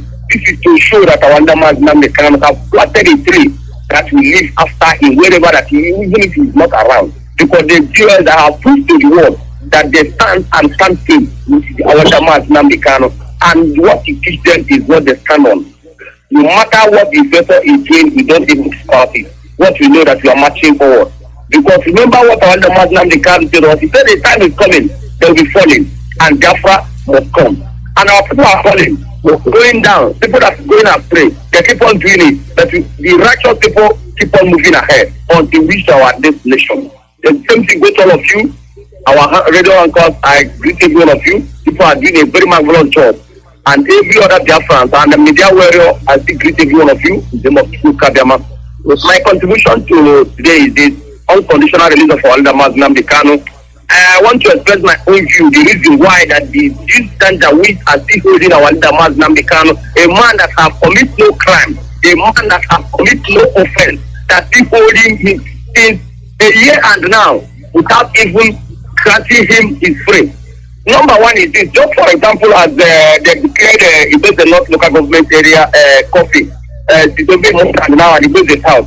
The war, I want to show the war, the reason why and what they are doing there. This is the essence of the coffee that they declare in that particular area. Do you know that once you reach around that kind 6 o'clock in that arena, is so they will be collecting 10,000 naira from people that they catch on the road. Maybe you are mistakenly just driving your motorcycle, and it just once it's 6 o'clock, they will collect 10,000 naira, 20,000 naira is your fine. And they once they collected that money, have not committed any offense. If you carry a vehicle, they will collect 30,000 naira. Once they collect that 30,000 naira, have committed no offense. This is the reason why they are still holding our man Nnamdi Kanu, for them to keep on terrorizing our people. And the most part of it that all these people that is planted in that area, all of them is pure Fulanis, not even Hausa, pure Fulanis. And this is what they have happening in our land. And some of us have not even realized ourselves.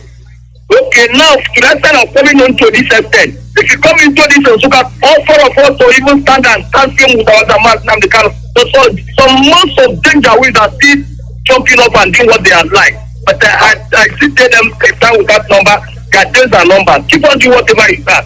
Keep on doing on one day, God Almighty and Kekekerewa will expose you, and no matter anything. What I told the world that the Chuka belongs to the land of Biafra and nothing can take it from us. No matter what it is you can do. We must belong.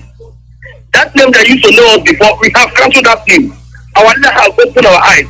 No matter however that people are, we keep on marching forward. Even if it is one man standing in Osuka, we keep on standing with our man Nnamdi Kanu until we get our freedom, no matter whatever. So my people, let's stand up and do the needful for them to release our man. Leader is not committing any crime. He's not committing any offense. The world has seen it. Okay, if you say that he committed offense, use that thing that he committed and charge him. But he can't do it. Because that he commits nothing. Keep on suffering him for nothing's sake. But the world the land will open and so every one of them in the name of God Academy I pray. He said, I stand up from here, I remain resident and remain focused. Let them keep on bringing the danger to our land will swallow them.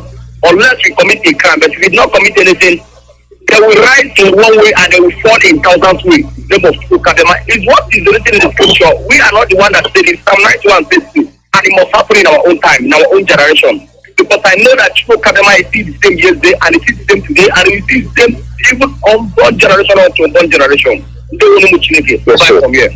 Anyway, thank you. Thank you. Yeah, citizen, what were you Yeah. Yes, I was just asking this. Try to explain to our people this thing about the danger, the fact that Peter Obi is having a northerner, Dachi, who was in the government. I think he's in the government. I think he was in government. I'm correct. As a running mate, and what that means to this project Peter Obi or BJ itself. Because I don't think people understand that is like. And by the way, Peter Obi went to see Babangida and sat in his house. So how do you just talk about that a bit so people can at least get them? Because for me it's clear. We are used to our politicians bowing to the Fulanis. He's pulling his northern running mate, thinking that they will spare him. They are not going to spare him.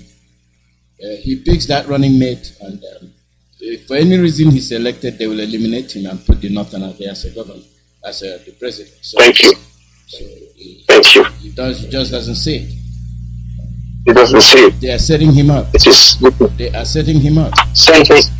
The same thing they've done to Asuwaju is the same thing they're doing to him. Yes. It's the same. They're in the same situation. It's not seeing it. And another thing there is that they will use him to get vote. And then when they bring the Biafrans, the Southerners, they're not just are they bringing Obi as a Biafran, they are bringing Obi as a Southerner. And then they'll say, okay, the Oduduwas, their middle belt, we have quelled them, and then something happens to be the Northerner becomes the president. There you go. There you go. It's a game we will never win unless we extricate ourselves from this situation. We have to. The only solution. Yep.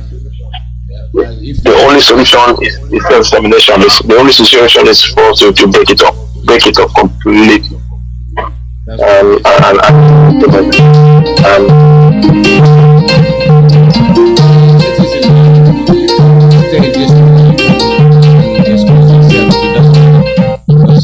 not well. I'll take. Okay. I'll take my lead. Thank you. Let me after this point. Caller, your name and where you calling from? Welcome. Well, my name is Simon. I am calling from America, Spain. Bless you. Bless all our veterans. Bless our able Mazi Nnamdi wherever he may be. Guide him. Be with him. May Okike reveal all the plans of the enemy to him. May those who wish him good be may good follow them. May those who bless him be blessed. May those who curse him be cursed. Amen. Soon we will be back. In the mighty name of Chukwu, I pray. He said, Mazi, like the situation, what is going on, my Lord, let me ask you, do you know about Bosu Emmanuel? Have you ever come across him? Who's this? Bosu Emmanuel. Not really. The Kanu minister. I don't think he has anything in Kanu now. Please, that guy, sometimes, some people, they like put them or whatever. I met him those days in 2007. During the time I used to go church. The last church I attended, something to talk about religion. I'm not diverting, but I know what I'm saying. That guy, Bosu Emmanuel, he was a pastor in Redeem and he's stationed in Germany. Okay. I met him. I've been with one of the conference. And one of our late Professor JUL that did the survey about what happened in those days in Constantinople, the Ephesus, the people we call the Turkish people today. This was a well-refined research. People took time, it cost them money to do it. But Nigeria didn't pay attention to it.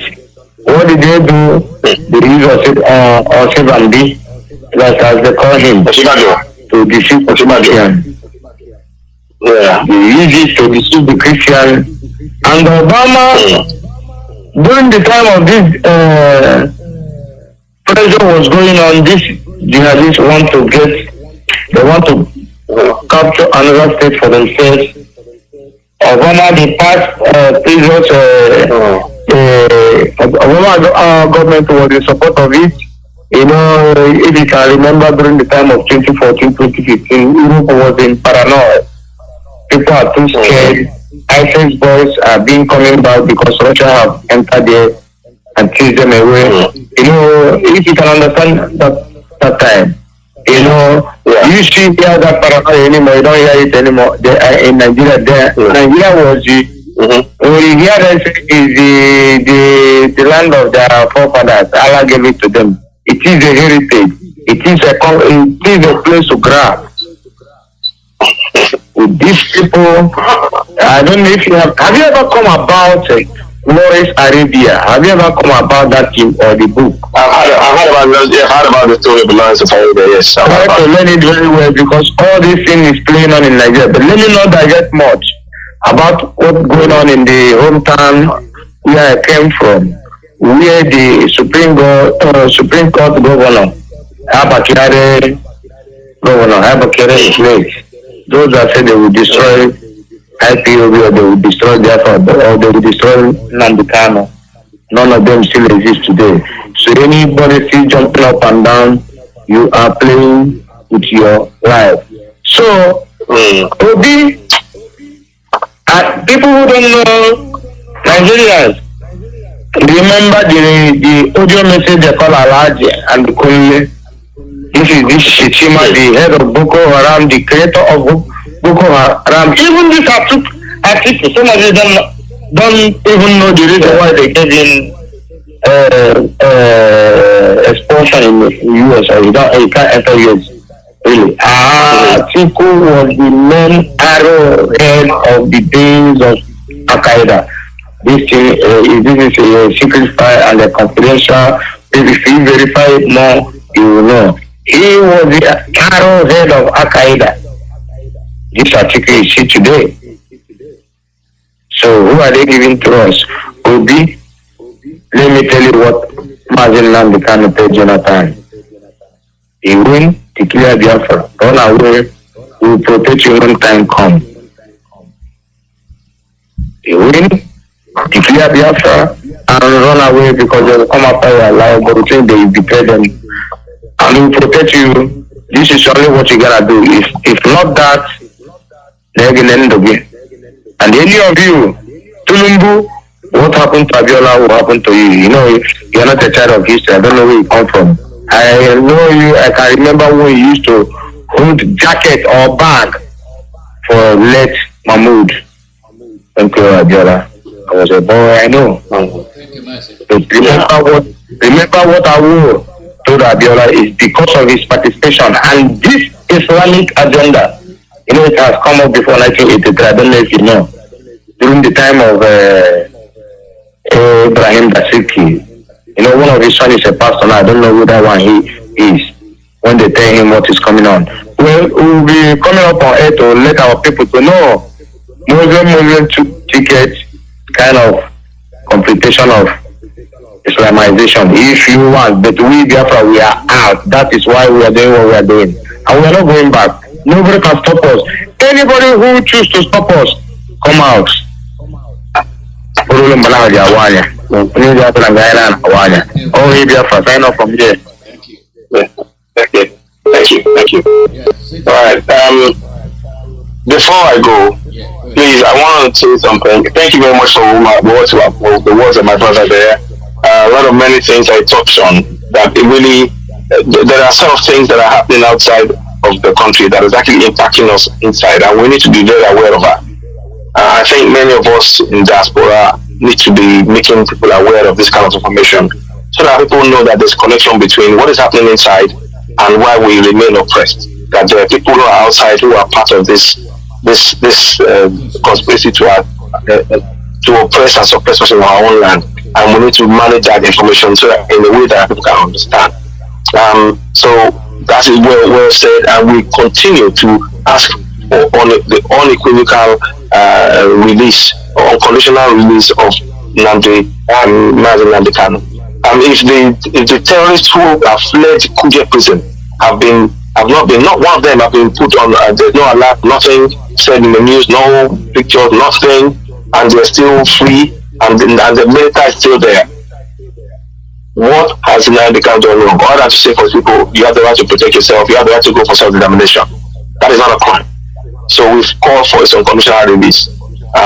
They did the same thing to Shuwai, and again, ultimately, he was released. So we're saying this unconditional that it needs to be released, and at the same time, we're asking that Oloye, they should remove any restrictions on Oloye. He can come and go as he pleases. He has done nothing wrong. If the terrorists are walking free in Nigeria right now, and they're making no attempts to arrest them, that's your one Nigeria. Those of you talking about one Nigeria, that you can see is a fraud. Very, very clear. But before I go, so please, let's continue on the struggle. Before I go, please, if you haven't subscribed to Ipob Rapture, go ahead and subscribe to Ipob Rapture on YouTube and on Facebook as well. And of course, subscribe to Citizen Hawaii on YouTube and on Facebook as well. Because the message that we're bringing here, we are here to enlighten ourselves and to learn new things about how we can achieve our collective goals together. And that goal is the right to self-determination, the right to be able to achieve Yoruba nation, Biafra nation, Yoruba Ambazonia. And it is our collective effort that will get us there. But I just wanted to say that. So, and I want to thank my brother Mazi Iyke, Dr. Chukwu for taking, giving me the opportunity to be on the show today. I hope we will be back next week. I want to thank you all for listening. Again, please, I again urge my Yoruba brothers as well, do call in. I will try and make sure I'll be back next week. Hopefully next week I'll be much more, I'll be, my normal self again, because I am still tired, but I'm grateful for being part of this discussion, because it is something that we need to discuss among ourselves. And I want to urge us all that we need to focus on ensuring that we actualize our self-determination by way of independence, breaking away from particular Nigeria. And that requires all our collective effort. No man is an island. We can only achieve this when we work together. And I stand on that fact. So I thank you very much. Thank you for having me. I bid you all good afternoon, and we pray that our ancestors guide us in achieving our collective aim of Biafra nation, Middle Belt nation, Ududuwa nation, and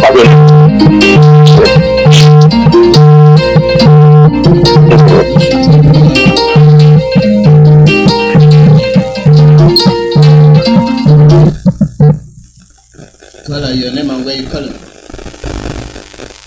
I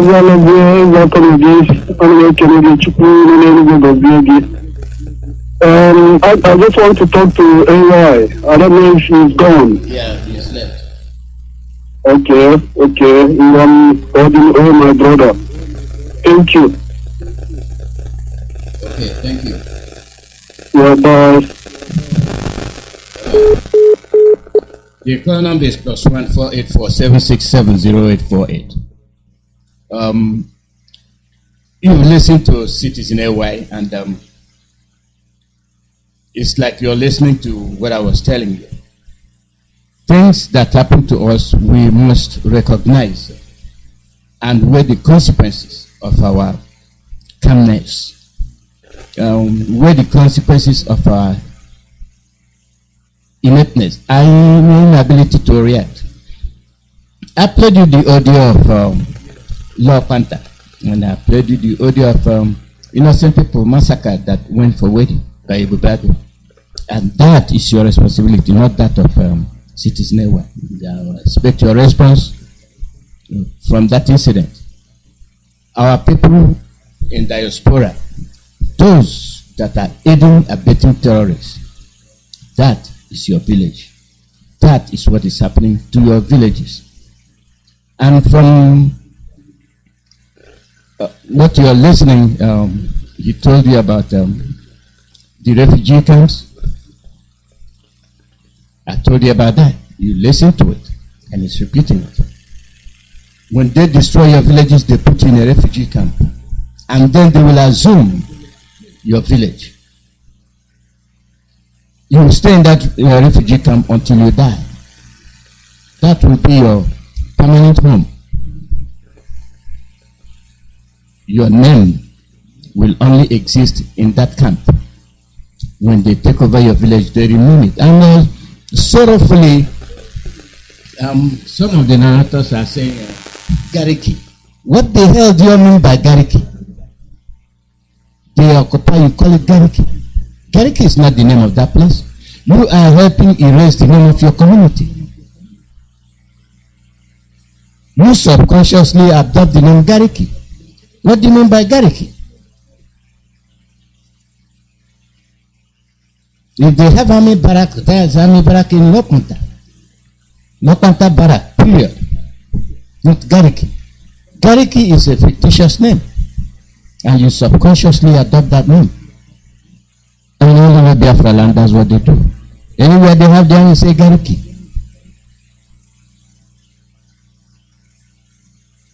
It's like people from we subconsciously destroy ourselves. And we refuse to correct our mistakes.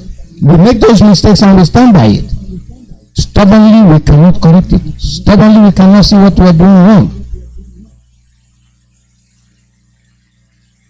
We name it, we assume it.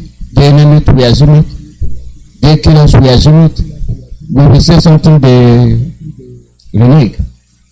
Our leader is being held. What crime did Mazi Nnamdi commit?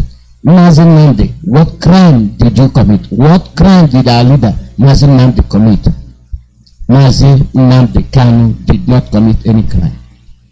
Those that are genuine committed no crime than somebody who spoke about freedom.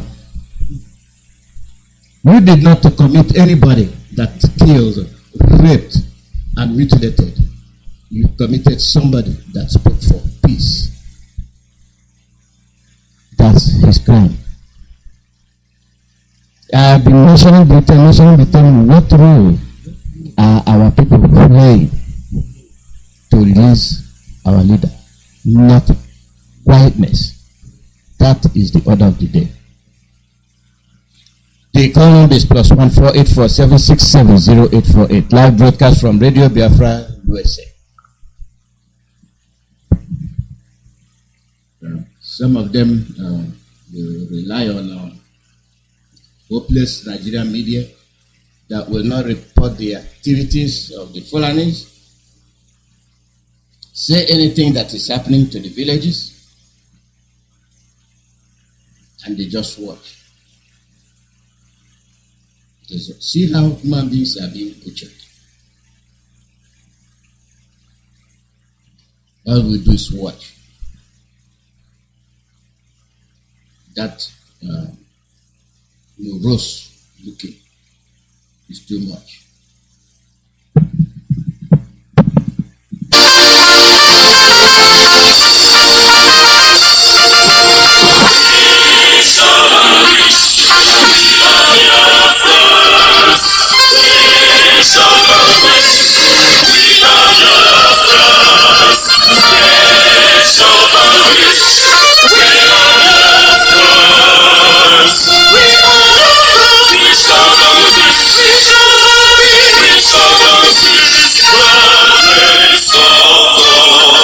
Buried for 50 years, greetings and BBC shameful role in the Biafran war. Under the camera lens of BBC, 1 million children starved to death, women raped, pregnant women killed, their stomach slit open, and unborn babies removed and slaughtered right before BBC camera lens.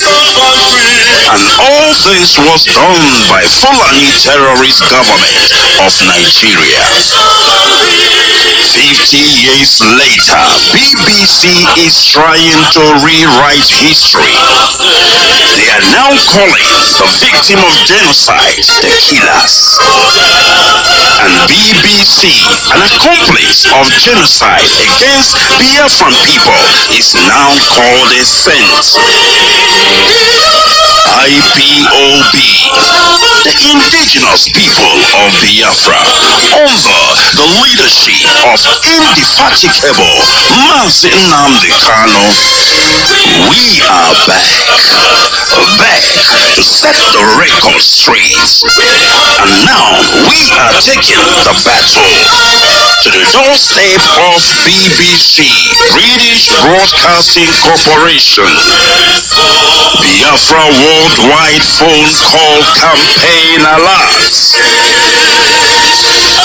Now listen, be polite when you call BBC and use the following prompt when you call. Say, hello, my name is, then you tell them your names. Then you say, I am calling to ask about BBC policy of propaganda against the victim of genocide. Number one question, why is BBC always twisting facts and covering up genocide against Biafrans by Fulani in Nigeria? Number two question, when will BBC make a documentary about the ongoing genocide by the Fulani in Nigeria? Number three, why is BBC shamelessly investigating the victims and not the perpetrators of genocide? Number four, why is BBC broadcasting fake documentaries to intimidate the victims of genocide? Number five, take down your concocted fake documentary against the victims of genocide, the Biafran people, and stop lying about us. BBC and UK government, we know that you are the real enemy, hiding behind the Fulani terrorists and orchestrating genocide in Nigeria for the sake of oil. Now we tell you, stop your shameless policy of plundering and slaughtering Biafran people. Now listen and pay close attention. This campaign against BBC Broadcasting Corporation will start on the 6th of June till the 1st of July 2022. And these are the times to call BBC: 9 a.m. in the morning to 5 p.m. Biafran time. And here are the numbers to call. And please pay close attention. Get your pen and paper ready that you may take down these numbers. BBC switchboard. Telephone +442 087 43 8000. I repeat, +442 087 43 8000. Or you can tweet at BBC News. Another one, BBC Customer Service +443 700 100 222. I repeat, BBC Customer Service +443 700 100 222. Or you can tweet at BBC Press. And the last one, BBC Studios Limited +442 084 33 2000. I repeat, BBC Studios Limited +442 084 33 2000. Or you can send an email to BBC News Channels at bbc.co.uk. We are Biafrans. We shall vanquish by the grace and mercies of Elohim. Chukwuki Kabiama, onye pụrụ ihe niile. We shall vanquish. We are Biafrans. Yes, and this is where we'll be ending today's broadcast. We'll be on the air again tomorrow.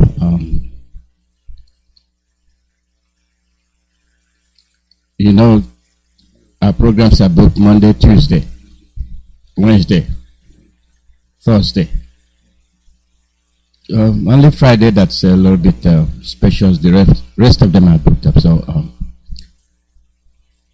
we'll let you know. Copy Daniel might be on tomorrow. See, these people devote their time to come and speak with us. Let us know what is happening. And this is why we must take full advantage of their presence when they come. It's not everybody that understand,